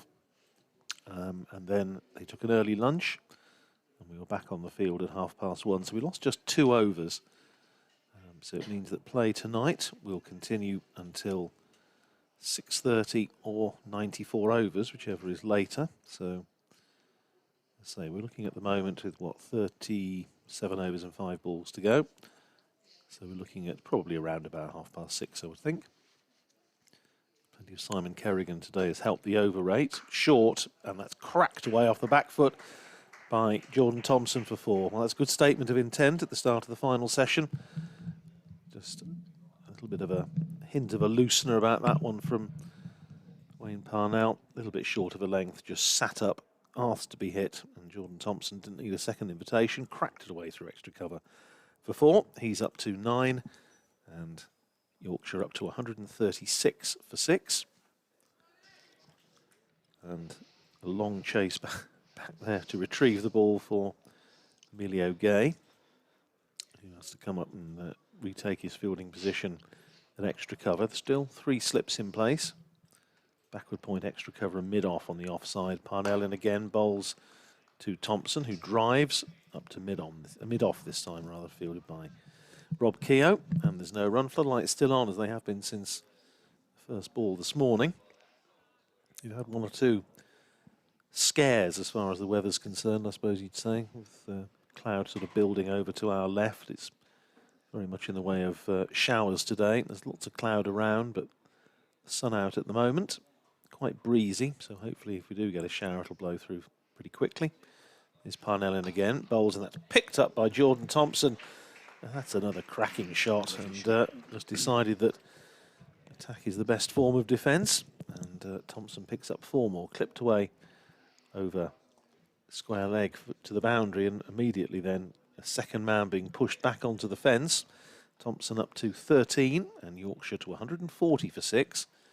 And now Parnell has pushed Charlie Thurston back to deep backward square on the boundary. He's got a long leg on the boundary. And now we're down to just 2 slips. So four balls into the evening session, and Jordan Thompson has already managed to dispatch one of the slips. Here's Parnell again, bowls wide outside the off stump. Thompson lets it go through to Vasconcelos, and there's no run. Ben, a good positive start to the session by Jordan Thompson. Yeah, it really is. And had that conversation before the tea break about would Thompson be the batter that tries to take the game away from Northamptonshire, or at least disrupt the bowlers by being a little bit more aggressive. And he's just shown then how he can do that. Although they were strong shots. They probably back foot punch, and then he clipped one off his leg. So Parnell's given him a couple of balls to feed off, which might have just got him ticking. Here's Parnell in again, bowls to Thompson, who shapes to play that on the onside. Comes off, I think, thigh pad. Wait and see if there's any signal. It runs down towards long leg and they come through for one. It is a leg by, signalled by umpire Tong Lungley. So one more onto the total. Thompson stays on 13 at the end of the over. Hill is 71 in Yorkshire, 141 for 6. And 37 overs remaining in the day. It looks like Keogh's going to continue from that far end as well, from where we're sat. So I think it's a good option with Thompson being the more aggressive batter, the left-hander. Keogh spinning the ball away from him rather than Kerrigan bowling and spinning the ball into him. He won't be able to get those long. He looks like he's got some really good long levers, a nice fluid swing of the bat, Thompson. And you could imagine him taking a spinner down if it's spinning into him, clearing that front leg and going leg side over the boundary. So this will be a real test for him to see if he's got any patience against Keogh. Yeah, and strong scoring area for him is that one, out in the deep, straight mid-wicket area, wide of long on.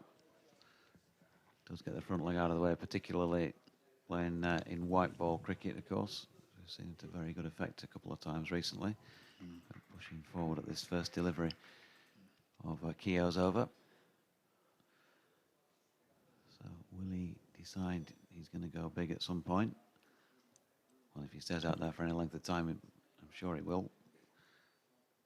But when, that's evidence of some turn, and a pretty sharp turn as well from Rob Keogh past the outside edge. I might just check the batsman in his thoughts.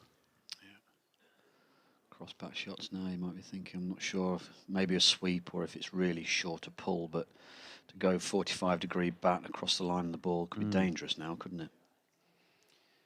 Certainly could. Keogh round the wicket, floats one in there again, past the outside edge, and I don't think that just held its line on pitching. I think that's definitely turned away. Yeah, there's some considerable turn now. Day 1, session 3, first over of it, second over of it, I should say. It's done the same again. He's walking away, maybe just having a reset here. Okay, what am I going to do against this turning ball? Let's see. Can Keogh get his man? Can Jordan Thompson come up with something as a riposte? Well, he's just dropping soft hands on that one down to second slip. Whizzing through the over here. Last ball of it for Rob Keogh. And that's played probably more confidently than anything else in the over by Jordan Thompson. Runs it past the cordon, but can't get it past the fielder for a run. End of the over then, 141 for 6. Yeah, considerable spin, isn't it? We're at a good angle here, actually, just this side of the pitch, because we can see the ball turn and head towards us off the surface to the left-hander. But yeah, you're right. It's definitely going to check the way he plays now. But that's good captaincy and understanding the situation and the pitch as well. So let's just see where we go. I think it's spun a little bit more down that side because of the right arm bowler's footholds. So I reckon they've probably kicked the surface out a little bit more from that side of the wicket. I know Parnell has bowled some deliveries from over the wicket, and both Taylor and Sanderson and Berg have come round the wicket to the left-handers earlier on in the day. But I'd say majority of the traffic's gone down this side of the pitch and created a little bit more rough, which Parnell's adding to now. Yeah, Parnell coming round the wicket to the right-handed Hill, who's in behind it, plays it back down the pitch. Parnell fields and there's no run. I can tell you that the third ODI between England and Sri Lanka down at Bristol has been abandoned because of the weather. So they got one innings in, and then it rained, and they haven't managed to get back on. So that one is off. England win the series by 2-0. I'll just run through the championship scores in the other matches, and I can tell you they've had no play at all at Old Trafford, and play has been abandoned for the day without a ball bowled in the Group 3 match between Lancashire and Kent. Here's Parnell, and again bowls short of a length to Hill, who works it into the onside, and it's fielded by Saif Zabe at mid-wicket, and there's no run, so nothing doing at Old Trafford today. Down at Hove, where they had a very late start, Sussex against Glamorgan. Sussex are 66 for 4, after choosing to bat first. Still off for rain at Trent Bridge between Nottinghamshire and Derbyshire. Derbyshire 74 for 3. Place where they've had the most play today is down at Southampton, where Hampshire 191 for 5 against Surrey. Parnell in again, bowls to Hill, and he's just reaching for that one, and I think he's a bit annoyed with himself because he reached for that, went past the outside edge, could easily have got a little nick, and that was one he didn't really need to play at. No harm done though, went through to Vasconcelos. At Taunton, they are due to restart fairly shortly at 4:20, so around about now, in the match between Somerset and Leicestershire. Parnell again round the wicket, bowling to Hill. That's much better from him. Full defensive, plays it out on the offside, fielded by Kerrigan, coming in from third slip, and there's no run. Yeah, so they are about to resume at Taunton, where Somerset are 134 for no wicket against Leicestershire. And still no play today so far at Edgbaston between Warwickshire and Durham. Obviously still waiting for it. I think it has in fact stopped raining, and last I saw they were looking to inspect again in around about 10 minutes time, so hopefully they'll get some play there today. But Worley here in Southampton has had the best of it today. There's Parnell in again, bowls to Hill, and it bounces up off his thigh pad as he aims to turn that away on the onside. Going to be signalled as a leg by umpire Lungley. It is, as Vasconcelos just comes round from behind the stumps and picks up the ball. So one more onto the total, 142 for 6. Just goes to show, Radders, that you cannot rely on the weather south of Barnsley. Yes, it's a comment I'm sure is coming from the old BBC colleague in other parts of the country. Here's Parnell coming over the wicket to the left-handed Thompson, and that just speared in towards off stump. Thompson playing it from the crease, just managed to get down on it in time. And there's no run at the end of the over. Thompson is 13, Hill is 71, 142 for 6. And Parnell there, troubling both batsmen, Bennett, in different ways, with different angles. And Hill just reaching for one that he probably didn't need to play at, and Thompson playing a little bit firm-footed at one that, coming over the wicket, just homed in on his off stump. Yeah, it does look as though that's the effort ball from Parnell that's just caused a bit of a problem.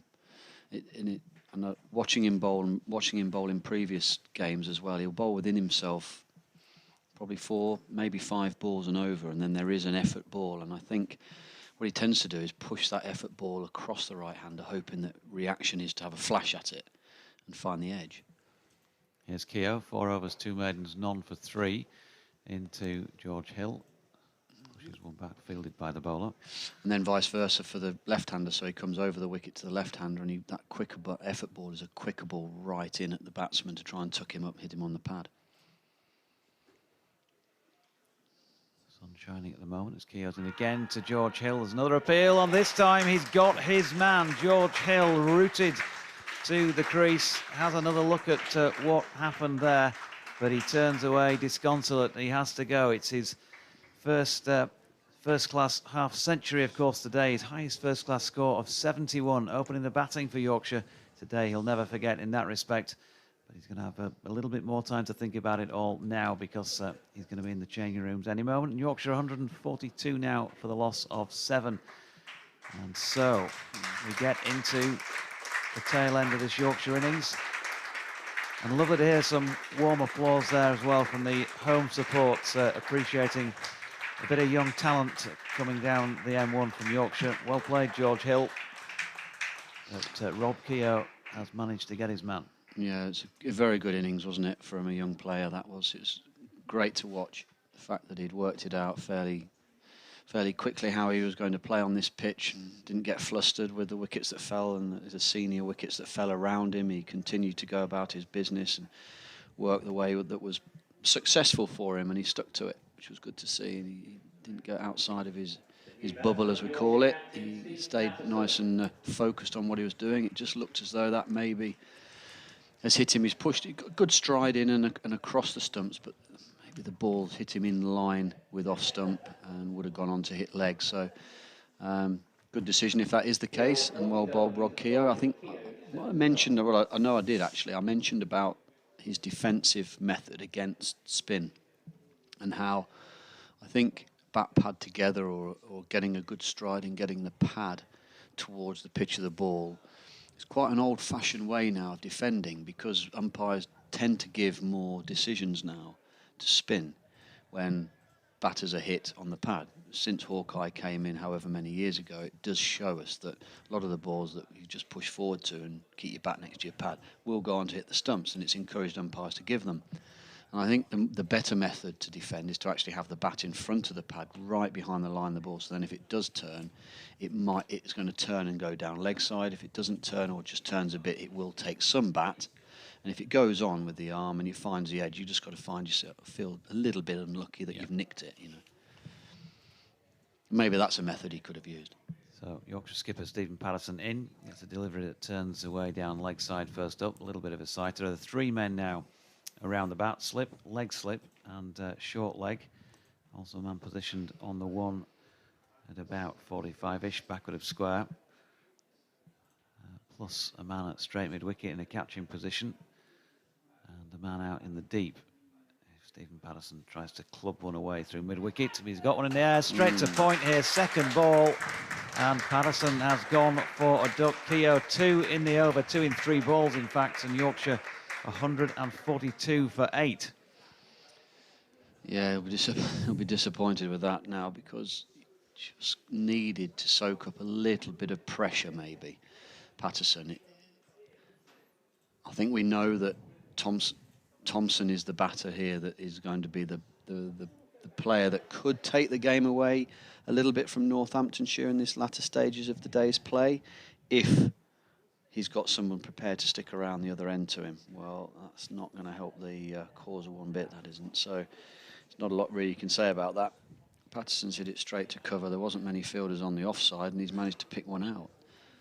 So this will be interesting, though. I think this could be quite an interesting and entertaining stage of the game, maybe, if Thompson now does start to try and open up and play a little bit more of one of those T20 one-day innings. Yep, Steve Patterson likes to open the shoulders. He probably is a bit more comfortable with a little bit of pace on the ball and a little bit of width to work in it. And Ben Coe definitely a case in point. He can slap the ball around, but he wants a little bit of width to work with. So you just wonder here if they keep asking questions. Straight deliveries, turning deliveries. Going to be under some pressure. Yeah, I don't think it's an easy pitch. By the looks of it, it doesn't look to me as though it's an easy pitch to come in and just start whacking the spin. No. I think, like you say, I think these batters that like to stay leg side of the ball and use the pace of the ball to score, that's not going to be coming into Vasconcelos's equation now. I think it'll be pace off and spin and just accurate stump to stump, fullish pitch bowling from the seamers. I think I'll just get time to take his next 2 deliveries before I've got to nip and do my 4:30. Same crowd around the bat then for Ben Coe, 142 for 8, and he's pushing forward back to Rob Keogh. In fact, not back to Rob Keogh, he was wiping his hand on the floor. So Emilio Gay actually steps across the pitch to pick it up and hand it back to the bowler. Last ball of the over. Safe save, by the way, was the catcher, and he's just taking a few steps back before that final delivery, which Coe successfully defends. So 142 for 8 at the end of a very good Rob Keogh over. Yeah, very good over. And he's actually been just as impressive as Kerrigan was, Radders, when he first came on to bowl, and he had his spell of 8, 10, did he bowl 10 overs? Yes, that's right. 10 Yeah, overs. so very, very controlled, but Keogh's come on and really just sort of taken over from where Kerrigan left off. Yes, 5 overs, 3 maidens, 2 for 3 so far, and Rob Keogh hasn't bowled much this year. He's bowled something like 50 odd overs, spread across the season. Picked up 3 wickets, three ones. It's his first time he's taken more than 1 wicket in an innings this year.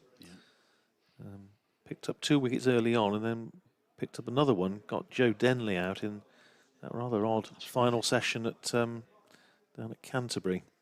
At Canterbury, yeah. Parnell, and that ball has just absolutely flown through. landed, I think, maybe in a foothold. It was very, very full. Parnell bowling to Jordan Thompson. A terrifically acrobatic stop by Ricardo Vasconcelos and questionably saved 4 byes. Oh, yeah. It came from now. I think it was a bit of an effort ball from Parnell, Yeah. but I just wonder if it must have landed in just caught the edge of a foothold or something, as it flew from virtually Yorker length. Yeah. And Vasconcelos had to do a bit of the old goalkeeper stuff to. Thompson was drag looking it at the bottom down. of his bat as well, so maybe he hit it into the ground. Yeah, and it maybe. bounced up. Well, he's going to get a single.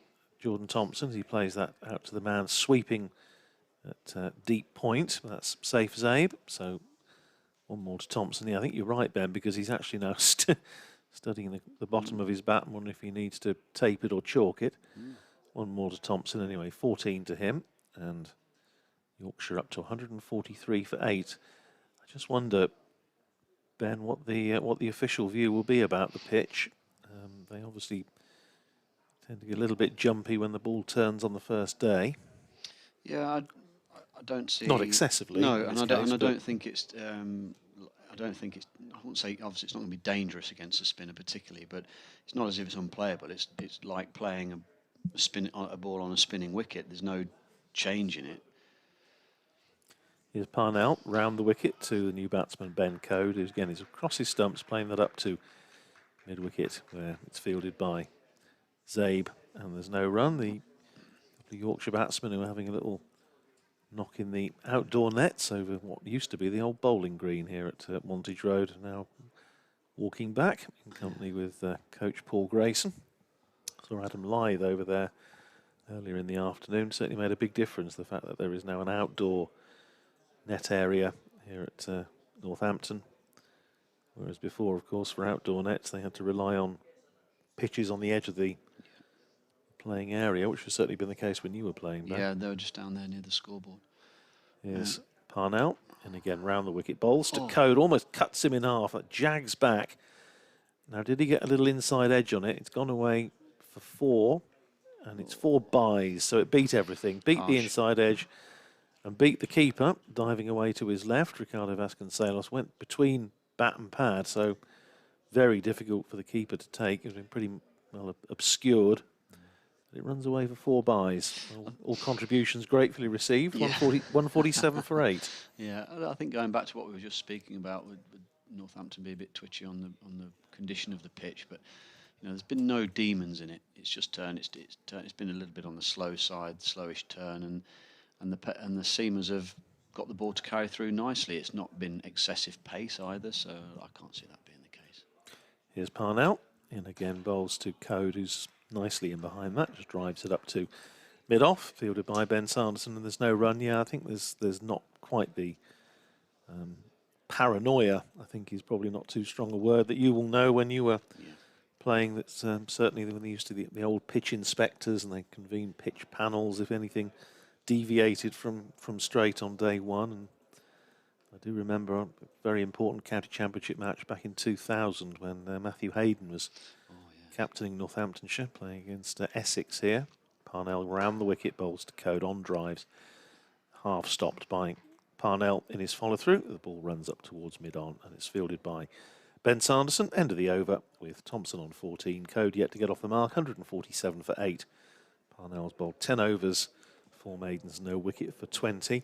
Yes, and on that occasion, it did turn a bit on the first day, and Essex were bowled out for just over 200, I think, if memory serves. And in the days when Northamptonshire, of course, had the likes of Jason Brown and Graham Swan and Michael Davis. And they convened the inevitable pitch panel. And Hayden went out the next day and made 160 odd. And Northamptonshire got a big lead. And when he got to 50, when he got to 100, and when he got to 150, pointedly raised his bat to the pitch panel sitting at the far end of the ground in the indoor the room of the indoor centre, and rather made the point. But it was one of the better innings, I have to say, I've seen played on this ground in the last sort of 20 years or so. It was a terrific knock from a very fine player. Yeah, I can remember coming here on some of those pitches there that Swan and Brown would bowl at, and very challenging from ball one. But it made interesting cricket, to be fair. Mike Hussey again, he was another Australian batter that excelled here, didn't he, during that period? Here's Keogh starting a fresh over, bowls wide, and that's cracked away by Jordan Thompson for 4. Well, Keogh not really getting that right, gave him width, bowled it short, and Thompson just flaying that away, flat batted away through. Extra cover for 4. Brings up the 150 for Yorkshire, 151 for 8, Thompson up to 18. Yes, I mean, there were instances here when they undoubtedly overdid the spin-friendly bit. Keogh in again, flights that one up to Thompson, who just goes back into his crease and drives it up off the back foot up to long off. And they're able to come through for a single. One more to Thompson, 19 to him, 152 for 8. Do you remember a match here in 1998 against Sussex, which was over in a couple of days? And it was a pitch that had been used for a Sunday League game and had been marked down for that. And they basically did nothing to it apart from remark the creases. And it was poor. And that, took it, I think, to extremes. And it was at a time when the coach and John Embry was under a bit of pressure and felt they needed a result, and they got a result, and they probably lost all the points because it was deducted. So it is a contentious sort of topic at times. I think the condition of some pitches. I think it's all right. I don't actually mind the fact that you prepare a pitch which gives you a little bit of home advantage. Here's Keogh in again, and that's was appealed for an LBW. I thought he'd have bowled him. It turned, and Code was looking to hit over long on. Apologies if I've startled anybody and made you spill your cup of tea into your lap. I thought he'd have bowled him. It didn't. They then appealed for LBWs. It must have flicked the pad on the way through. The upshot of it is, much ado about nothing. No, not out and no run. This time Code is pushing forward down to backward point, fielded by Zabe, and there's no run. But certainly Keogh's making things happen. So that's turned square. Yeah. And it's hit Code's back leg, going down leg, but it's pitched outside off. So here's Keogh in again, flights that one up, and Code going onto the back foot, playing it from the crease. Rather static, but fair enough. It just runs down on the bounce to slip, where it's fielded by Berg. End of the over, eventful. 152 for 8. Thompson is 19. Code yet to get off the mark. It turned so much, as I say. I thought from the reaction of the players that, and I say that were obscured by the keeper, that it actually just nicked the stumps on the way through, but it didn't. But then they thought, well, the appeal, I have to say, was just a little bit posthumous for LBW, but it was not out anyway. I think because it had turned so much and beaten the batsman all ends up, I think we ought to really appeal for this, because it's just see what happens. Yes, just see what happens. Yeah, it's in it. I think they're at a stage here now, Yorkshire, with the batters, where they've got Thompson, who's obviously the better batter and can strike the ball well and can put a bit of a dent in this if he comes off. But then Code's the batter that could potentially get on top of Keogh, because hit with the spin a bit more. Yeah, it's an interesting situation. Thompson on 19, facing Parnell, coming over the wicket, and I was saying they're prepared to give him a single pretty much everywhere, and he's prepared to take it off the first ball. So he has obviously faith in his partner. Thompson up to 20, and Yorkshire to 153 for 8. Breeze strengthening, without a doubt. You can see the flags on the indoor centre. There's 2 flag poles either side of the indoor centre with a flag on each, and both of them now tugging away at the flag poles. Breeze coming from southwest, I would say, just coming from over our left shoulder. Even Wendell's flag in the stand at the far end is billowing out as well. Here's Parnell round the wicket, bowls to Code, and he's bowled him. Did him on the angle, really, round the wicket to the right-hander. And it was homing in on off stump, and it very nearly did him, I think, earlier on, didn't it? There was one that seemed to be just honing in on the off stump, and he just managed to jab down. On that occasion, he didn't. It hit middle and off, and Code goes scoring, and Yorkshire 153 for 9. I think your comment, Radders, about taking that single off the first ball. Thomas is down this end, and he's hanging his head a little bit, sort of looking down at his boots, and I think that's probably what he's thinking. Why have I just exposed 10 and 11 to 5 balls of Parnell, who's got that extra yard, let's face it, and a little bit of fear factor probably in the bowlers. They don't really want to be facing this if they can help it. wouldn't say it's gloomy out there, but it's not the nicest conditions. So It just surprised me, as I say. I mean,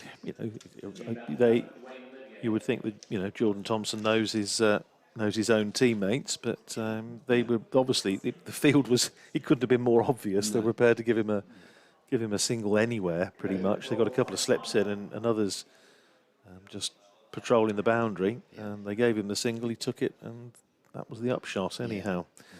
So, Duane Olivier is the new batsman, number 11. So, Northamptonshire have done the first part of the job. They've claimed maximum bowling bonus points, rather, and Yorkshire still, 47 runs away from a batting point. So, bearing in mind this is all about, from Northamptonshire's point of view, trying to catch Yorkshire up and hopefully overtake them in the table.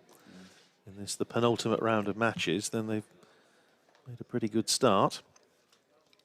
Here's Parnell to bowl to the number 11, Duane Olivier, round the wicket again, and Olivier just jabbing down on that one.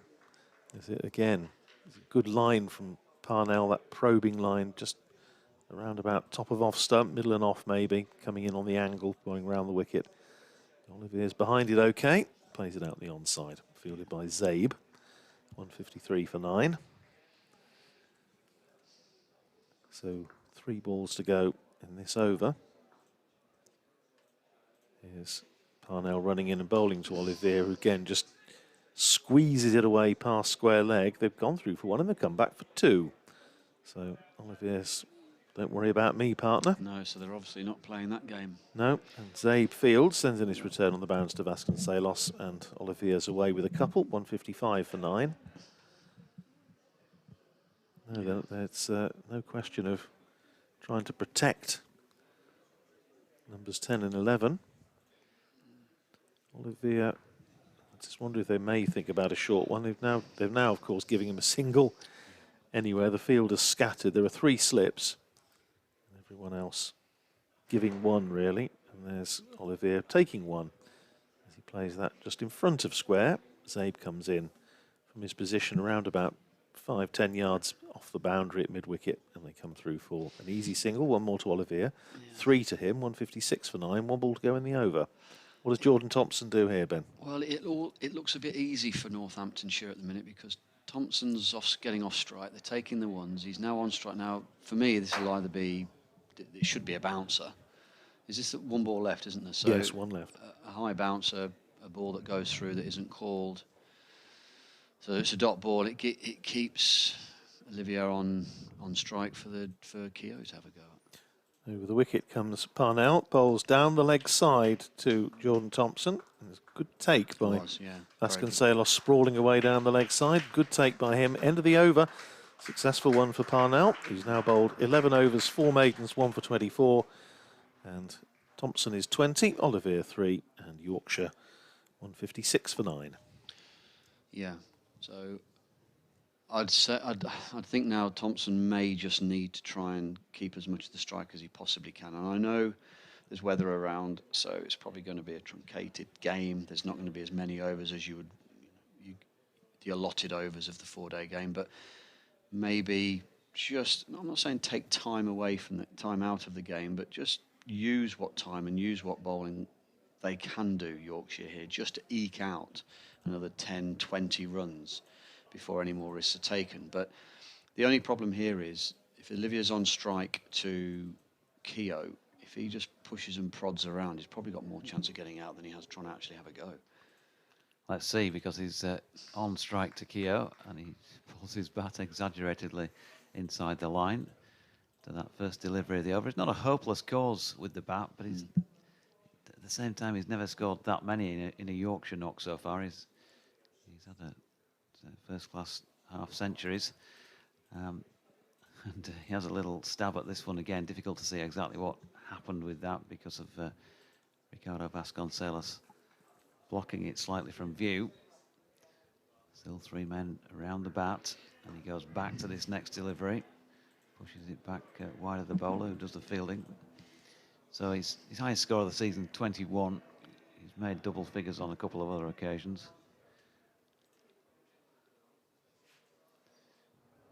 And here's Keogh. Maybe trying to set him up here. He's got him across twice now, wide of off stump. Could do with 21 here while Thompson scores 61 the other end. That'd be a pretty good get out, wouldn't it? Yeah. Here he is. And he has a flash at this one wide of off stump. So 3 successive deliveries wide of off stump. That was Fuller, and enticing him into playing at a drive. There's a massive yawning gap beyond silly mid-off in the offside, which he might have seen and fancied. Yeah. 2 to come in the over. This time he straightens things up. Intelligent bowling. And he's worked out, in fact, that was the last ball of the over. He's worked it square on the leg side without scoring. Yeah, Jordan Thompson, I mean, he could, you know, if he decides to go bang here, then it's not beyond the realms that he comes up with a half century. And if Duan Olivier can hold up the other end, and they might scrape the 200 that they're going to want for a batting point. Yeah. Yeah, I think that's probably the way to do it. As long as Olivier stays at the crease, that's the thing. I mean, it's easy to sit here and go, well, they should just bat for 10 overs and see what happens. I don't think that's realistic. I think he needs to make sure he's doing one or the other. That's either really getting out and in front and defending and smothering the ball, or he's actually having a go. And then I think Thompson to face as many balls as he possibly can. He's facing this one from Wayne Parnell, and he plays it into the onside, where it's fielded by Emilio Gay, coming round from mid-wicket. And the field, 2 slips in place, and then a deep backward point on the boundary, extra cover on the boundary. Long off about 2/3 of the way back, that's Rob Keogh. Then mid-on and mid-wicket, and then a deep square on the boundary and a long leg on the boundary. So there's a 1 if he wants one. There's Parnell bowls to Thompson, who cracks that away through extra cover. Good sliding stop down there by Rob Keogh, but they're able to come back for a couple of runs. So 2 more to Thompson. He goes to 22, and Yorkshire to 158 for 9. Bright sunshine now. We've been pretty lucky, I think. There's obviously been a lot of rain around the country, judging by the scores and the updates we've been giving you throughout the day. But I think here and Southampton have really been the games that have done best. Here's Parnell running in again to bowl to Thompson. Very full appeal for LBW and out. And that's the end of the innings. Thompson goes, just playing an all-rounder straight ball from Parnell by the look of it. He goes for 22, and Yorkshire are all out for 158. Yeah, well, they took the positive approach, didn't he? He found himself on strike first ball of that over, so I think they'd realised that probably the way they had played it, 1 or 2 overs into that, wasn't the right way. I think Thompson, he strikes the ball well. That wasn't a bad option, hitting the ball back down the ground. He cleared his front leg. It just looked like he threw his head back and tried to hit it far too hard, rather than just trying to time it down the ground. He knew, didn't he, as well? He nearly walked. Yeah, yeah, he knew. He cleared his front leg, stood in front of the stumps, and had a bit of a whoosh. But, yeah, obviously Northampton's day so far. But it'll be interesting to see how it goes, because if the seamers don't make inroads here for Yorkshire, I'm sure we'll see Don Best onto bowl fairly soon. So 158 all out in 64 overs and 3 balls. Thompson, LBW to Parnell for 22. Faced, 35 balls, and loud applause, as you can hear, from the home crowd for the home side as they come off having, as I say, accomplished the first part of their mission in this match. And I can give you the bowling figures. We'll just run through those now. Ben Sanderson, 12 overs, 6 maidens, 1 for 24. He picked up the wicket of Adam Lyth first thing this morning. Gareth Berg, 10 overs, no maidens, 1 for 37. Tom Taylor, I thought, was really good today. 11 overs, 6 maidens, 2 for 14. Wayne Parnell just finishing off the innings there with 11 overs and 3 balls. 2 maidens and 4 maidens and 2 for 26. Simon Kerrigan, 13 overs, 2 maidens, 2 for 36. And Rob Keogh, 7 overs, 4 maidens, 2 for 8. So, as we used to say when used to ring up the clubs, on a Saturday evening to find out who got the wickets, and they all shared around. Well, that's exactly what they were today. 2 for Taylor, 2 for Parnell, 2 for Kerrigan, 2 for Keogh, and, well, for once, Northamptonshire's top 2 bowlers in Championship cricket this year, Ben Sanderson and Gareth Berg, experiencing relatively lean pickings, just a wicket apiece, but I'm sure they'll settle for that. They won't be too upset about it. There were 15 extras in the innings, which were 2 no-balls, 5 byes and 8 leg byes. Yorkshire 158 all out in 64.3, so they fall short of a first of any batting bonus points. Northamptonshire pick up the maximum 3 bowling points. Yeah, well, I think if Yorkshire bowling attack will have learned from watching that will be the lengths that Northamptonshire bowled, the seamers. They bowled the ball along the wicket into the pitch. And there was not a lot of short back of a length bowling. They definitely made, which was identified earlier, I think by Jonathan, they definitely made the Yorkshire batsmen play early on. So that then when there is a ball down that channel, you know, in the corridor, that there is a decision to be made by the batter. You know, have I got to play it or can I leave it? So put a bit of indecision in the minds. One thing we didn't really see, I don't think, was a lot of swing, which I thought we probably would do today early on, even with the new ball before the lacquer went off. It'd be interesting to see if the Yorkshire bowlers are a different type of style of bowler. They're taller, over-the-top bowlers will get a little bit of swing, I don't know. But I think, yeah, the lengths will be key, making the batter play with that new ball especially. And then obviously slip catching, if they get the ball in the right area, will be of paramount, I think. And they're missing Tom Kohler-Cowmore on that front. Good slipper, of course, in the match. What I'd like to ask you, though, at this point in the break between innings, let's just go through that Yorkshire, those Yorkshire dismissals, and I want you to tell me bowler wicket or batsman gift, if you like. So, Adam Lyth. Yeah, I think bowler. George Hill. Remind me. LBW to Rob Keogh. Yeah. I think bowler, because he's got the ball to turn, and there's no. I'll give it to the bowler because it wasn't a rash shot, but I wouldn't say that's the only reason. Okay, Sam Northeast. Caught behind off Tom Taylor. Bowler, especially early on in the innings, are typical that when the feet aren't moving. I did say though, didn't I, lie, the Northeast, I think they could have been a bit more proactive and maybe got into the ball a bit more. Okay, so top 3 haven't given away their wickets. No. Gary Balance? No, well, that was a bit of a. I think that was quite soft. I don't think that was he didn't really commit to a good strong sweep shot. It was a bit sort of flicky to start with. Bit loose. Yeah, bit loose. Harry Brook, similar mid-wicket. Yeah, that was poor. Yeah, I'd say he'd be sat in there disappointed with that, and he'd agree, I'm sure. Dominic Bess.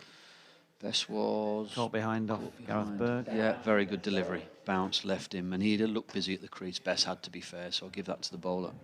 Harry Duke was LBW to Tom Taylor for 5. Yeah, good bowling, full and straight and quick, although Duke, again, could have been a bit more proactive and forward. I'll put that down to lack of experience. Okay, Jordan Thompson at the end. That was maybe sort of throwing, caution to the wind in a lost cause. Stephen Patterson's got to go down as batter.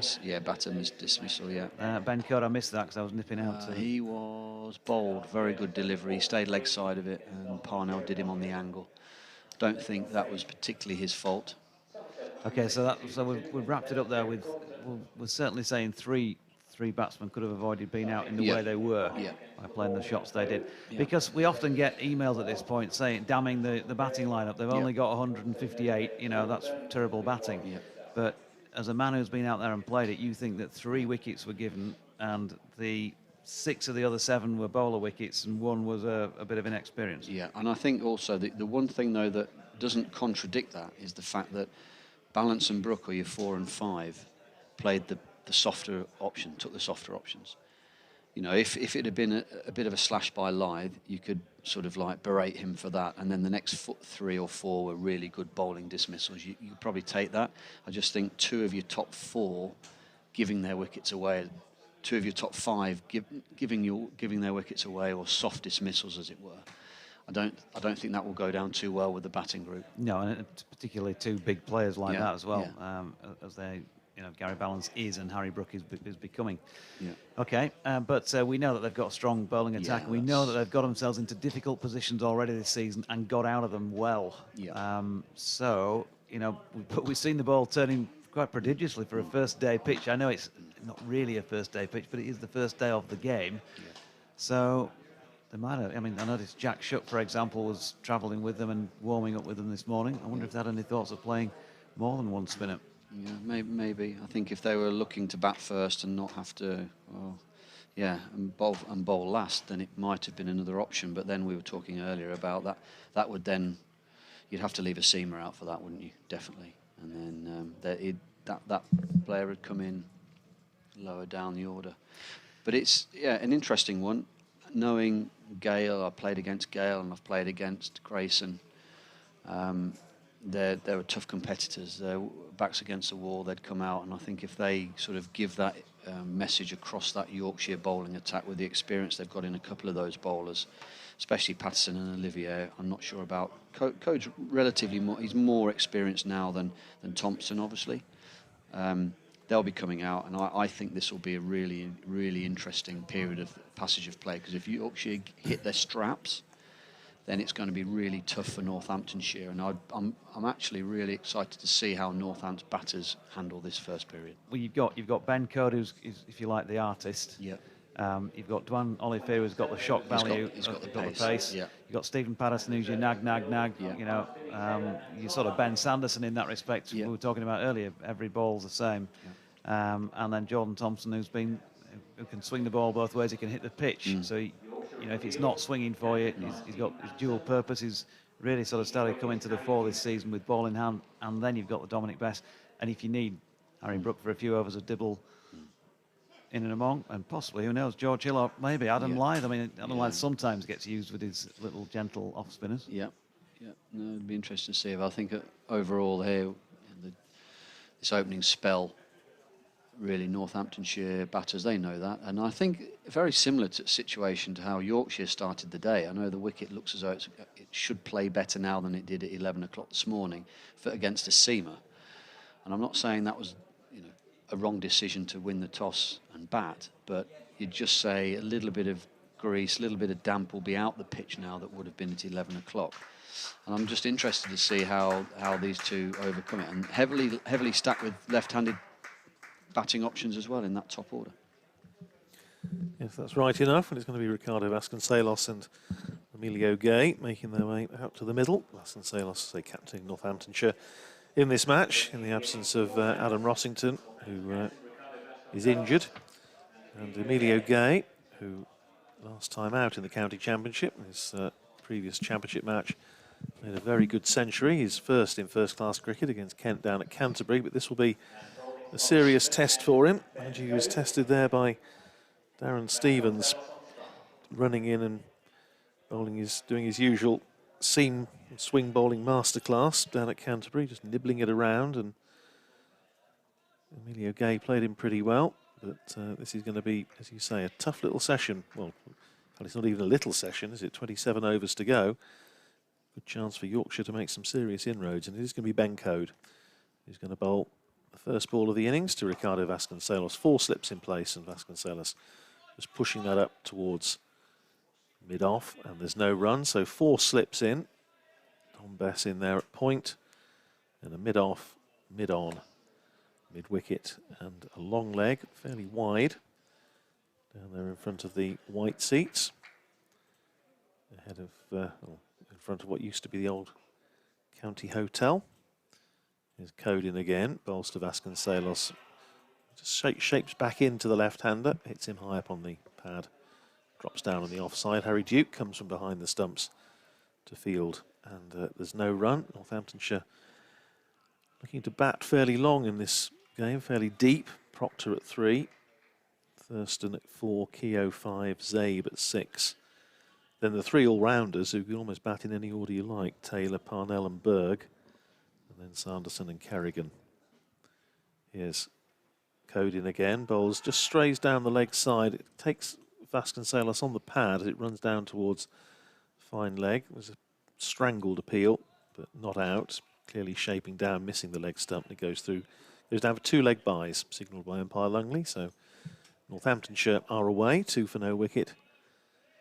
But no runs on the board yet to the batsman. Vasconcelos, 626 runs at 57 in the championship so far this year, with a couple of hundreds. Been very consistent. Here's Code in again, bowls to him, and that's on his legs, and he turns that away nicely, and he is away now. Goes down to long leg for a single, fielded down there by Olivia. And Vasconcelos is away with a single. Northamptonshire 3 for no wicket. Just to identify the slip cordon for you, Andrew, because of course you're going to be calling a hat-trick soon in this over. First slip, Harry Brook today. He's gone in place of Tom Kohler-Cavmore. Adam Lyth at second as usual. It looks like Sam Northeast has gone in at third, and George Hill is in at fourth slip. Well, you called a hat-trick the other night, didn't you, with Lockie Ferguson? Yeah. Terrific climax to that Roses match in the T20 up at Emerald Headingley. As I say, it was good to listen and watch simultaneously. Here's Code running in again to bowl to Emilio Gay. His first ball of the innings, and Gay is forward, plays it up to mid-wicket, and there's no run. I have to say, on that occasion, I was having supported Lancashire in the Roses match up at Old Trafford in the Championship. I was rather supporting Yorkshire in that one, because it was probably better for Northamptonshire to have Yorkshire winning that T20 game and just making Lancashire drop back a little bit to those teams just chasing, including Northamptonshire. Of course, they're playing Lancashire on Friday night. Here's Code in again, bowls to Gay. Gay's forward, using his height to get over the ball, plays it back down the pitch. Code fields, end of the over, with Vasconcelos on 1. Gay yet to get off the mark, and Northamptonshire 3 for no wicket, replying to Yorkshire's 158 all out. Hint of swing. Code's got that slightly slingy action, slightly lower release point, so if anything, he will find that bit of shape on the ball, I'm sure. And he's got the breeze, I think, behind him as well, so that's just might not aid the swing quite as much. Normally when you're into the breeze, or you've got the breeze obviously in the direction you're looking to swing the ball, that will help it. But tidy start from him, and Northamptonshire just showing the respect to the bowler in that first over. So Jordan Thompson then, been out there getting a few with the bat, and he's now got the new ball responsibility once again. We've seen this increasingly during the 2021 campaign. Ben Code just been moved a little wider at long leg. He'd be about 15-20 yards in from the boundary. 3 slips for Jordan Thompson. Brook, Lyth and Northeast. Dominic Bess at point. Gary Balance is in at cover. Duan Olivier's on the drive to the offside, and Stephen Patterson at mid-on. George Hill is parading in the mid-wicket region here, and this is going to be 4 runs. First ball delivered by Jordan Thompson. Got it wrong down the leg side, and in fact Vasconcelos has in fact also got it wrong. He's missed his flick at it because it's been signalled as 4 leg byes. Yeah, I think just searching for it a little bit there, starting quite straight, wasn't he? Bit of swing there though, so he'll have some hope that he'll be able to try and bring that ball back. I would have thought both of these bowlers, with the shape, it looks as though they'll bowl. They want to try and bring the ball back in and trap these 2 left-handers either on the pad or get through the defence through to the stumps. Vasconcelos waits, and in comes Jordan Thompson, and again this one disappearing down leg. Harry Duke takes it. Harry Duke's looked very tidy with the gloves so far in his previous matches. Taken a few victims, not had many in the way of stumping opportunities, that yardstick by which we measure keepers, I guess. Yeah. Wide stance as the keeper, and then takes a couple of strides up, and that's a beautiful shot. Too much width from Jordan Thompson, and slapped away through the covers by Vasconcelos for 4. Yeah, just starting a little bit more offside, wasn't he, just to see if he can get it to shape back into the stumps. It must be quite frustrating as a bowler. I've always thought, I had bowlers bowl at me, away swing bowlers bowl at me, that even using the crease from just outside off stump, the ball will swing quite dramatically away, and it's a relatively easy leave. And then you just feel that when that bowler comes straighter, they're expecting it to swing the same amount, and it doesn't, and then it just sort of stays on the stumps, and it's a bit more of a clip ball. Maybe that's something that's just happened there, and it wouldn't surprise me if Patterson's not trying to get the ball changed, because he doesn't know if it's swinging or not. Is it a sanitizer? Somebody might have picked it up over there, and so yeah, you've got to do that sanitisation thing, which might add a bit of magic to the ball. Yeah, one of those wipes just to shine one side and not the other. What are you suggesting? No, I wouldn't suggest anything. Thompson with a two-sided shiny ball. Although it will have taken a bit of a hit from that Vasconcelos shot. He's pushing out to balance this time in the covers, no run. I thought it was one of the funniest things about the return to cricket last year after the, for the first time since the outbreak, and it was least surprising that as soon as they started the old business of sanitisation on the field, all bowlers were talking about at any level, club level, professional level, was what effect does sanitizer have on the ball? Does it make it do anything? Thompson is in. That's shaping in towards the left-hander this time. Very definitely. Picks it back up and his follow through. So he's got something to work with there. Well, we all know that obviously sugar helps sort of gloss the ball when that's been used and in its various means and forms, but I don't know of anyone putting glycerin or sugars in hand sanitizers yet to try and make that work. Sunscreen, of course. Thompson coming in. Vasconcelos flicks at one. That's disappearing again down the leg side. It's the end of the over. So a little bit two sides of the wicket there, Jordan Thompson. In his first over, just wants to settle down. He's conceded just the 4, 11 without loss. Yeah, just needs to, like you said, I think it did look to me, and I don't know, I've not seen Thompson bowl live, but it looked to me then that he's really trying really hard there. He could have just maybe done with an over just to settle in. I think he's walking away from that over that's gone for 8, and he's probably thinking, I really don't know how well I'm bowling at the minute. Whereas if you just get that first over under your belt and you settle in and you try not to bowl at full pace, at least you can walk away from that over like Code would have done, going for 3 off it, hitting a decent area, feeling a bit more confident. Here's Ben Code running in again from this pavilion end to bowl to Emilio Gay, who flicks that off his pads to get off the mark. He takes a single down to long leg, fielded by Olivier. One more onto the total, 12 for no wicket, and Emilio Gay off the mark with a single. The sun has disappeared for the time being. Cloud fairly high, but pretty much total cloud cover now. Floodlights on, as I say, right from the start of the match this morning. Still, what, 24 overs and a bit to go. Here's Code in again, bowls to Vasconcelos, who turns it away down towards long leg, and they're going to come back for 2. That's good running. Vasconcelos setting himself, I think, to go for 2 more or less from the moment it had left the bat. Olivier did have, unlike the one previous delivery from Gay, which went more or less straight to him, he did have a bit of a run round the boundary for that one. So they were able to come back for a couple. 2 to Vasconcelos. He goes up to 7. And Northamptonshire to 14 for no wicket. Vasconcelos has been involved in a couple of run-outs this year. One of them, of course, up at Headingley. David Willey, fantastic bit of fielding and a very crucial dismissal. Code in again outside the off-stump. Vasconcelos leaves it. Goes into the gloves of Harry Duke. 4 slips waiting for an edge. Vasconcelos on that third evening, wasn't it, when Northamptonshire were beginning their run chase, and he'd gone along pretty nicely and then was run out by fantastic bit of fielding by David Willey, and it just turned the match a little bit and took Northamptonshire quite a while to recover from that. Here's Code in again, bowls to Vasconcelos, who's in behind it, plays it up towards mid-off, and there's no run, fielded by Gary Ballance. In fact, given the result, you could say they didn't recover from it. No, but, he made an error in a recent T20 match, David Willey, and it was just one of those moments where you think, what? Because he's just brilliant. I mean, he's the best fielder for me in the team. He's fantastic fielder, and he also, Vasconcelos perishing in a start of a run chase down at Hove. Here's Code in again, bowling to him, and again he's just playing that up to mid-wicket this time, and there's no run.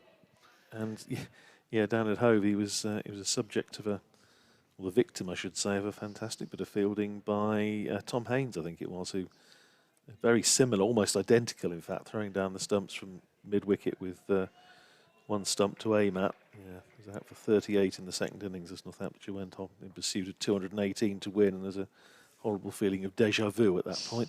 Here's Code in again, bowls to Vasconcelos, is in behind it, plays it back down the pitch. Fielded by Code, end of the over, 7 Vasconcelos, 1 to Emilio Gay, and Northamptonshire 14 for no wicket, replying to Yorkshire's 158 all out. Yes, when you saw him run out for 38 in almost identical fashion, you thought, I've been here before. Roughly the same victory target, Vasconcelos going well and then run out with a great bit of fielding. Oh dear. But in the end, that one ended rather more happily than Northamptonshire for the one than the one up at Headingley did.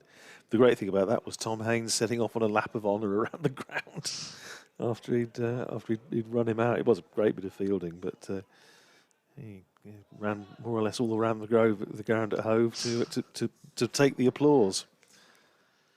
Yeah, it was one of the best pieces of fielding I've seen this season. David Willey and Jordan Thompson, man with ball in hand at the moment. When he caught Josh Inglis in the T20 game against Leicester the other week, again, equally as good in a different way. A worldie, as they say. His first delivery is quite a good one here, wide of Emilio Gay's off stump, and gets him to have a little bit of a swish at it. Ball shaping back in on the left-hander, particularly after it passed the bat. Yeah, I think he's played inside the line of that because of the shape that Thompson's shown he can bowl with. Both these batters are expected. I mean, Code's been very, very accurate there, and he's looking to hit these two batters on the pad in front. Here's Jordan Thompson again. That's straightening things up. Yeah. Pushed into the onside, no run. Yeah, so I think the batter maybe then Gay just played inside the line of it. He was most likely expecting it to come back in a little bit more, maybe. Just going back to fielding, I mean, it's such an important aspect of the game, and you were obviously very, very good at it yourself. We just talked about one or two other players, and our mutual old mate as well, Lugsy. Lugsy, yeah. Parade around in the covers. It's such an important part of the game as Gay flicks this off the hip down to long leg, and Ben Code's in, but they get through for a single. Just sort of doing a coaching session with some kids last week, and it's what to try to say to get to plant in their heads about what they need to do. Those first couple of strides when you're moving in, and preventing the thought of a single for a batsman, because if he takes you on and wins, then he's going to take you on again, isn't he? Yeah, absolutely. You can sort of win that little battle early on. Yeah. There's Jordan Thompson coming in, and Vasconcelos pushes it back to him, and there's no run. It's sometimes difficult to convey that and to put it into a match situation with younger players, to get them to understand what you're trying to get them to do. I think the big thing is the watching of the game for them. If they can see, if you could point out this is a good example of a fielder that's aware at the moment, and they get the idea of the sort of movements of fielders, that's a good starting point. Thompson into Vasconcelos, a ball that shapes in on him and is turned out into mid-wicket by George Hill fields. I think the big thing for me would be fielders just watching the shape of the shot, really, from the batsman. I fielded at cover points, a square of the wicket. Tough old place to field, actually, because balls that are hitting to the batters that are shaping to hit leg side, the ball could often come to you. So, yes, you've got to expect every ball to come to you, but just seeing how they set up can help you get into the right position before the ball's been hit. Thompson to Vasconcelos again, down the leg side and through to Duke. That's going to end the fourth over with Northamptonshire on 15 without loss. Yeah, and this thing about expecting the ball, I was saying that to them last week, you've got to expect every ball to come to you. They're obviously not, but so it's, effectively you're saying to them, you're going to be wasting a load of energy for the next 20 overs or whatever it is for a junior match, walking in for a ball that's never going to come to you, but you've got to expect every single one to come to you, because you need to be ready for the one that does. It might only be 1, 2 or 3 in the whole innings, but they might be vital. Yeah, that's right. I think the other thing with fielding as well now, especially in that junior cricket and 20-over cricket, and really all the way up now into senior T20 cricket, you've got more to do each ball. If you're at a long on or you're at a cover point, you've always got a little bit. If the ball hasn't come to you, can you get around the back of extra cover in case they misfield it? Can you back up the bowler's end if mid-wicket has a shy? Is Ben Code running away from us, bowling to Emilio Gay. 4 slips still in place, and Gay plays that out into the covers, or it's fielded by Dom Bess. And there's no run. Presumably Bess will be in the attack in the not too distant future, having seen the turn that was obtained by Rob Keogh in particular, and Simon Kerrigan as well. But Keogh, so he's not bowled a great deal this year. It was impressive today. 7 overs, 4 maidens, 2 for 8. Here's Code in again, bowls to Gay, just straying onto his legs, and Gay turning that away out towards the boundary at deep square. It's a good bit of fielding, running back there by Jordan Thompson, and keeps it to a couple of runs. 2 to Gay, 4 to him, 17 for no wicket. Gay very strong there, also Likes to drive through the offside, hit one straight drive. You know, sometimes a shot can just set a batsman off. And I think down at Canterbury there was one in particular, a beautiful straight drive, which went for 4 when he was being... Well, Ricardo Vasconcelos was outscoring him to an almost ridiculous degree, and that just seemed to set him off. And he finished up overtaking Vasconcelos, and that's outside the off-stump. Good ball from Ben Code. Good reply. Just the line. And Gay just lured into playing at it. Went past the outside edge, went into the gloves of Harry Duke, and there's no run. Bit of a change in the field here, and they're bringing Gary Balance in there at short mid-wicket. Just looking to put a little bit of pressure on Gay, and conscious of the fact that he does like to play that sort of pick-up stroke. They've got a man just in front of square next to the umpire, and a man now at short mid-wicket. Bowls to Gay. Does Ben Code, and that's played out on the offside. And fielded there by George Hill. Batted so well for Yorkshire today. And his first attempt at opening the innings. A very good attempt it was too. 71 runs he made, 170 balls with a 6 and 8 fours. Really held the innings together. He was 7th man out at 142, having made at that point exactly half the runs scored by Yorkshire. So down to 3 slips now as Code comes in, bowls to Gay forward. Rocks under the front foot, pushes it up on the onside of the pitch, and it's fielded by Gary Balance, who's in there on that position at short mid-wicket, and there's no run.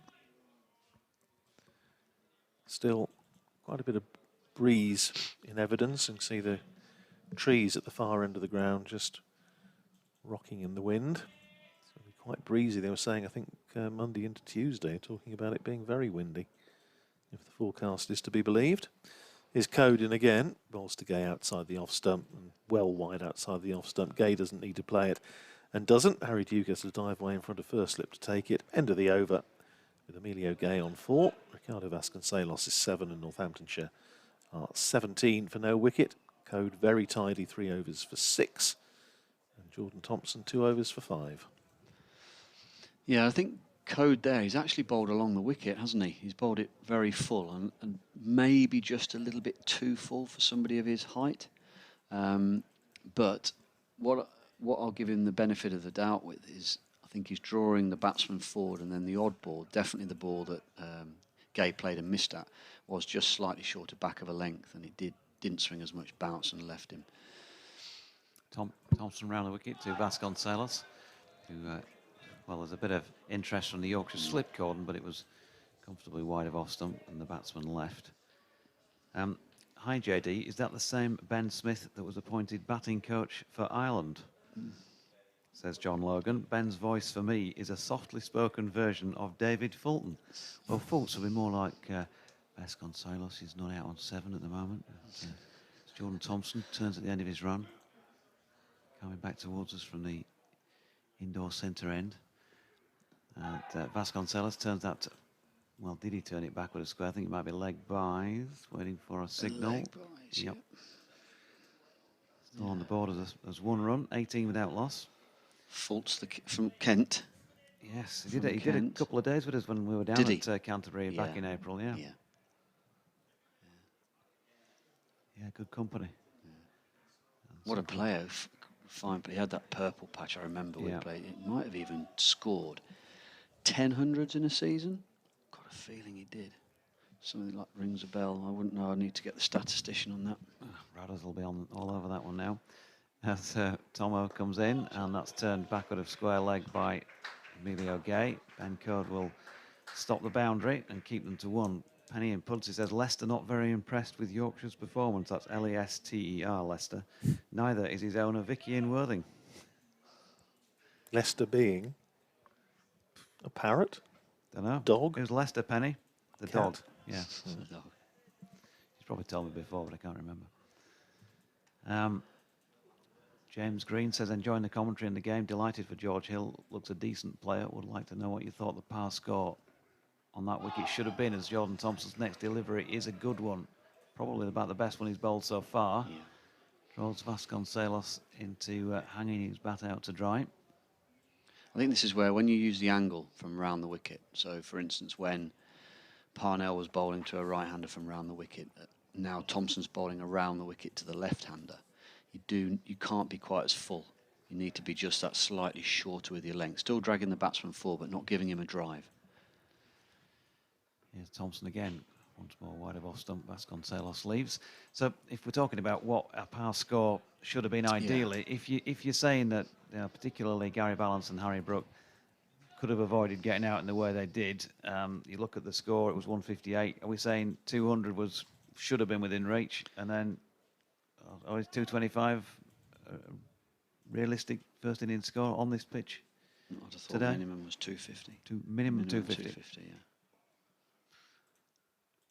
Thompson into Vasconcelos, who gets a thickish inside contact on this, and it's out to square leg where they get a single, and George Hill fields. Forever Dormo says that I've spent the weekend at Massam, but on my return I see Yorkshire's batting has returned to pre-break levels. What's going on? Honourable mention to Hill, but really don't we see the need for batting points. Game is at least well advanced, so we should see a result. When you talk past scores in 4-day cricket, I find it very difficult to know what would, when you say past score, I think in 1-day cricket it's a little bit easier to do that.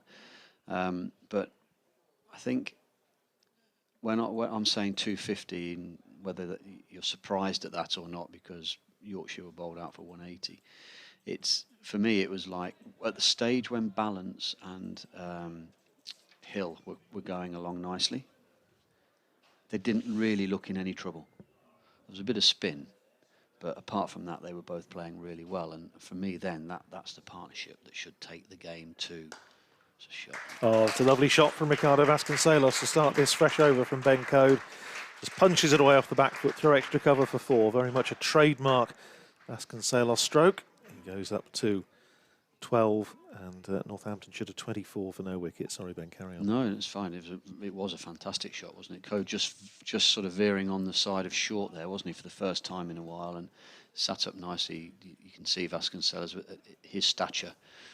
He's not going to be wanting to lunge on that front foot and powering it down the ground. He's going to be scoring square of the wicket and then expecting the odd ball to come really full and straight at him to get him out LBW, and that's the ball he needs to be waiting for and aware of. But I'd like to ask you a question about this particular opening pair in just a second as Code comes in, bowls to Vasconcelos, who works that down to fine leg for another single. Olivier is down there on the boundary. One more to Vasconcelos, 13 to him, 25 for no wicket. Because that point you were making about the length that Vasconcelos would prefer, and in a sense, the fact that you've got two such contrasting batsmen, because Gay is big and tall and likes to have it full and does like to look to drive down the ground. And Vasconcelos, as you described, who prefers that sort of back of a length to punch it away. Again, it's a decent opening pair in that it gives the bowlers something else to think about as Code comes in and bowls this time to Gay. Again, just playing slightly across that front pad. Works it away into the onside. And there's no run, fielded by Jordan Thompson there at square leg. But to be fair, that's really full, that. Yeah. Now, first-class batsman playing at this level shouldn't be missing a straight ball. No. So, and I get what you're saying, he's playing across the line. Yeah, he could have probably aimed a bit straighter. But if Code was just back of a length a little bit more there, that then could hit him on the pad or nip away or hold its line, and then that brings the outside edge in. Yes, Code, and again bowls to Gay. Full, and he does drive this time, but doesn't manage to elude George Hill. A good bit of fielding there at extra cover. But you see what I mean about the opening pair? I think the fact that they contrasting. And I think it's, from that point of view, it's possibly a better bet than the Vasconcelos Curran on that level at least. No disrespect to Ben Curran at all. He's obviously a fine player, and I was delighted to see him get some runs in the T20 the other night. But perhaps a little bit similar. And this does give the bowler something else to think about. Again, Code forcing a defensive stroke from Gay, plays it up to mid-on where it's fielded by Steve Patterson and there's no run. The answer to your query about David Fulton, by the way, is very close. In 2001, he scored 9 centuries in the season. And the extraordinary thing about that is that in every season between 1994 and 2000, he scored 1 century in the season. Yeah. And then suddenly in 2001, he made 9. Yeah. Made 1,892 runs, averaged just short of 76. Here's Code in again, bowls to Gay, again plays that nicely, that's beautifully timed. That's gone like a shell over the outfield for 4, just behind square on the onside. That's a nice bit of timing from Emilio Gay, who goes up to 9, and at the end of the over, 29 for no wicket, 7 overs gone, with Vasconcelos on 13, Gay on 9. And then he sort of pressed on, really, got 400s in 2002, 5 in 2004, and retired at the end of 2006. I think it was an eye injury, Yeah, wasn't it? He very, had a bad very injury. Unfortunate, very unfortunate, yeah. The ball had come out of bowling machine and he wasn't ready for it. Fine player. Yeah. It took it to the next level, really. I can remember the game, he scored 2 of them at Canterbury. He was ramping Devon Malcolm. As you do. Yeah, just took him over the slips. Vasconcelos driving Jordan Thompson, who nearly flicks it onto the stumps at the bowler's end. That would have been out. Was he out of his It ground, looked like Emilio it. Gay? It looked like it, yeah. Unless his foot's over the line, I don't know. But he definitely, I don't think he was. But he was back, no. That would have been a way to go. Harry Crowhurst, the young Durham Academy player, was playing in the T20 the other evening. His first team debut and got out like that. Wayne Parnell did him. He'll flick onto the stumps. Yeah, I think you might be right. You know, just saw the replay. He hadn't got his bat down and he tried to put his foot down, but I think it might have been short as Vasconcelos pushes his next ball up to mid-off. There's no run. I'm starting to turn my attentions to thoughts of this Ruby or whatever it is you're taking me for tomorrow night, Radders. Yes, I better start and give that some thought detailed consideration. Indeed. I see a short list drawn up. Take votes from the audience as to which is the best. Printed menu. Thompson round the wicket to Vasconcelos, who's solidly behind this one into the covers. Are you adamant it needs to be a Ruby Murray? Well, it was you who suggested that. Well, I've just clung on to that one now since, because I do love a good Ruby. Well, as I say, there's the run, and people that know Northampton will know that the Wellingborough Road between the county ground and the town centre has a number of very good eateries, which are within sort of walking distance of the ground, but also where you're staying is quite close to 2 or 3 very nice villages that have pubs. Certainly one of them is very good, I do know. Thompson to Vasconcelos, shorter length delivery this time, and one-handedly dropped into the leg side by George Hillfields. 1 or 2 visiting teams over the years, Ben, did the Welly Road, didn't they? Starting at the APH, the Abington Park Hotel, which is the one just at the bottom of the road here, which for years and years was the sort of the cricketers' pub. Only when I was I only probably did the first 2, because it would have been when I played for Worcestershire. I'd have been doing Leicestershire. We travelled every day. Yeah. Thompson is pushed into the offside by Vasconcelos once again.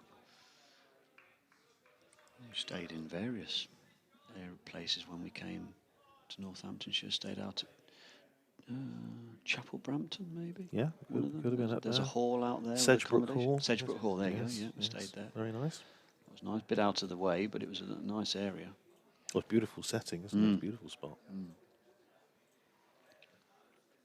Can Jordan Thompson get the breakthrough then? Oh, he's not too far off doing that with this. He's induced the drive from Vasconcelos, but credit to the batsman. Although it was aerial, he bisected Jordan Thompson in his follow-through, and skipper Stephen Patterson at mid-off, and he's got 4. Yeah, he stayed on the shot well, didn't he? He didn't sort of quit on it. He could see he was wanting to drive it straight. And no stage had he let the ball come close enough to him, but he had the nerve to let his hands go through the shot and hit it hard between the bowler, who, to be fair, from round the wicket, it wouldn't have been far off, you know, an opportunity for the bowler. But it's with the angle like that as well, you tend to slide your field slightly squarer, so mid-off has gone a little bit wider, extra cover goes a little bit wider because the bowler's covering some of the ground as well. It sort of opened up a bit of a gap to him, and I can see why as well. Vasconcelos is a sort of an extra cover to backward point type of player. He's not necessarily a down the ground driver. 33 for no wickets. It's getting a little bit murky. The light's just not quite as good as it was, so the floodlights have been on since ball 1. But you just started to see the lights on the scoreboard, the digital scoreboard over there, shining quite brightly, and a little bit more cloud around than there was perhaps half an hour ago. But we're okay for the moment, thankfully. Still got 19 overs to go in the day, so going to be looking, if he goes the distance, potentially around about 6:30, touch later probably, about 20 to 7. If we go right the way through, presumably we'll see a bit of Don Bess at some point, unless the seamers really get amongst the Northamptonshire top order.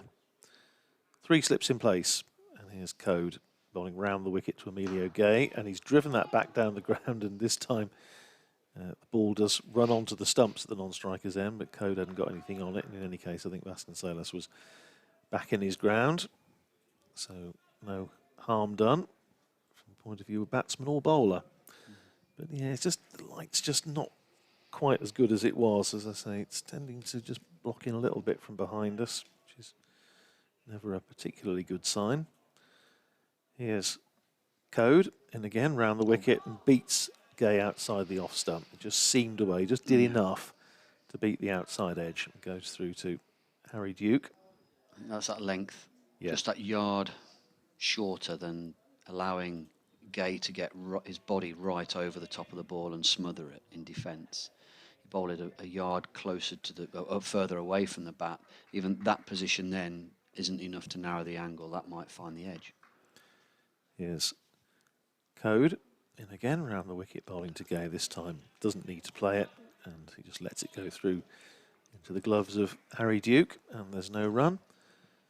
Just a quick look at what's happening elsewhere. As we said, the ODI, unfortunately, between England and Sri Lanka abandoned at halfway down at Bristol because of the weather. No play today at Old Trafford between Lancashire and Kent, the match in this group. And they were late starting down at Hove as Code comes round the wicket, bowls to go, runs that down cleverly, wide of between third slip and backward point. He's running down towards the boundary at third man, turning for 3. Vasconcelos called for 3, running down towards the danger end at the striker's end. And it's good running by these two, 36 for no wicket. And Gay into double figures, he goes up to 12. At Hove, which is also, of course, in this Group 3, Sussex 98 for 6 against Glamorgan, who were 4th place, and certainly not out of the question that they could challenge for a place in the top 2. At Trent Bridge, Derbyshire 76 for 5 against Nottinghamshire. They are back on there. Hampshire 226 for 7 against Surrey at Southampton. Just fallen away a little bit there. Here's Code in again outside the off stump to Vasconcelos, who lets it go through to Harry Duke. Yeah, Hampshire have just let that position slip a little bit. They've had almost as much play, in fact, slightly more play than we've had here. At Taunton, Somerset are 203 for 4 against Leicestershire. And there's been no play today. It's been abandoned for the day at Edgbaston between Warwickshire and Durham. So, real mixed bag today, and we've done pretty well. Here comes Code, round the wicket again. Bowls to Vasconcelos, who flashes at that, flashes hard, goes wide of third slip, down to the boundary for 4.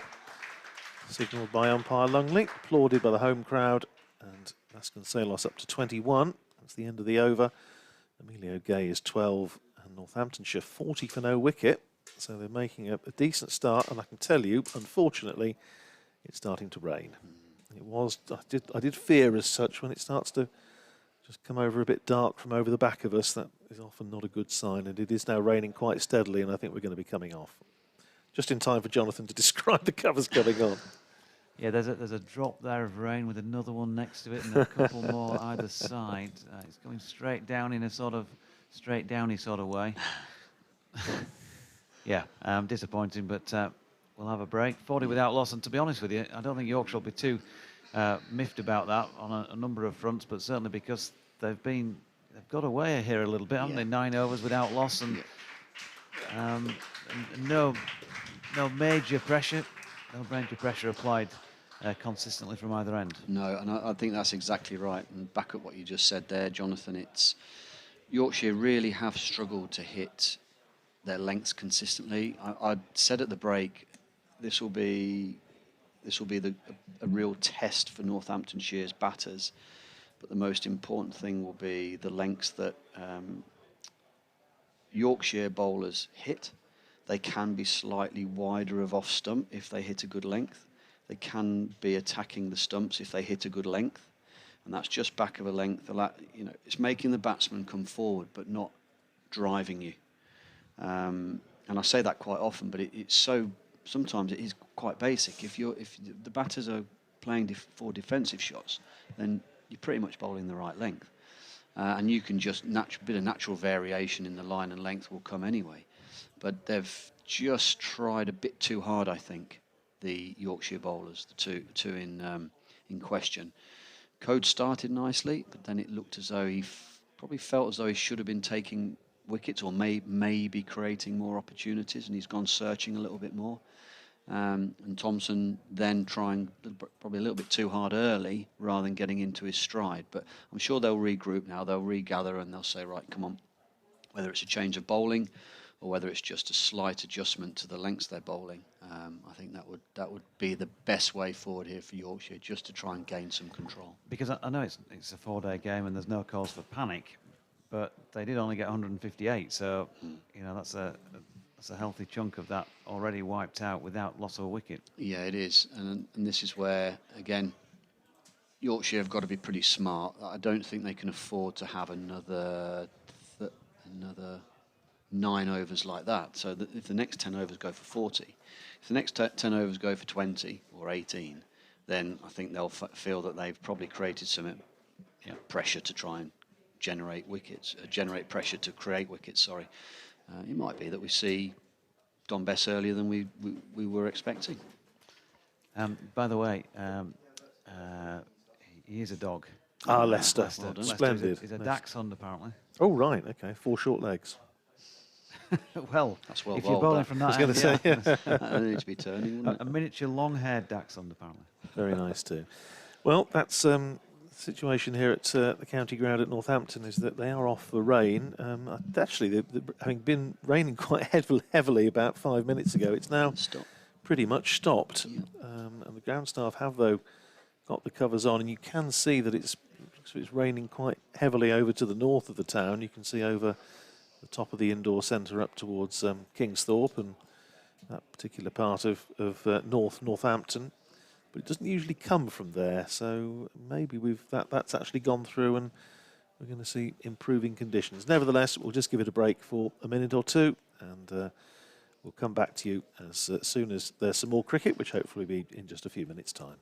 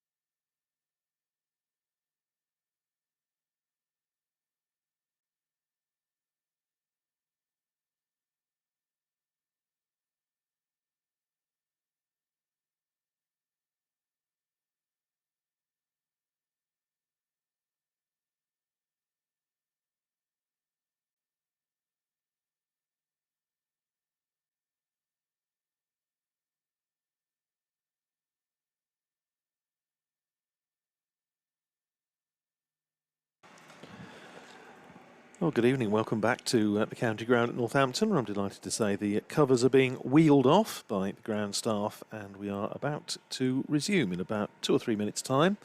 The official time of resumption is 6 minutes to 6 local time, which, as I say, is 3 minutes' time according to my watch. And there are going to be 12 overs remaining. So it basically means we've lost half an hour of cricket today, which, as I say, considering really the weather around the country and how much cricket has been lost in other grounds, and certainly in the case of a couple they haven't even managed to start at all, then we've done pretty well. Hopefully we shall get through now for the last 12 overs of the session, 12 overs of the day, 40 for no wicket, Northamptonshire applying to Yorkshire's 158 all out. And the umpires indeed just making their way out into the middle. Tom Lungley and Billy Taylor, along with the Yorkshire team led by Stephen Patterson, and I'm sure the Northamptonshire batsmen, Ricardo Vasconcelos and Emilio Gay, just following on. And they'll be hoping, obviously, to see out the day if they possibly can and set the seal on what's been a pretty good day for Northamptonshire. And Ricardo Vasconcelos, of course, day starting pretty well for him as he was awarded his Northamptonshire cap, and then saw his side, his bowlers bowl out Yorkshire for 158 after the visitors had won the toss and chosen to bat first. And he's now 21 not out, with Emilio Gay with him on 12. Your commentary team for today, and indeed tomorrow as well, myself, Andrew Radd, Jonathan Doidge and Ben Smith. And Ben, we were talking earlier about... It wasn't on. It wasn't on, and I was just checking if it was. Sorry about don't worry, that. that's fine. 1, 2, 3, 4, testing. That's all right. We can hear you. And we were talking about the possibility of seeing some spin sooner rather than later. Yeah. It's got to be sooner because we're going to see Don Best come into the attack. Yeah, and it's not a surprise, is it? I think after what we saw towards the end of Yorkshire's innings, to get Don Bess into the mix and see what it's like. And also with spin, on a spinning wicket like this, you can actually set quite attacking field, so you're able to create chances and get men around the bat. Well, here we go with a slip and a forward short leg in place. Adam Lyth in there at slip, and Don Best starting round the wicket to Emilio Gay, who immediately plays it down to forward short leg on the bounce. That's Harry Brook under the lid at forward short leg, and he just flicks the ball onto the stumps. Harry Duke repairs the damage, and there's no run. Floodlights still on, as I say, as they have been all day, but much brighter now, very much brighter. Almost the sun trying to come out again. Here's Bess in again, bowls to Gay, plays that up towards mid-on, but intercepted by Sam Northeast down there. It is, isn't it? And, just on the edge of the square at mid-wicket, waving to the dressing room for something. Here's Bess from the far end, the indoor centre end, and flights that one up to Gay, who's forward, plays it up once again to Sam Northeast at mid-wicket, and there's no run. A few of the spectators, I think it's fair to say, have drifted off home for either a very late Sunday lunch or an early Sunday supper. There's still a few down there in the West Stand where it's undercover. Just bringing in from deep backward square to his one saving position at backward square leg. That's George Hill. That ball again played defensively by Gay out into the onside Northeast fields once again. And there's no run. Sam Northeast, of course, making his Yorkshire debut in this match. On a short-term deal, we've decided to call it, from Hampshire, as Hampshire have actually said that he's left the club now. Here's Bess in again. Bowls to Gay, turns that away down towards fine leg, runs for him here. It's a chase down for George Hill, and they amble through for a couple. 2 to Gay, goes up to 14, and Northamptonshire to 42 for no wicket. And I think the sun is now trying to come out. Certainly much, much brighter than it was about half an hour ago. So we were off the field for what, about 20 minutes, something like that? Yeah, I think so. Bang on 20 minutes. Yeah. Here's Bess turning at the end of his mark. Bowls round the wicket to Emilio Gay, who drives up to mid-on, and they're going to get a single because it bounces off mid-on's knee, ricochets off to mid-off, and they're able to come through for a single. So Gay comes through for one. Mix the bowling as the sun comes out. 15 to Gay, 21 to Vasconcelos, 1 over gone since we've been back for the stoppage. So still 11 to go in the day. 43 for no wicket. Northamptonshire still trailing Yorkshire by 115.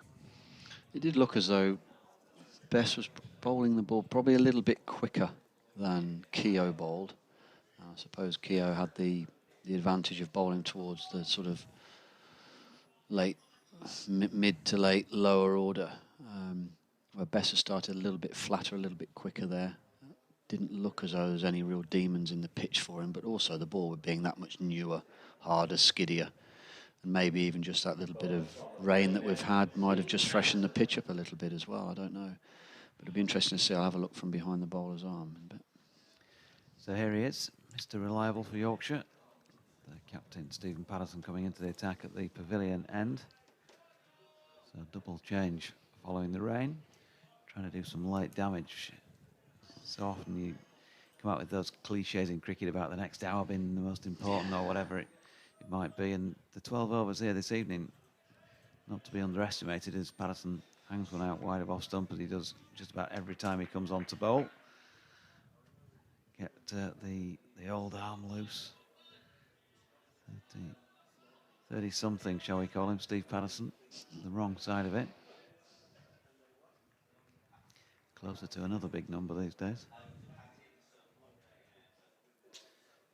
And he's just going to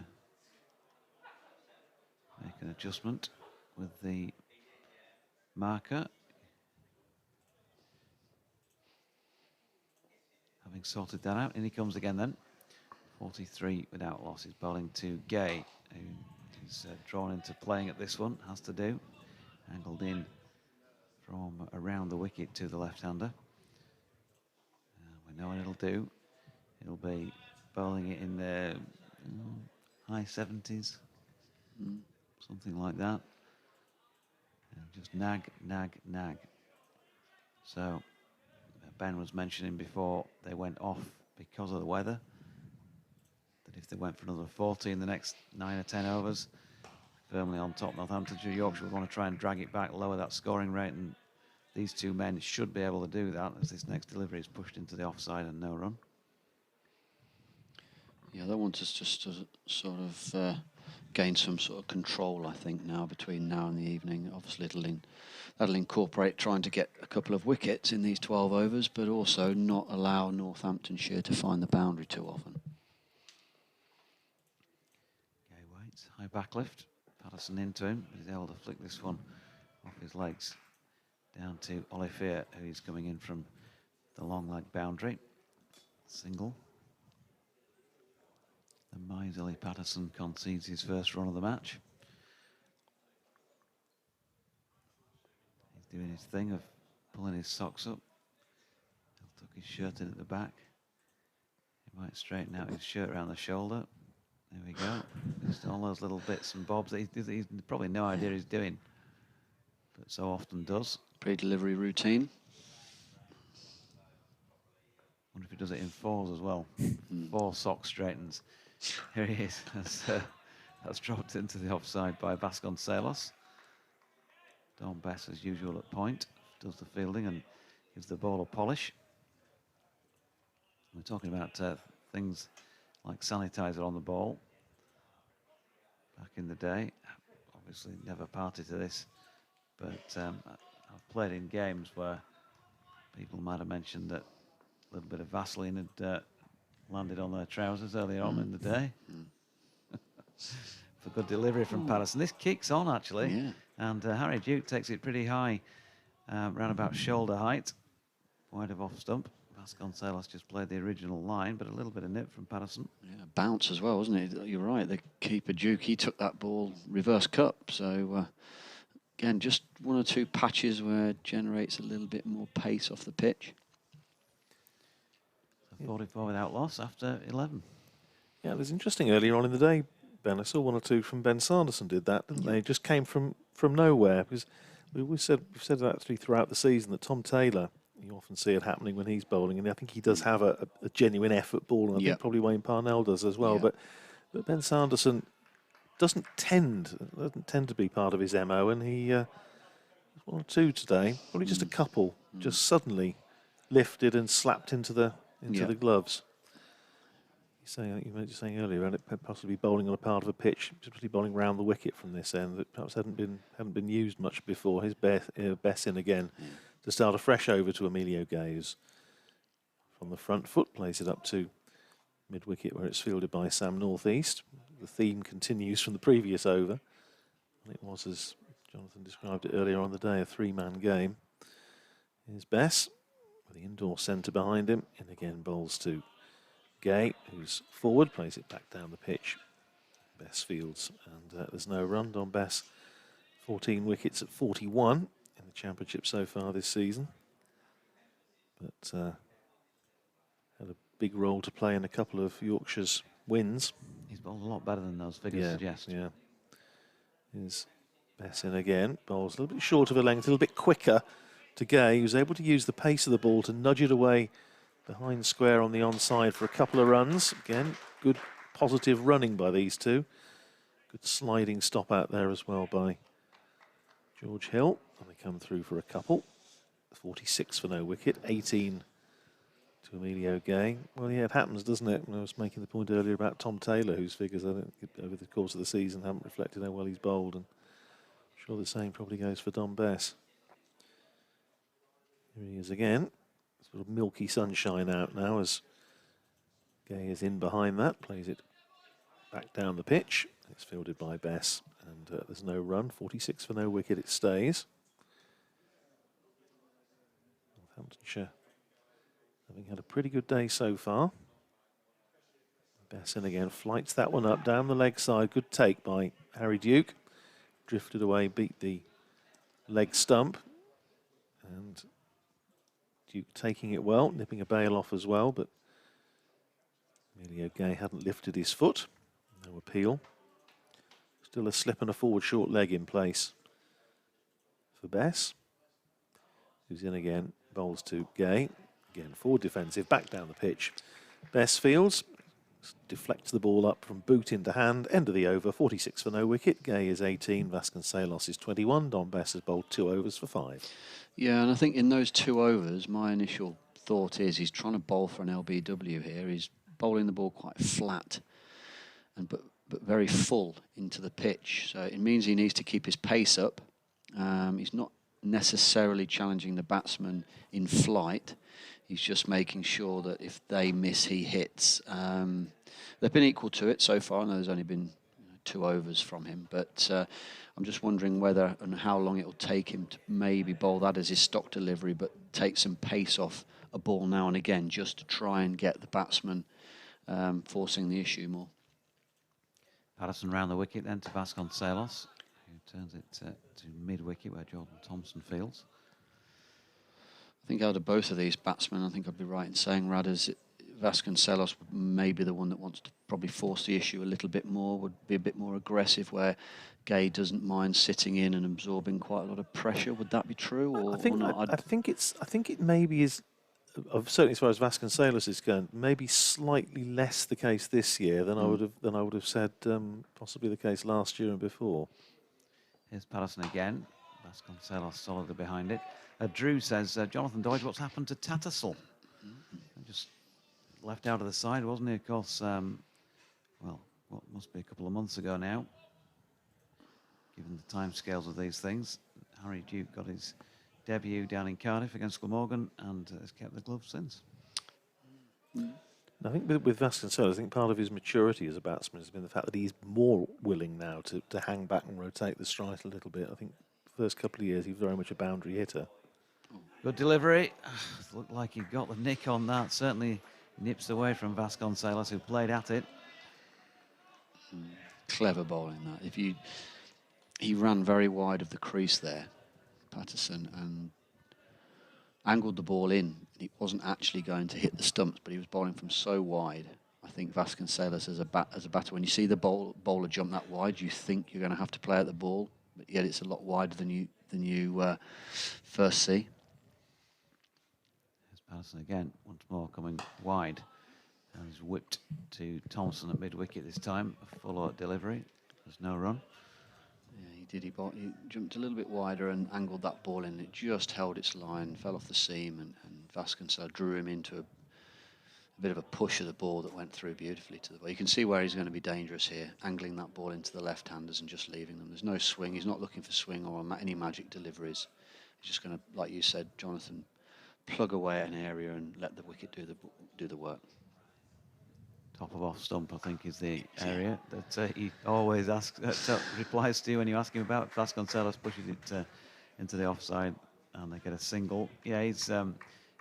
If you ever get to ask him if he's bowled a good spell, and you talk about what was the plan there and all the rest of it, he just said, same plan as always. Top of off stump. It's just very, very simple in terms of how he approaches the game. Keeps it simple. So Gay back on strike at 47 without loss. Last ball of Patterson's second over. And this time he draws a leading edge from Emilio Gay. He's going to pick up runs for this because he's obviously got a good edge to his bat. It has gone a long way over towards the boundary, back of point. They've pulled it in 5 or so metres short, and he gets 3. And that is applause for an unbroken half-century first wicket partnership. Yeah, not the shot, I don't think, on this wicket. No, not from that angle. And if Gay had been watching, well, he would have been watching, but you'd have thought he may just have thought when Vasconcelos played and missed a couple of times to Patterson, played and missed once, definitely, outside that off stump. You've got to play the line of the ball and keep a full face of the bat. He just got a bit flicky there, didn't he, to a ball angled in at him. He's outside the line of off stump. If he is, he shouldn't be out LBW if he gets a decent stride in still. Just let the ball hit the bat in defence, and then anything else get out to. But he just flicked at that. I think he was trying to get greedy through mid-wicket to a decent delivery. Here's Emilio Gay taking strike again with Don Best bowling round the wicket from the indoor centre end, outside off stump, just turning away from the left-hander into the gloves of Harry Duke, and there's no run. Bright sunshine now, made all the more striking by the fact that there's quite a lot of dark cloud around to the north of the ground. So the contrast between the sunshine and the dark cloud, so very striking indeed. Again, prodigious turn, sharp turn from Don Bess. It was the first ball though that he'd taken the pace off it. I think he just flighted that one up, didn't he? And he just gave it a bit more air. And it was far enough away outside off stump that Emilio Gay didn't have to play it. It started wide and turned wider. Here's Besson again, fires it in that little bit quicker this time. Gay is in behind it, playing it up to Sam Northeast at mid-wicket. And there's no run. Yorkshire would dearly love to nip a couple out tonight. Otherwise, I think Northamptonshire will have felt it's not far short of the perfect day. Here's Besson, flights that one right up to Emilio Gay, tempting him. Clever bit of bowling, but Gay, on this occasion, is not to be tempted. Just blocked it to mid-wicket. Fielded again by Sam Northeast. Good contest, this. Here's Besson again, flighting that one up. And Gay, so he's a big, tall man, just pushing it out to extra cover. It's fielded by Gary Balance, and there's no run.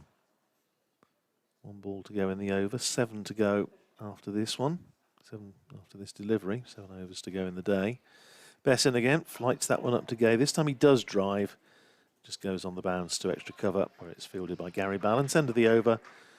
It's a maiden, 21 to Gay, 22 to Vasconcelos, and Northamptonshire 50 for no wicket. Don Bess, 3 overs, 1 maiden, no wicket for 5. And he's certainly trying his full repertoire to try and break this opening partnership. At the end of that over, certainly the ball is turning a bit, as we saw earlier on from Rob Keogh to a greater extent, and Simon Kerrigan perhaps to a lesser extent. But it all makes for an interesting tussle. And as I say, 7 overs to go in the day's play. And it's going to be Patterson to continue. Yeah.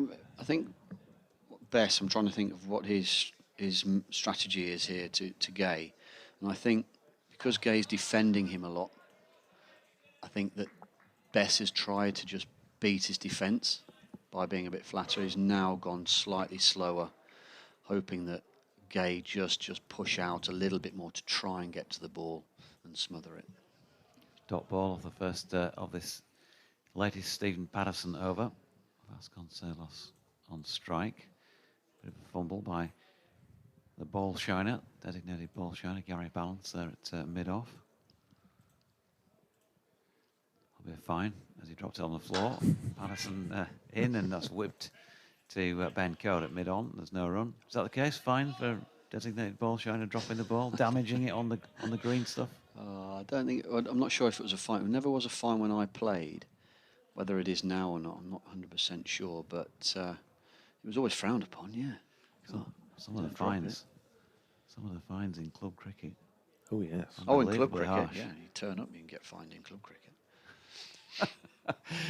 Patterson in, good delivery, drawn into the shot there. Vasconcelos wanted to drive at that one. And similar to what you said before, Ben angled in from wide on the crease, drawn into a plainer shot at the ball. He didn't necessarily need to. Yeah, it's he's probably just looking a little bit square. One thing that impressed me about Gary Balance to the angle of this same sort of delivery was how much the face of the bat pointed back down to the bowler, and he looked to play the ball a lot straighter, even if he wasn't forcing it. He's just gone a little bit square there to try and pierce the gap. Here comes Patterson again. That is straighter. Vasconcelos does play it out to George Hill, who I'm hoping to speak to at the end of the day's play, ask him what it feels like to get 71 in first-class cricket. He'll be a happy lad tonight. He's nearly 3 times as what's he gone past his personal best, and it's going to hurt him in the wallet, but he'll be well happy with that, I'm sure. Today he went about his business really, really well. He impressed me.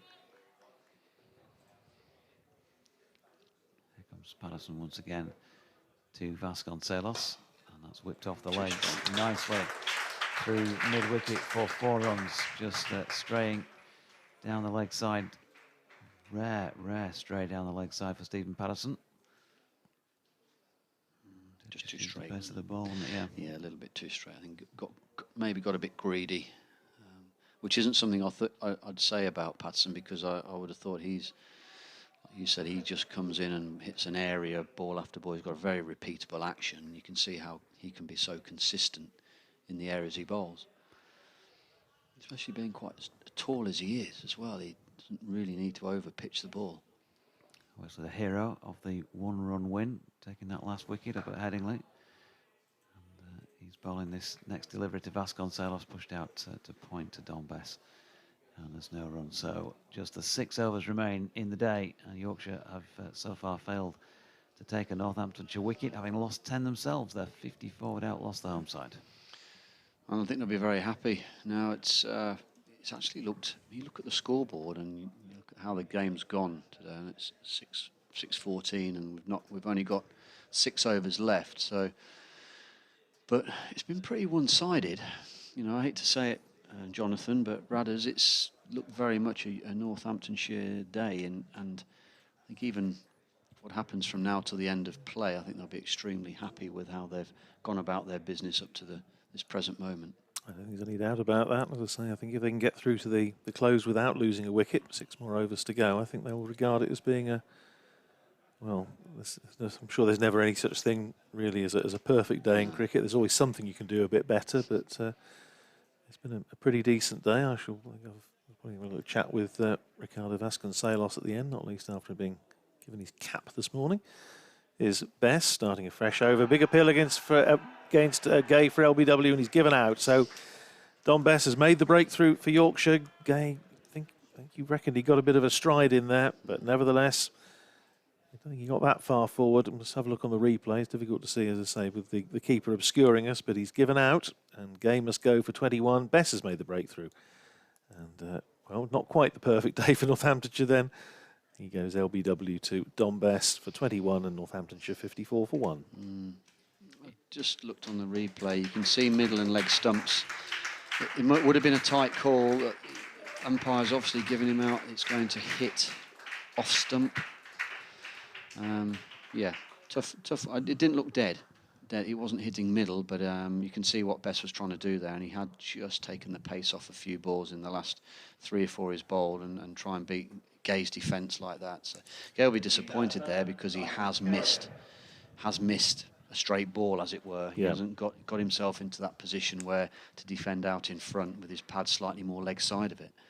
It was one of those as well where it hit him, and then he sort of markedly shoved his knee outside the line after it hit, and then as he looked down, as batsmen often do, don't they? Yes. They look at a position that they're finishing, rather than not point of impact. Where it hit impact, yeah, absolutely. So well, you got to go anyway. As we always say, there's only one opinion that counts on these cases, and that's that of, in this case, of umpire Billy Taylor. So Gay goes for 21, and I wonder whether we might be into night watchman territory, and indeed we are, because Simon Kerrigan has come out to replace Emilio Gay, and needless to say, and quite rightly, Yorkshire looking to crowd the night watchman with a slip, a leg gully, and a forward short leg. Crowding the batsman. Bright sunshine now. Very pleasant evening. As Bess comes in, bowls to the night watchman, Simon Kerrigan, who has a little twitch at that outside off stump, and it goes into the gloves of Harry Duke. That would have done the blood pressure of his captain and batting partner, Ricardo Vasconcelos, an awful lot of good. Here's Bess in again, bowling to Kerrigan, who's this time just playing back. Drops it down at the feet of forward short leg, and there's no run. 54 for 1. So decent start. Courtesy of the openers, the two left-handers, Vasconcelos and Gay. Here's Bess in again, flights that up to Kerrigan, and works it away on the onside. Out to mid-wicket. It's fielded by George Hill, and there's no run. Bess already back at the end of his mark. And there's wind just blowing the clouds over the sun, sort of rippling effect across the ground. Bess comes in again, bowls to Kerrigan, who drops it down towards backward point. And once again, there's no run. A bit more bubble out there, as you would expect. Having picked up a wicket, and they know that if they could get 1 or even 2 more tonight, then it won't have been too bad a day. Here's Bess in again, flights that one up to Kerrigan, who's on the front foot, pushes it out the offside. And there's no run. End of that over with Kerrigan yet to get off the mark. Vasconcelos is 26. Successful over for Don Bess, who's bowled 4 overs, 2 maidens, 1 for 5. And Northamptonshire 54 for 1. Still 104 runs behind. And 5 overs left to go tonight. Yeah, I think I mentioned about Gay. He'll be disappointed with that because he's just padded a straight ball. I think what you can do if you're not careful as a batsman when you're in a defensive mode like he was. It did look as though I was going to mention how he was playing for sort of tomorrow already.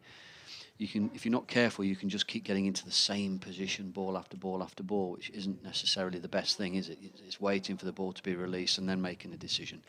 And I think it looked as though he was just getting that pad out in front a little bit too much, defending back pad together, which again, if he can get his hands out in front, he gives himself a better opportunity.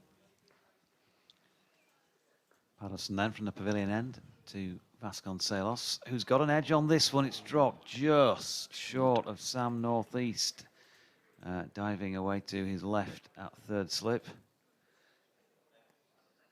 Just interested to see the replay, but I think it did drop just short of him. If so, it'll be yet another one today that's just dropped short of, and particularly those sort of outer slips, as it were. There's a couple with that just dropped short of Kerrigan at third slip, wasn't it, earlier on in the day? Yeah. Unfortunately, on the replay, he's diving off screen, so you can't tell where the ball actually lands in relation to him. But either way, it was no wicket. Patterson is pushed back this time by Vasconcelos. Ben Code doing the fielding. They've dropped a couple of men out in the deep there, aiming obviously to give the single if he bowls a straight one here. Gets clipped off the legs perhaps, and get Simon Kerrigan on strike. Try and work on him in these last few overs of the evening.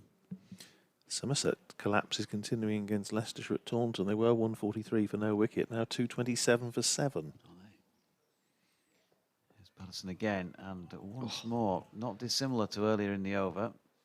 He gets a thickish outside edge on it. Bounces definitely short of Kerrigan this time. Kerrigan of Northeast this time.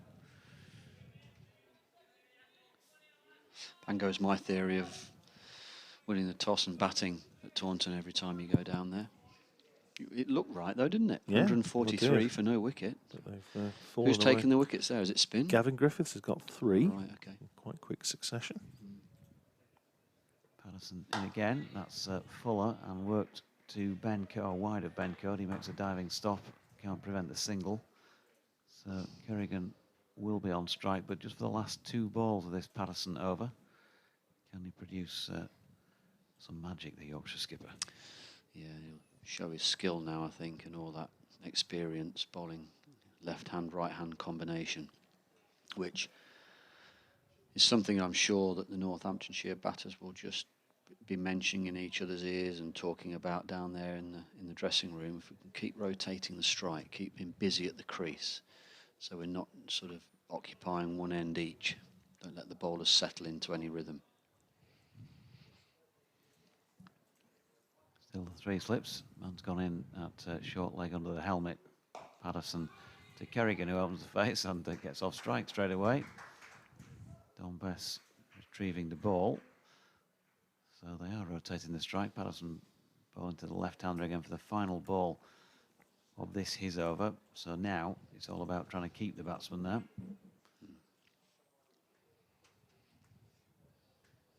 Or why not get him out? Well, I think Patterson, being the bowler he is, a real need to bowl a bouncer. It looks as though he could nick Vasconcelos off anyway, and that'd be a big wicket, 2 new batters in. So Patterson in again. Round the wicket, good delivery. We've seen several of those now angled in just outside off stump and getting Vasconcelos to play at them. So, yeah, why not get him out? 56 for 1 at the end of the over. Yeah, I'm going to have a look now on the replay. It's not come up yet, but it did look as though that might have swung away from him. I don't think it's all just seam movement off the pitch. So Patterson's, yeah, a little bit of late swing. So he's actually jumping wide of the crease to the left-hander, angling the ball into the off stump, and it just swinging late and then continuing on that line off the seam. Whereas if you notice when he ran in and bowled the first ball there to Proctor, he got really close into the stumps, trying to attack the wickets and the stumps. Alan Richardson, remember Alan Richardson, who played at Worcester? I was still playing when he was there at the start of his Worcester career. Don Bess starting a fresh over to the night watchman Simon Kerrigan, driven back down the pitch, fielded by the bowler. Yeah, sorry, Radders. He actually was very much the same. He jumped wide. He'd continue. Here's Bess with a slip, a leg gully and forward short leg in for Simon Kerrigan. Kerrigan smothering that on the front foot, playing it up to mid-wicket, where it's fielded by George Hill, and there's no run. A bit more dark cloud coming quite close to the ground. It's getting a bit darker. Still, 3 overs to go after the 1 in progress, and Bess just changing the field now, bringing in a man catching at short mid-wicket, and he swapped mid-off and mid-on round for some reason. Here's Bess round the wicket again, bowls to Kerrigan. Kerrigan on the back foot, dropping it down on the bounce to forward short leg, and there's no run. As you can see, the sunshine over to the north of the town, but over to our left, where the weather's coming from, it's gone a bit gloomy again. Bess in again, bowls short. Kerrigan tries to pull. And, well, an interesting stroke in the circumstances, and given the time of day and given his role. But anyway, he didn't make contact. He dropped down off his body, I think, just down in front of him. Retrieved by Harry Duke. And there's no run. Here's Bess. And again, flights that one up to Kerrigan. Appeal for a catch behind. Not out, says umpire Billy Taylor. And just for good measure, Harry Duke took the bails off as well. So there's a little bit of time going to be spent here just repairing the wicket, and all the time I suspect if there is a bit of rain around, it may be getting a little bit closer. Here's Bess in again, bowls to Kerrigan. Kerrigan standing up, dropping that down at his feet. They shall not pass. End of the over. Kerrigan on 1, Vasconcelos 27, 56 for 1. 18 overs gone in the innings. Man out was Emilio Gay. OBW to Don Bess for 21. That was 54 for 1 in the 16th over. We have 3 overs remaining. assuming the light holds or the rain doesn't get here first. Yeah, best staying round the wicket to the right-hander there. So, again, looking to bowl for LBWs. Yep. With a slip in, if it doesn't turn, it slides across the right-hander. Really good play. I like that one, actually, because it does just mean if anything pitches on the stumps from round the wicket and turns and hits the pad, it's always asking a question of the umpire. Patterson, meanwhile, wicketless at the moment, but again, hanging one outside Vasconcelos' off stump. This is tricky for Vasconcelos.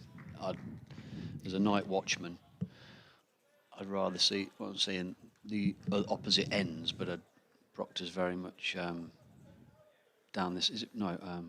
Kerrigan. Kerrigan. Sorry, I keep saying. You'd want him facing as many of the balls as you can, really. Patterson coming in again, and another good delivery of similar ilk. This is the consistency that you get from Stephen Patterson, and at the moment, Ricardo Vasconcelos has not got a lot in the way of answers here, and he's just in a little bit of danger that he might lose his wicket before the end of the day's play. And what you see here as well is he's not as confident, is he? No. He's actually standing on the crease, just taking a shuffle back and just pushing at it, whereas before he was getting a stride in and getting himself into the ball. Here's Patterson once more. And this time he does drive, and he's got it away through the covers for 4. But he got into that. Lovely shot. You know, his body was moving into the ball. He got into it beautifully. And he doesn't need to do anything different than that. And even then, to a good length ball, he just then would defend it. Was it a couple of feet fuller? Yeah, definitely, yep. definitely. But what I'm saying is his shape there. He's got his upper body right into the ball, and he can do the same even in defence. He just doesn't have to drive it, does he? He just lets the ball come and he can defend it under his eyes. Easy game when you sat up here. Patterson in, and Vasconcelos, yeah, drops it into the leg side, picks up a single. Yeah, you are listening to Andrew Rad, Ben Smith and Jonathan Doyle, 3 England captains of many tests between us, I'm sure, over the years, sitting watching television. Yes. 61 for 1 with that single to Vasconcelos, 32 to him. When it came to captaincy, I'd have been the equivalent of Arthur Childs Clarke, who got the Northamptonshire captaincy in 1947 by answering an ad in the paper. But we all are to some extent. Patterson, oh dear me, he's going to get a wicket here. Surely, yes. A short ball, and couldn't deal with it at all, could he? Simon Kerrigan loops up in the air, and that is going to be a simple catch under the helmet to, I think it was Sam Northeast, but didn't actually clock who went in there under the helmet. Often is Harry Brook who goes in.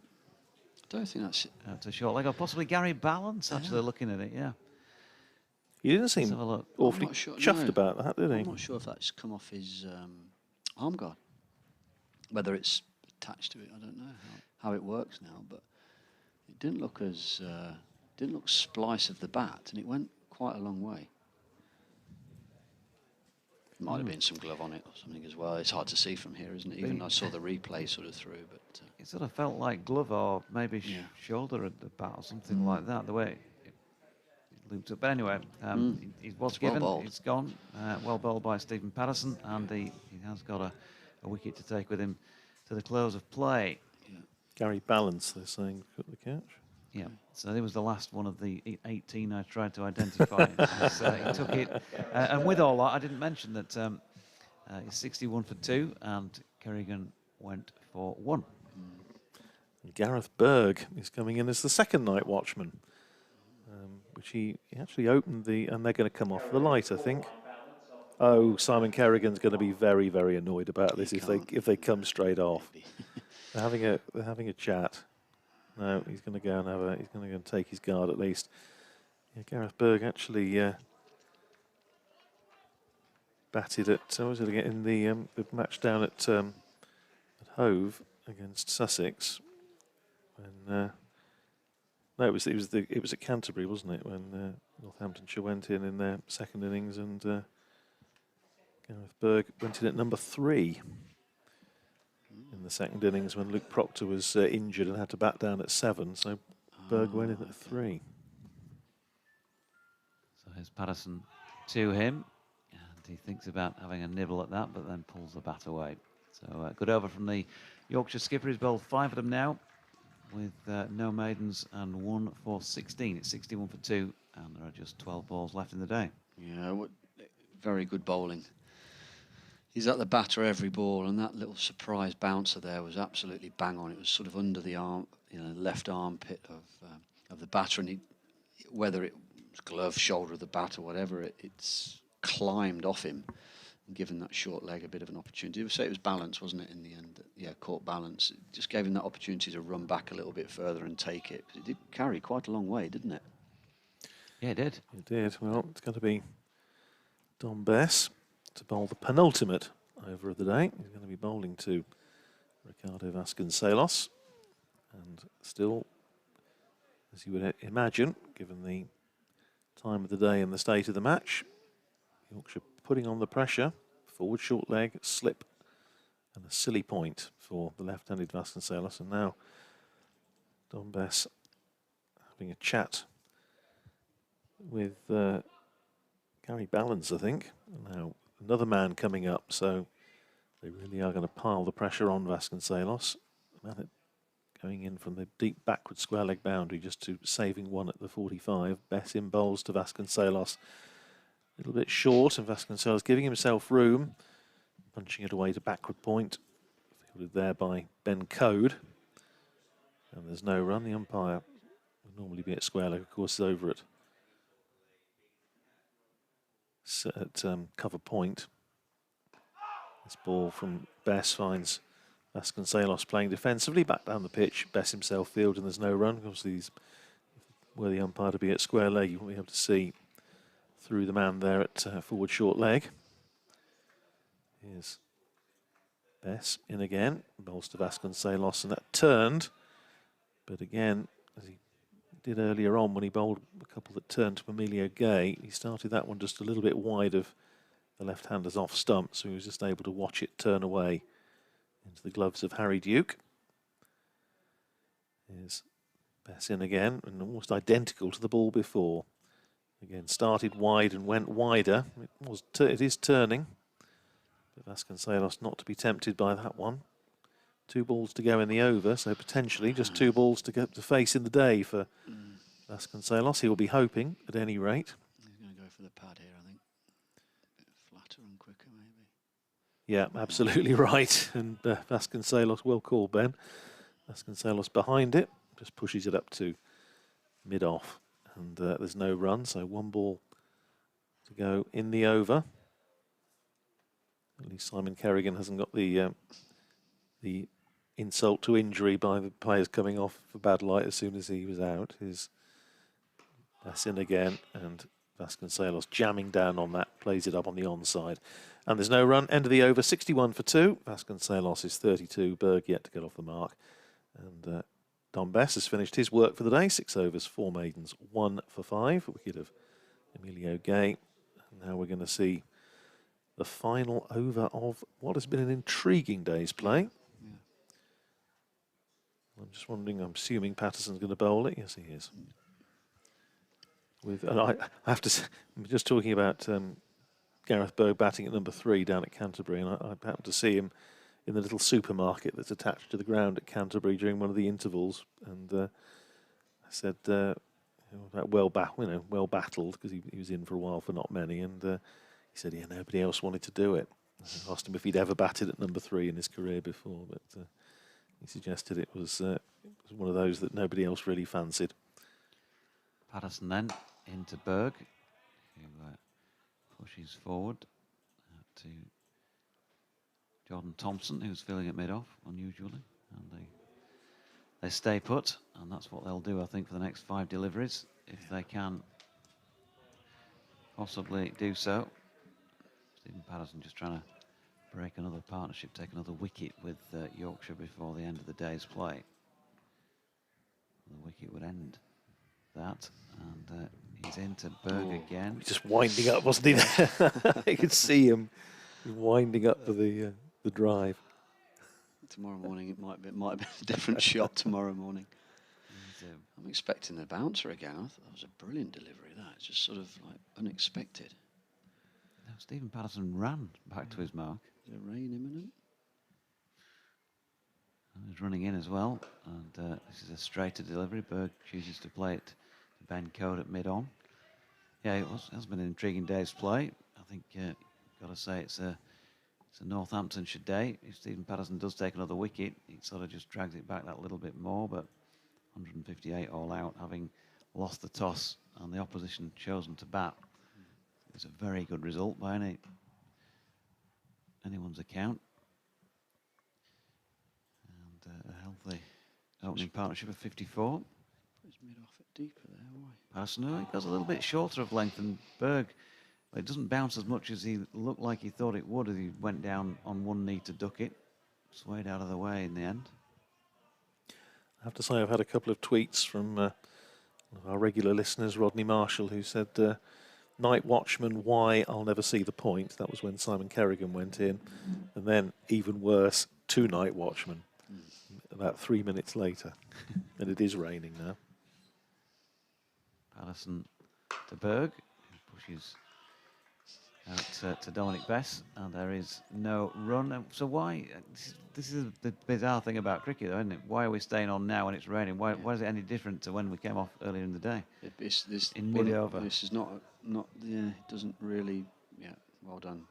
Is this Tom? Is it Tom this end? Is it? Yeah, Tom Langley. Yeah, it's a good option. This. Well, Billy is just. If a wicket had gone in, off that last ball, Yeah. just because they've sort of, they are going to bowl it. Ricardo Vasconcelos, I think, was already heading back to the pavilion, wasn't he? Very odd. Yeah. Patterson ran back to his mark again. So, final ball of day one is an appeal for LBW, but a very optimistic one from a Yorkshire perspective. And so Gareth Berg survives the second night watchman for Northamptonshire, not out on naught. Ricardo Vasconcelos finishes the day on 32 not out, the Northampton skipper, and they've got to the end for the loss of just the two. 61-4-2. It's nicely poised, Ben Smith. Yeah, it is. Yeah, Northamptonshire's day, having to bowl first. I think there was a little bit of aid for them, a little bit of help off the pitch early on, and credit to the Northamptonshire seamers. They hit their areas very well, and then even the spinners, when they came on, they kept turning the screw on the Yorkshire batters. I think Yorkshire will just be disappointed that without having it, there wasn't a 50 partnership in the score, but also with that as well, they did look at times as though there was a couple, 2 or 3 batters that had started to get in and would have liked them to have gone on. And I think that Balance and Hill partnership was the big one. Really, I'm sure they would have looked back and think tonight, well, if Gary Balance had stayed in with Hill for any more length of time, it might have changed the whole outlook of that innings.